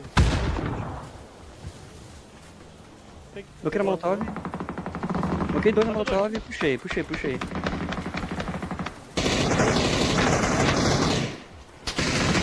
a frente, um buraco, um DHP. Vai pra trás também. Mataram ele. Só fica vivo, guys, eu tô bem aqui. Vou passar pra vocês. Mano, eu tô muito bem aqui. Meu pé. Eu não tenho smoke, você tem mais smoke? Não tem. Chega em mim se conseguir, velho. Agora eu tomei BZ, velho. Só corre, Piero, e deita no buraco. Só corre, Piero. Não, fica vivo, eu tô morto, Piero, fica vivo. Tem shield no meu corpo. Shield, kits, bang. Só fica vivo. O asterisco é teu, Piero. Não joga. Tem deitado na tua frente, BZ no teu pé. BZ. Roda kit. De boa, bate kit. Eu não tenho. Meu loot, levante você correndo na BZ. Tem que fazer. Deixa eu bater. Ah, não vai. Ah.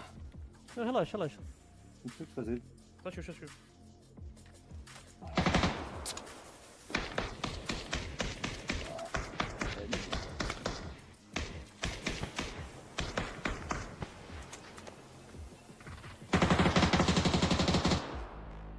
tem nos triângulos ali? Não. Tem. Não, não. Tem triângulo não, em cima aqui, ó. dele. Tem dois. Tem triângulo sim. Tem 3 puxando no verde. É meio negativa pra ti, relaxa, Luísa. Você deve para baixo. Mataram. 3v1. 2x1. 2x1, Luísa. Tá vendo só um locado. Nem vi o cara. Quantas kills, guys? Acho que eu não matei ninguém, velho. Nada. Matei nada. Matei 2. 3. Matamos 7 total. Ai, velho, eu acho que deu, Michel. 1 segundo. Não deu, Gabriel. Mano, passamos. A Godlike fez 4 pontos. Calma. Será, velho?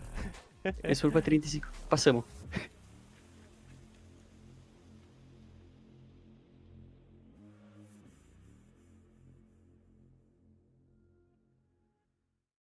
Parece que você jogou pro outro lado, Fano, suave? Tipo, eles estão engajando o azul ali. Tá tendo fight, tá ligado? Só que eles podem voltar pra nós ainda. Tá. A gente tá bem no meu laranja, guys. Quem tem aí pra combar? Bem no meu laranja, Pessoal, certinho. Bora dirigir no carro, pode ser nós, guys. Vai ser em nós. Tá, eu pego a panza. Vai ser na negativa aqui. Tô indo pra aberto na esquerda. É pra ele pau. 4K. Bateu, bateu. Bloqueei o último. Beleza. Vai. Vem close comigo aqui. No carro que eu explodi. Tá, vou passar, ajudar. Fazenade da sua frente aí, Heavy. Bloqueei um, tem um fazenade em mim, Tá. Close comigo, atrás do skip, close. Só mais um pé. Só atrás do skip, atrás do skip. Atrás do skip, Cara, muito close. pode comer, pô. Nice. Vai. A Falcos, olha a Falcos rápido. Pode girar de nós, ó, laranja. Tá suave. Faz o reserva aí.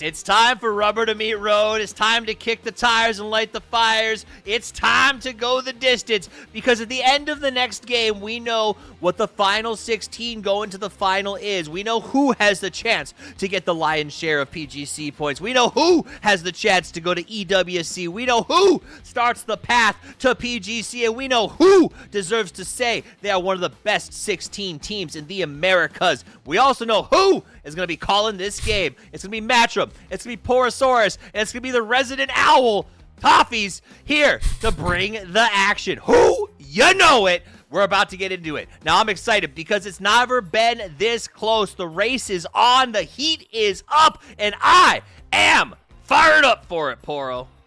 Everybody has a shot at this still, with the exception of maybe the last couple of maybe 5 teams, but you never know what is going to happen in game 5 on Erangel. All of this new stuff that we've been adding this past weekend, all of that is in play, and I don't know. I have no idea. Don't ask me who's going to win. Don't ask me who's going to go on, because it literally could be Godlike and 2 people that aren't even in the top 3 right now. What do you think, Matchroom? Who? Godlike. After that, I don't know. I'm going to assume probably 55, but I mean, they've been getting into circle, but they've also been getting all of the aggro from getting into the circle too early. I don't even know. It feels like Dots, they got that big game at the start. They keep trying to make another one happen. Maybe there's something looming for them as well. It's true. 55 thought they were in a good place, but I Am Bolivia turns out to be the Daleks to their chance to make a big move as they come and push them down to that third place position. Big drops coming out. Nice spread. Great circle. It could literally go anywhere, but the hot drop is on. Gentlemen, take it away. Dots Pest Control off the start. If Dots wants a big game or Pest Control wants it, they've got to go quick. K-Mine just on the hunt early, and Pest Control already finding 2. Oh, right off the rip, and now Dot's going to lose 3. It's down to just Spectro, and all he's got is a sickle to his name. The Pest Control boys are rushing the point, and good luck, buddy. Joshy's like, what do we just keep on running? Yeah, Spectro out. Dots. Look, they lived their life. This is the way that Dots, if they were going to die, would want to die. Hot drop early. You know, this is the environment that Dots lives in all the time. I'm going to go on a limb and say I don't think that they wanted that to happen. They wanted the hot drop to happen. They just wanted it to go the other way. But that's how Dots plays. They either win big or no. Well, on the other side of that coin, Pest Control, 12th place. They just got 4 kills. Yeah. They still have a shot at this. They can make a run, and that is a hell of a way to start your day. And look at that circle, Matt. Again, we're going off to the north. Pretty much a mirror of what we saw in game number 1. It's going to be Fate right in the center and Severny, which is a weird thing to say. Then Stolber is going to have FN. Olivia is going to be in their Yasnaya drop. AFI and Rozhawk. Tempest going to be just right down below that, and the apartments kind of spread down into school. I do have to say, Poro, it makes me sad that while we're a mature-rated game, that we have a player that's named I'm So Bad and a squad named FN, and I can't make a joke about either one of them the way I want to. I know, bud. It hurts. Does it hurt you too? You know, a little, probably less so, but your pain is my pain. All right, we're in this together, and we'll fight through. We'll get through as best we can. Well, I Am Bolivia holding down that second place spot. Everybody seeing that in the lobby, though, you know that Dots was one of the teams that was kind of right on the back, and you're just looking at there like, okay, cool. One of the teams that was hunting us down is gone. So that's step 1 down. Thanks, Pest Control, for doing that for us, but not out of the woods yet. You still got a lot of game left to play. Tempest early with 2 of their players. Looks like they're trying to eye around Crossroads or somewhere around there. No, actually stopping off a bit earlier than that. FN coming down from the Stolber hillside, while I'm So Bad's going to go ahead and take over that high ground of Stolber, looking down into the Badlands just to the west of it. Fate's already moved out over into the warehouses, so a couple of shots going to be exchanged between them. FN, I don't think that they want too much more of this. Are they going to push Severny side, or are they going to just go for the dips outside of it? And nothing feels too good as they still have one of the players for Fate playing right outside of Severny. Yeah, just one of the last players to leave the city itself. Good work on Fate's part to make sure that they took this split early. Obviously a very powerful position in this circle. And Fate's going to get it. And now Tempest is actually pushing right on their doorstep as well. So Fate managed to get there quick, and Tempest just going to send it right in. Hooligan will trade down Tim Fee after getting the knock on a Babing, but Tim Fee gets flushed out. Hooligan getting knocked low with the shotgun. Oh no. He tried to do the Batman, and it didn't pay off. We're not done yet. Abdu's on the other side, but that's going to get countered by Flanker. Instantly red. FN, eyes outside, red zone on top of it. Do you want to go in? It's only Tim Fee down and flushed. Fate already having to fight for this early. Even AFI has Mizbo pretty close to position. Bolivia also saw all of that firefighting, and they're trying to go into no lean. They might overextend a bit more to see if they can get something out of this as well. And look at that. Fate, with that firefight, has now hopped into the top 3 as we see the bridge camp is in full effect as what it takes will stop down forward. Never mind. Ska-tastico will push right into sneak attack, rather, and will get taken down. So never mind, down 1. Okay, well, what it takes on a Eastern Bridge camp, finding some points out of it. Never mind, going to have some trouble. Injected, still got to get in the circle. Godlike's got to get in the circle sooner or later. Over to the west. We also have Last Breath taking shots over into Dream 1 in their rotate. And meanwhile, it's still just the awkward bridge camp over here while 55's making their rotate as well. Just another reminder about why you never want to have to leave it to the last game if you've got something on the line, because you just don't know what's going to happen. A lot of craziness. 55 players left alive in the lobby already, and we're only 6 minutes into the game, Matt, as Lost continue to move around here, try to figure out how they're going to get over to the mainland. Wait a minute. We also have Collector running up right back behind what's going to be Bolivia. Of course, we also have the Crossroads set up with AFI. While we just kind of chilling over here is Tempest's last player now inundated with a whole bunch of punk rock music around him. He's at least going to get the knock on to 1. Can he get the flush? No. It's going to be Inducky that manages to keep his players alive. Part of my soul died when you referred to AFI's punk rock music. I mean, that is emo, sir, and emo is not the same. It's like, sure. I was going to try to make a joke about the day the punk rock died, but I just decided not to. Well, Godlike running into a little bit of a kerfuffle here with Injected, as it looks like LFP will take there. Stokely actually took down LFP, but the trade came through immediately. Nice smoke drop there by Haven to make sure that they can at least get this res, as the rest of Injected still hovering around. They have nothing left to lose, really. Actually, they could definitely stand to gain the points. 55 and Pest Control jousting with each other over here, just right outside the circle in Georgia Pool. Confident already gone, try to secure a position inside the circle. It looks like he's getting called back because 55 wants to secure some points. Pest Control wants some points, and this is a very weird place to try to have a firefight, and I don't think that 55 really wants it as much as they want somebody else to go on. Fate, though, a new contender has approached, and it's an effing push. Shenanigans all over the place here as Tater will hold the line. FN getting dispatched here. Fate, everything is falling into their lap right now, but they are holding strong against each and every push that comes through. As Lyle, now the last player left alive, he's going to try to come in from the side with shotgun in hand, will pass by his fallen teammate, but that is a 1v3 situation. Maybe he can slow things down. Not even going to get the chance. Fate will clean it up. They're up to 7 kills, and they're in second place, Matt. 67, 37, 36, 32, and then the drop down into 25. Yeah, okay, we'll ignore the 67 down to 37. But now most of our players all above that area, and the river's kind of cutting through the circle. We've got all the water up on top, so this is a very narrow circle to say the least. Injected still trying to get in. What it takes looks like they're finally getting away from Nevermind, so that's going to be a rotate that's bound to happen here in just a little while. 55 also has touched the circle. Pest Control just to the north of them, and looks like 55 is going to be moving a bit more into that southern shooting range hillside that Dream 1's going to be around. Not even 10 minutes in, and we're down to 48 players. There's going to be so much real estate for people to play around here, even when the circle decides to shift once again, as it looks like what it takes is finally going to leave the island on the south side. So we still got a number of teams still long playing their way in here. Nevermind, I think they might still be on Military Island.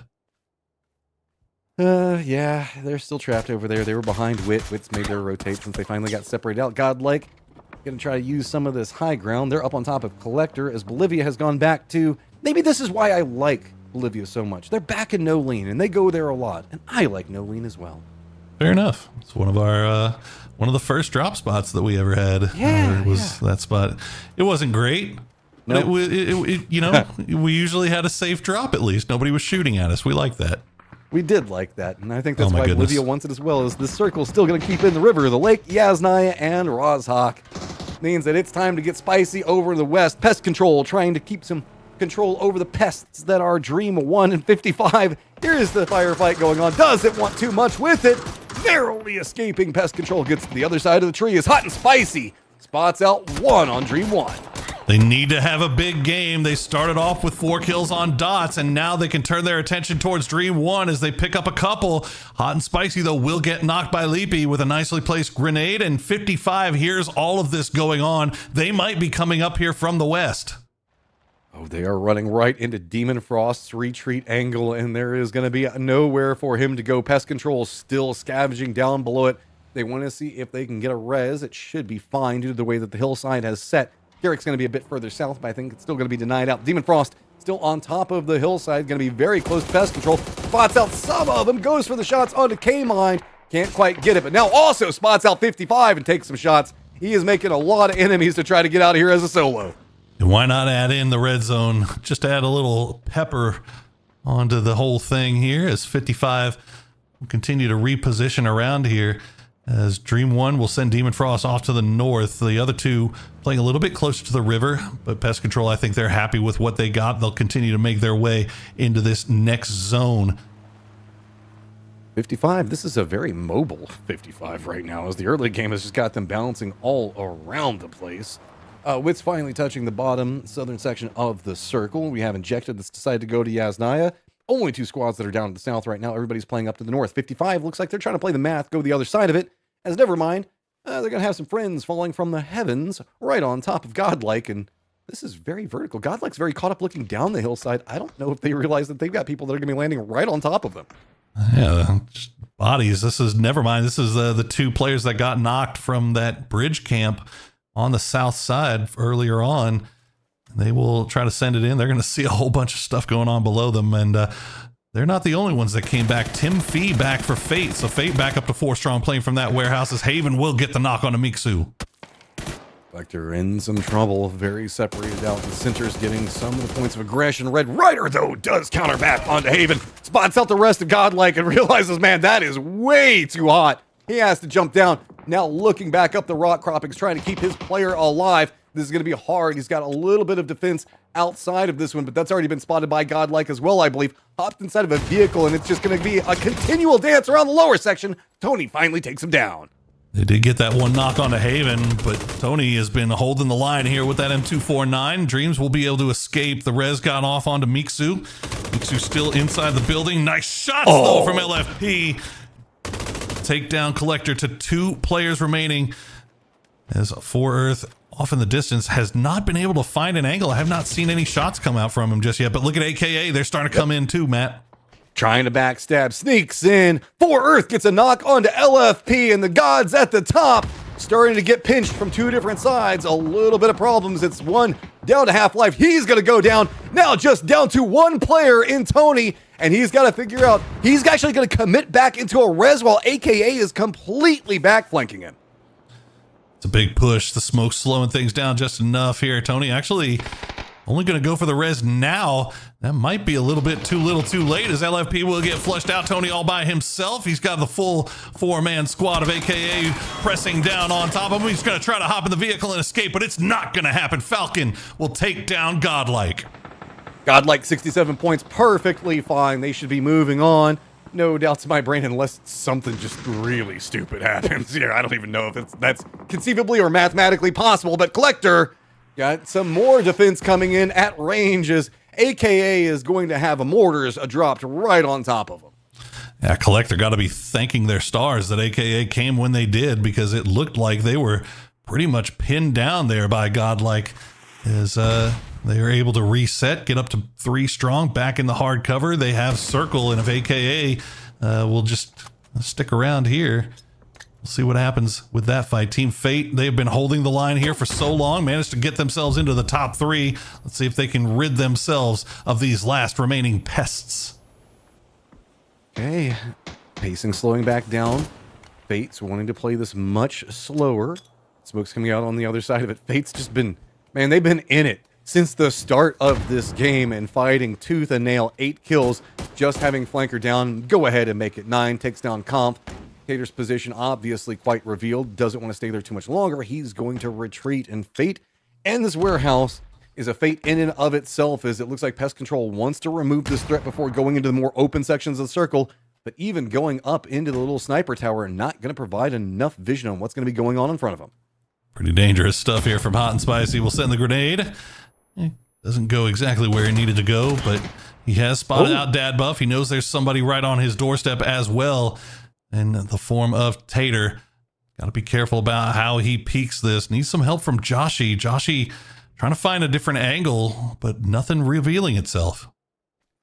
AFI as well as Last Breath do hear this and are watching already, so firefight needs to finish pretty quickly for either one of these squads to have a chance to get into the circle, because Badlands on the outside. Tater comes up yet again for his squad, continuing the harassment up onto Hot and Spicy as the peaks between the two. Gonna go ahead and flush that one out. 10 kills. This is a big game for Fate. Pest Control finally does go down, but they need to get the res and they need to get in the circle fast. 41 points, 11 right now kills stacked up, but can they even touch the circle? What a turnaround here from Fate, finding the good fortune of finding themselves in the dead center of Circle 1 and then immediately going for these warehouses and then repelling all invaders at the beginning, enough to the tune of 11 points and getting them into second place overall. We'll see if they can get even more as the circle has pulled north of that Yaz Lake. That is actually great for Fate, because they can now move into the north. There are all those different plateaus that we saw the push coming up from AKA on. AKA still caught up looking at Collector. Bolivia is going to be right in the middle of it at no lean, so they're feeling fine, but it's going to be really hard to get kills. Last Breath, AFI lined up against each other down to the south. It's going to be 55, trying to hold those rock croppings leading into the lake, while Wit's playing both sides of it, trying to keep out Dream 1. Our Yasnaya squads have to move into the circle, but they have a couple of paths that could put them pretty close to each other, and that's going to be Nevermind and Injected right next to maybe where Collector or AKA could be. AFI going to lose one there as Last Breath still kind of holding them out of the zone. Dream 1, as you said, doing that long wrap around the western side. They managed to escape from what it takes, but they're going to be pushing right into Affinity and Last Breath, and 55 has got eyes on them as well. So Dream 1 in a world of hurt as they try to fight their way in from the west. Has got a great compound, but man, it's not in the circle anymore, and it's time to get out. Skedaddle up the hillside. I'm going to try to go more down to the south, and Last Breath's R is going to get the knock on to Nisbo. Dream 1's on the other side of the hill, so there is no safety to be had. Even 55 after that. There's going to be the follow-up. Dream 1 does take down Zelodi, and Affinity, trying to climb, just can't even find their way into the circle. Yeah, tough sledding for them, and that's probably going to be it, as Ghost, the last player left alive. They made the grand final last time around, but it looks like that might be too much to ask this time. And yep, there you go, Robert will take him down, but we'll get traded out as well, as now Fate has arrived and they've got angles on this from range. They are still playing that hillside, and they've got vision, and this is why nobody wants to go into the circle just yet, because everybody up on these hillsides is going to have a lot of vision. And then there's also Bolivia down in no lean. Dream 1, welcome to the circle. You get a tree, maybe a rock, and you're going to lose a lot of players and your vehicle. Oh no, and Dream 1 kind of feeding kills over to I Am Bolivia here. That's great news for them, as they've been hanging out in no lean. It's been hard to come across kills when you're playing from this spot, dead center circle. But they get some very much needed points here as they try to hold the line on third place, as Stokely's going to get taken down by Laguinia. Ejected. They are inside the circle, so they don't have to overpush this. They've got Simplicity that's playing like a little bit of an off angle, but not going to have an easy path into it. He's got to deal with Collector.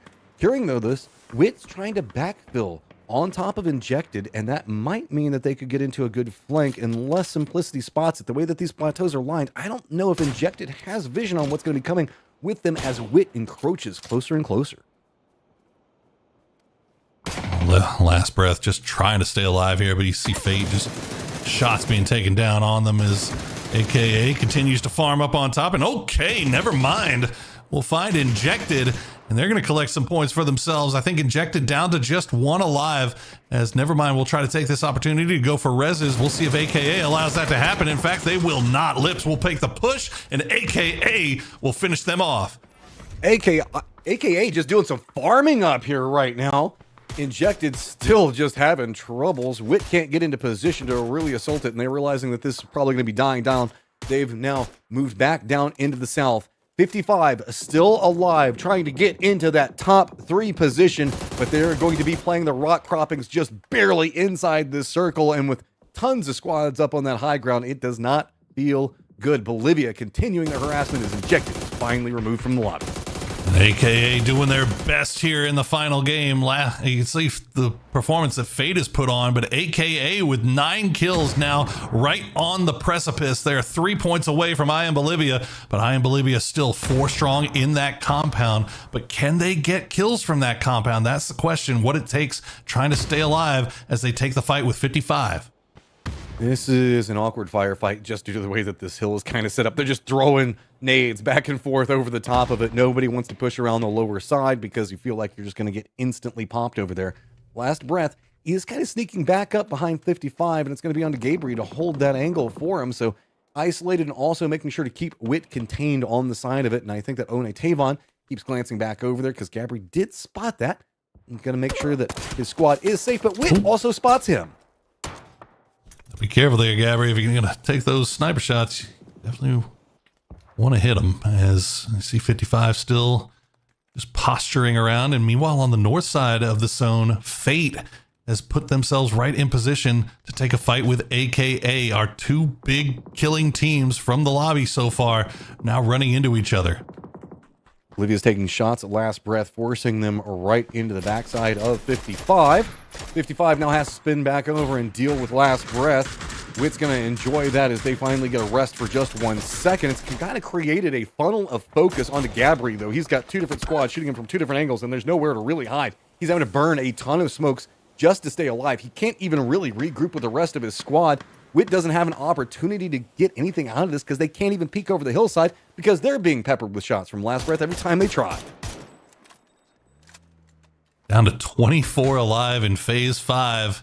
El Clasico when it comes to Americas Game 5s.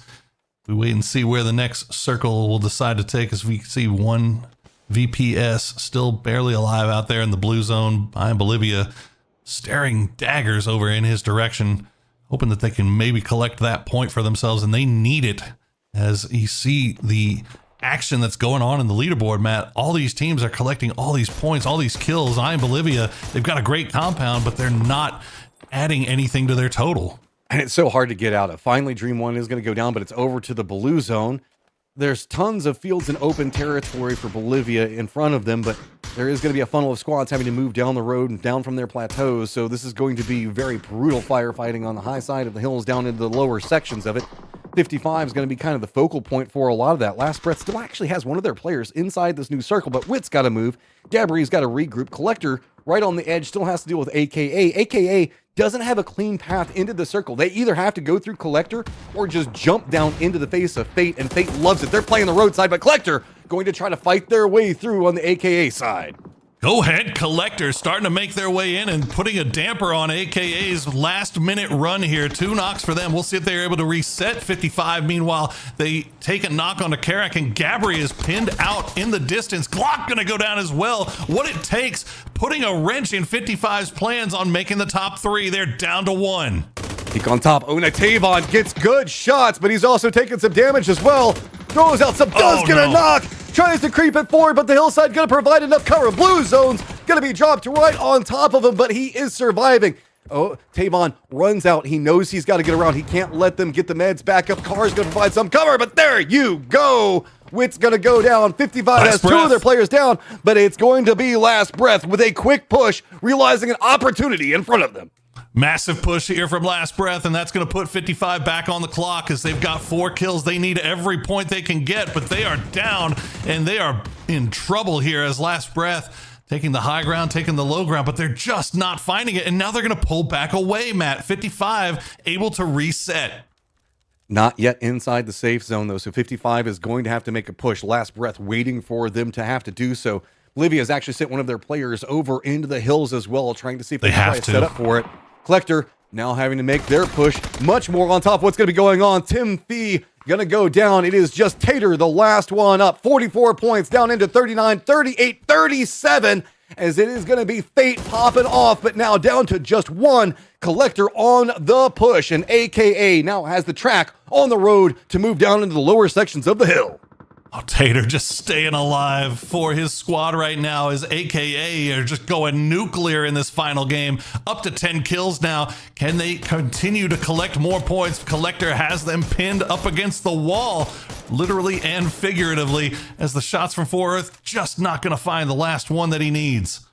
Izari can't really get close enough just quite yet to go after AKA. The circle pops. There you go. Now he's managed to get it with a nade. That's going to be nice points for Bolivia. Huge. They've got an easy pass into this circle. They've already got a foothold in control, but this is only phase number 7. Remember, this could slow back down. Last breath, eyes on to 55, and Collector still looking after Fate. Those are massive points for Bolivia. 55 was making the run back behind them, and they will finally get a couple more points on the board, start moving that scoreboard, moving the end line a little bit further back. Last breath now turning their attention back over towards 55 once again as 55 tries to fight their way through the smokes. This is just a straight up 3v3 Tater? on the south side. Tater finds another one. Bolivia has moved into those hills. They're trying to take control over the entirety of the circle into the north. This firefight to the south has massive ramifications. Bolivia at 44 points, 55 trying to make the push around the top of it, dealing with last breath on their own independent climb. Collector sitting at 28 points, tons for them to still play for. As far as everything stacks out, Bolivia is starting to do more of a roam. Collector trapped up against the top. All eyes now turning onto the firefight where 55 and last breath are right on top of each other.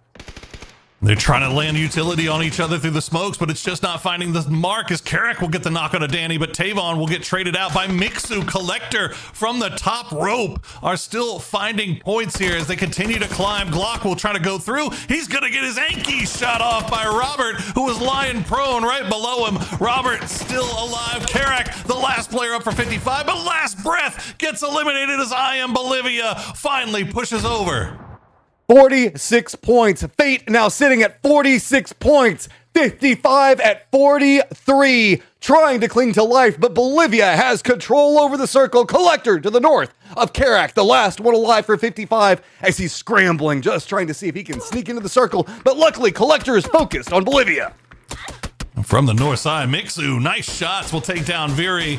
Nazero will try to trade back and will force him to reposition, at least for the time being. We'll see if Bolivia can get Viri back on his feet. They'll at least smoke him off. As Kamba kind of looking over in that direction. Carrick's still alive, though. He has managed to make his way into zone, and it looks like he's managed to do so without anybody being able to see him. So right now, Collector and Bolivia clearly just focused on each other, and Viri will get flushed out. Carrick's managed to sneak so close to this new circle as it's staying pretty centered. He's just digging in. But hey, man, you're going to have to dig a trench for a while because you still got to go more into the west. Mixo has moved more north. The rest of Collector looks like they might be trying to assault. Collector's in an odd spot, right? Because they are in a raised position. But if they go for it, it's enough of a drop down that could cause a massive problem, stall them out. They have to wrap more into the north. And Bolivia already has one of their players sitting there waiting for them to do so. 3 points. 3 points is what's separating 55 from that cut line. But Carrick just has to survive for the time being. Eventually, he will have to move out of that little hole he's dug for himself. He's going to have to find something more than just placement, you would think. Mixu and Dreams, great work from Collector in this game. We'll see if they can throw a wrench here into I Am Bolivia's hold. But Fate is the cut line right now. Just watching right now, biting their nails. Bad spots out Dreams. It's going to be a knock at another point, potentially denied for anything that 55 can find. Carrick's going to need to pop off in a big way because it feels like Collector's got nowhere to go except for to funnel more points. Bolivia already fine on position. It's just a matter of can 55 find enough. Mixu gets the knock onto one, starts trying to creep down, spots out bad, tries to get more, does manage to get the knock. He's starting to run his way down. This opens up an opportunity for Carrick if he can exploit it. Now down to just one for Bolivia. The 1v1v1 for the win. Nazera, he's going to try to go for the res while he can. Carrick has just been playing this so quietly.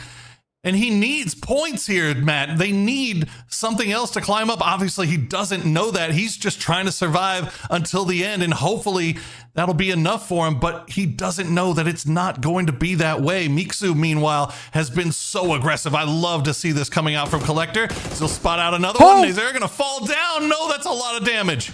But he doesn't have an angle. Mixu now has to move down the low side. Carrick now has an opportunity. Runs forward. He gets denied. 55 can't touch the top 3. And now it's Bolivia one-sided this versus Mixu. Back into the 1v1. What a performance here at the end of the day from Collector. Might be too little too late, unfortunately, but you gotta give respect to him. Mixu has looked fantastic here, and now it's a 1v1 versus Kamba. But Kamba has the high ground. The dot will go to the low ground here eventually, and Kamba has no utility left to send over in that direction. This is weird because the center dot's going to be just to the south of both of them. And the way that this rock cropping works is it's going to be, like you can see, both have an opportunity to move for it, but there's not comfortable positions for Mixu. This little bit of a rock for Bolivia could be enough. Couple peeks between the two. High side of it, but no! Mixu! Collector gets the shots and Mixu clutches it up. What a performance there at the end of the day from Collector. And what a performance from Mixu. Down to a duo. They played that high ground beautifully, Matcham, and they came up with a win to end their tournament. Toffees, it might be too little too late, but the last game of the day delivered just like we thought it would.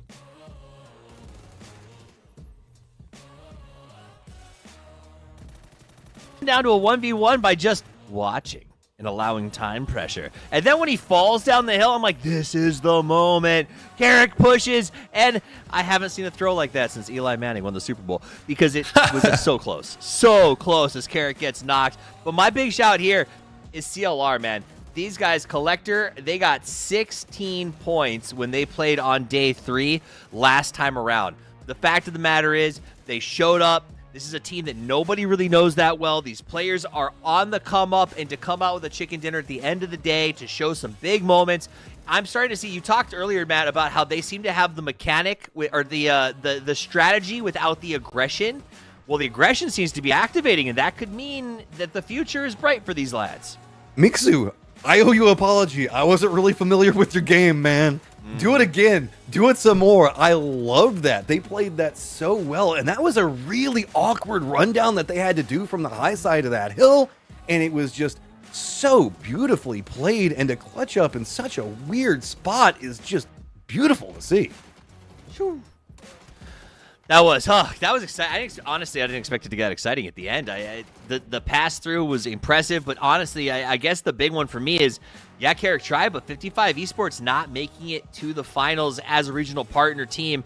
I don't want to say it's like earth-shaking, but it's definitely unexpected considering they got a chance to play every single day, whereas some of the teams that have passed or gotten close to it haven't had that benefit. So this is something that you got to give a lot of shout to those grinders and say, just because you get the bid doesn't always mean it works out. Collector comes away with a big 19 on the back of that one. Fate gets a good game as well, and I Am Bolivia just shows up today, Poro.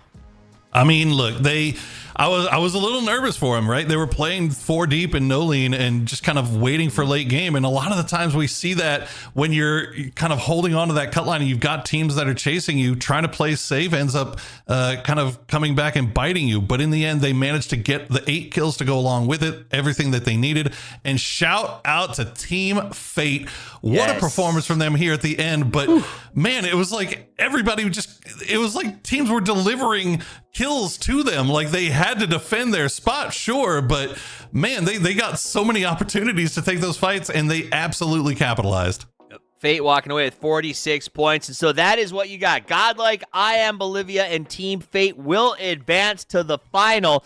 55 Esports does fall off after managing to get in last week, and Collector shows up, man. I think surprised a lot of us coming in and putting in some good numbers to fight their way up to the 5, also known as gonna earn our respect as these guys put in some serious hustle, but it just came down to not being enough. Godlike started the day so strong. They sucked up so many points, and they were nice enough, I guess, Matt, to like lay off a little bit at the end of the day and let everyone else have some fun.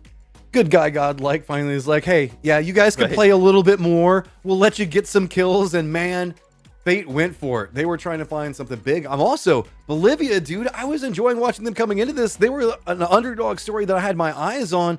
Respect. I love the way that they were starting to bring in more tactics, tackling in those mechanic stuff. It is getting crazier for them. And I can't wait to see how they handle next week. It's going to be hard, but it's intriguing. And their logo is super dank. I think that's awesome. That is yeah, it is, right? I love seeing I Am Bolivia making some moves. Look at that comparison head-to-head. Poro, those head-to-heads looked a lot worse not long ago.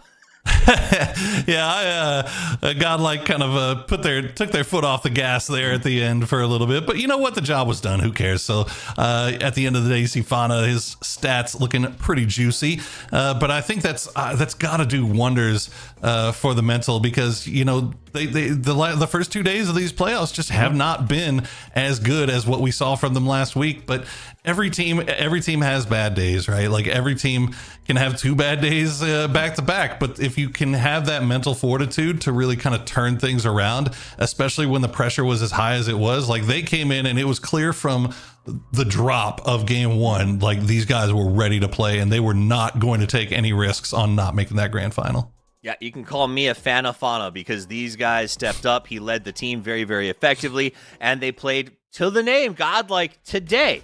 Yes, the last 2 days were rough, but as we know, rising on the 3rd day, I think actually makes you godlike. So they did what they had to do to thrive, to survive, and to make the move to the finals. And at the end of the day, Matt, that's all that matters. Get to the finals. We wiped the slate clean. It's a new score. It's a new day.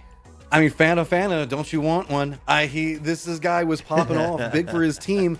The way that they were playing this, you have to give respect. I don't know what was going on the other 2 days, but now I'm starting to get a bit worried. Whenever we have like the 3rd day for Godlike and it falls on a phase Sunday, what happens? How does that mash against each other?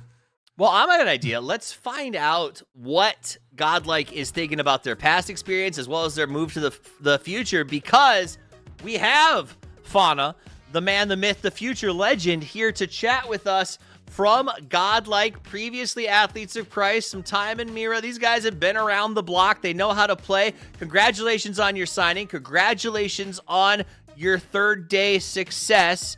We look forward to seeing you in the finals. Welcome. Glad to have you. So let me start with a question here, Fauna. Today had to be tough. Was it tough mentally to sort of bounce back from, I assume you expected to get through on day 1 and then expected to get through on day 2 and sort of caught some monkey wrenches. How do you deal with coming into day 3? Hello, guys. Hello. Yeah, as you said, we expect to qualify right on the first day, but the things were getting a little complicated for us, hard games. And I think the difference for the 3rd day, it's more like in the first days we are trying to play in some good spots, so we're having good prayer rotates and trying to stay inside the circle, you know. And today we were more like, you know what, if the circle goes away, we're going to force to enter our way, killing everyone. So we were really confident, you know, today. Nice. I love that. Matchroom, what do you got for Mr. Fana? Okay, I gotta ask the question. Athletes of Christ into Godlike, is it just your faith being rewarded and that's how it all came together, or what was going on with that? Because it just seems like it's a perfect synergy that leads one into the other. Yeah, it's kind of ironic. We were really, really happy. To be honest, we don't expect such a big organization like that contacting us and wanting to sign us. So we are really, really happy. It's an amazing organization. It's a huge support. A lot of fans sending messages to us every day, every moment. So this is really, really good for us. Poro? So one of the things I notice, especially on days like today when things are really going you guys' way, you guys tend to play really, really split, right? Like you're all off kind of on your own, doing your own thing. What are the comms like in that situation? Like, do you just kind of have this trust for each other? Like you're all going to kind of be able to hold your own and not die? Or is it like, is that part of the plan, or is it just kind of like how the circle played out? This is Usually is a part in the match that we are playing edge, and we have to take informations because we don't know where the next circle goes. It could be for the left part of the map or the right part. So we playing a full split. We can control all the information of the map and take a good plan to the next circle. It's more like everyone plays safe, and if someone starts to getting pressured, just enter in the car and leave because we are not ready to fight, So we just have to regroup and play safe. Nice. So I guess my last question for this is, you kind of brought it up when Matt talked to you, is this idea that like the organization's been supportive. You've got these messages coming constantly from fans and new fans, essentially. That has to come with some added pressure. Is there a little bit of this now that so many eyes are on you guys constantly? Because those fans weren't messaging you a week and a half ago, and now they got to be banging your box constantly. Yeah, it's kind of more responsibility right now because before we were just playing for us, and now we have to play for us and for the organization as well, to not let the fans sad, So if we play good, it's everyone good. Awesome. You guys played great today. We look forward to you in the finals. Want to give the floor to you for a second. If you have any shout outs, anything you want to say to the public at large, the floor is yours, my friend. Thank you. I just want to thanks everyone and say to keep sharing for us. It's really good to have your support.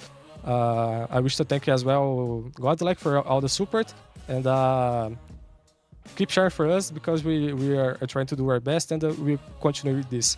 Thank you. Thank you very much. Nice. That's all we can ask. And thank you, Fauna, for stopping by to chat with us. I know it was a long night, so I'll let you get back to the lads to have your breakdown and after talk. But thanks for stopping by. It was a pleasure. Good luck. Thank you. Good luck. Have fun. Win chicken. All right, so Fauna, I'm headed out of here. Appreciate him stopping by. A lot of insight, but also a lot of pressure. I mean, the fact that he said literally days after signing, your inbox starts to become full with fans saying, hey, we're excited to have you on board.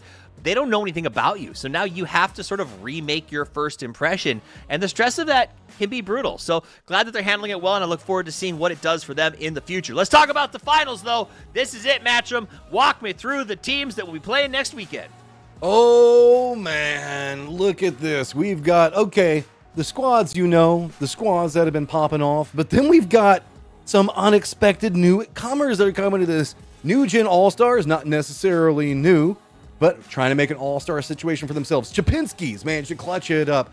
We have Fate that managed to clutch it up. Bolivia finding their way in here. X10, rent-free, no way. Then we move into the more usual suspects. We've got ourselves Duel that's been fighting it out. Toyo, Rock, Bestia, and then Team Liquid, Godlike, Falcons, Copenhagen Wolves. This is going to be an absolute bloodbath. It's going to start off slow, but that pressure is going to continue to mount because there's a lot of squads that have something to prove. Everybody trying to make sure that they prove to themselves that they are ready for an international showing. They got something to prove, Poro, but there's some of these teams that if they don't win next weekend, they're not going to EW. Like, their hopes at EWC just aren't even an option. Yeah, I mean, there's obviously a lot of pressure on those teams, but you would argue maybe that the pressure might even be more on teams like Falcons. I'm Godlike, even Liquid. After the performances that they delivered last week, the job's not done. Like, if you have a bad performance here and somebody else just turns around, and they could easily knock you out of your spot. So completely clean slate, fresh slate. They got to go in next weekend ready to play. You still got 15 matches, which is a lot longer than 5. So hopefully you get a good start to start off the weekend, and then you can just keep building off of that momentum and not have to fight your way out of last. Big man, run fast, right? Get out there, start early, be the juggernaut that everyone's chasing, crash through the walls, and let them follow you. I think that is going to be the name of the game on the weekend, but we've got heavy hitters who are going to jump into it very, very quickly. So we've got some of our top teams, all of our top teams in the region, most of our regional partner teams, and some new young guns who are ready to make big moves. That all comes to you next weekend. Same time, same place, same guys, same cast, same channel. You're going to love it. Before we go, we got to do the same thing that we do every time. We do final thoughts, and I'm going to kick it off with Poro. Oh, I get to go first. So, obviously, congratulations to I Am Bolivia, to Chapinski's, to Team Fate. Welcome to the grand finals. I'll celebrate a little bit, but you got to immediately get back to the grindstone, start figuring out how you're going to play that next lobby, because as we saw last weekend, it is intense up there at the top. So I'm very excited to see what happens next weekend. Matchup, final thoughts? Oh, to all the squads, so close. Man, I feel for you, but come back. We loved the show that you put on. Following that, Toffees, we've got a problem. We all really like underdogs, and there's going to be a lot of them in this new one. This final is going to be really fun to watch. Make sure you guys come back next week, because I cannot wait for it. It's going to be an absolute blast. Yep, I can't wait for it. The only thing that underdogs are scared of are full-blown wolves, and I think those guys got a bone to pick when it comes to next week, so I'm definitely going to be keeping an eye on them. Make sure you come back. It's going to be an awesome 15 games to determine who goes the distance. I promise you that. And my birthday's this week, and each one of these players has promised me that as a present, they're going to give me the best weekend of PUBG in America's history. That's law. That's got to be real. So you need to be here to watch it happen. But until then, y'all, play more PUBG.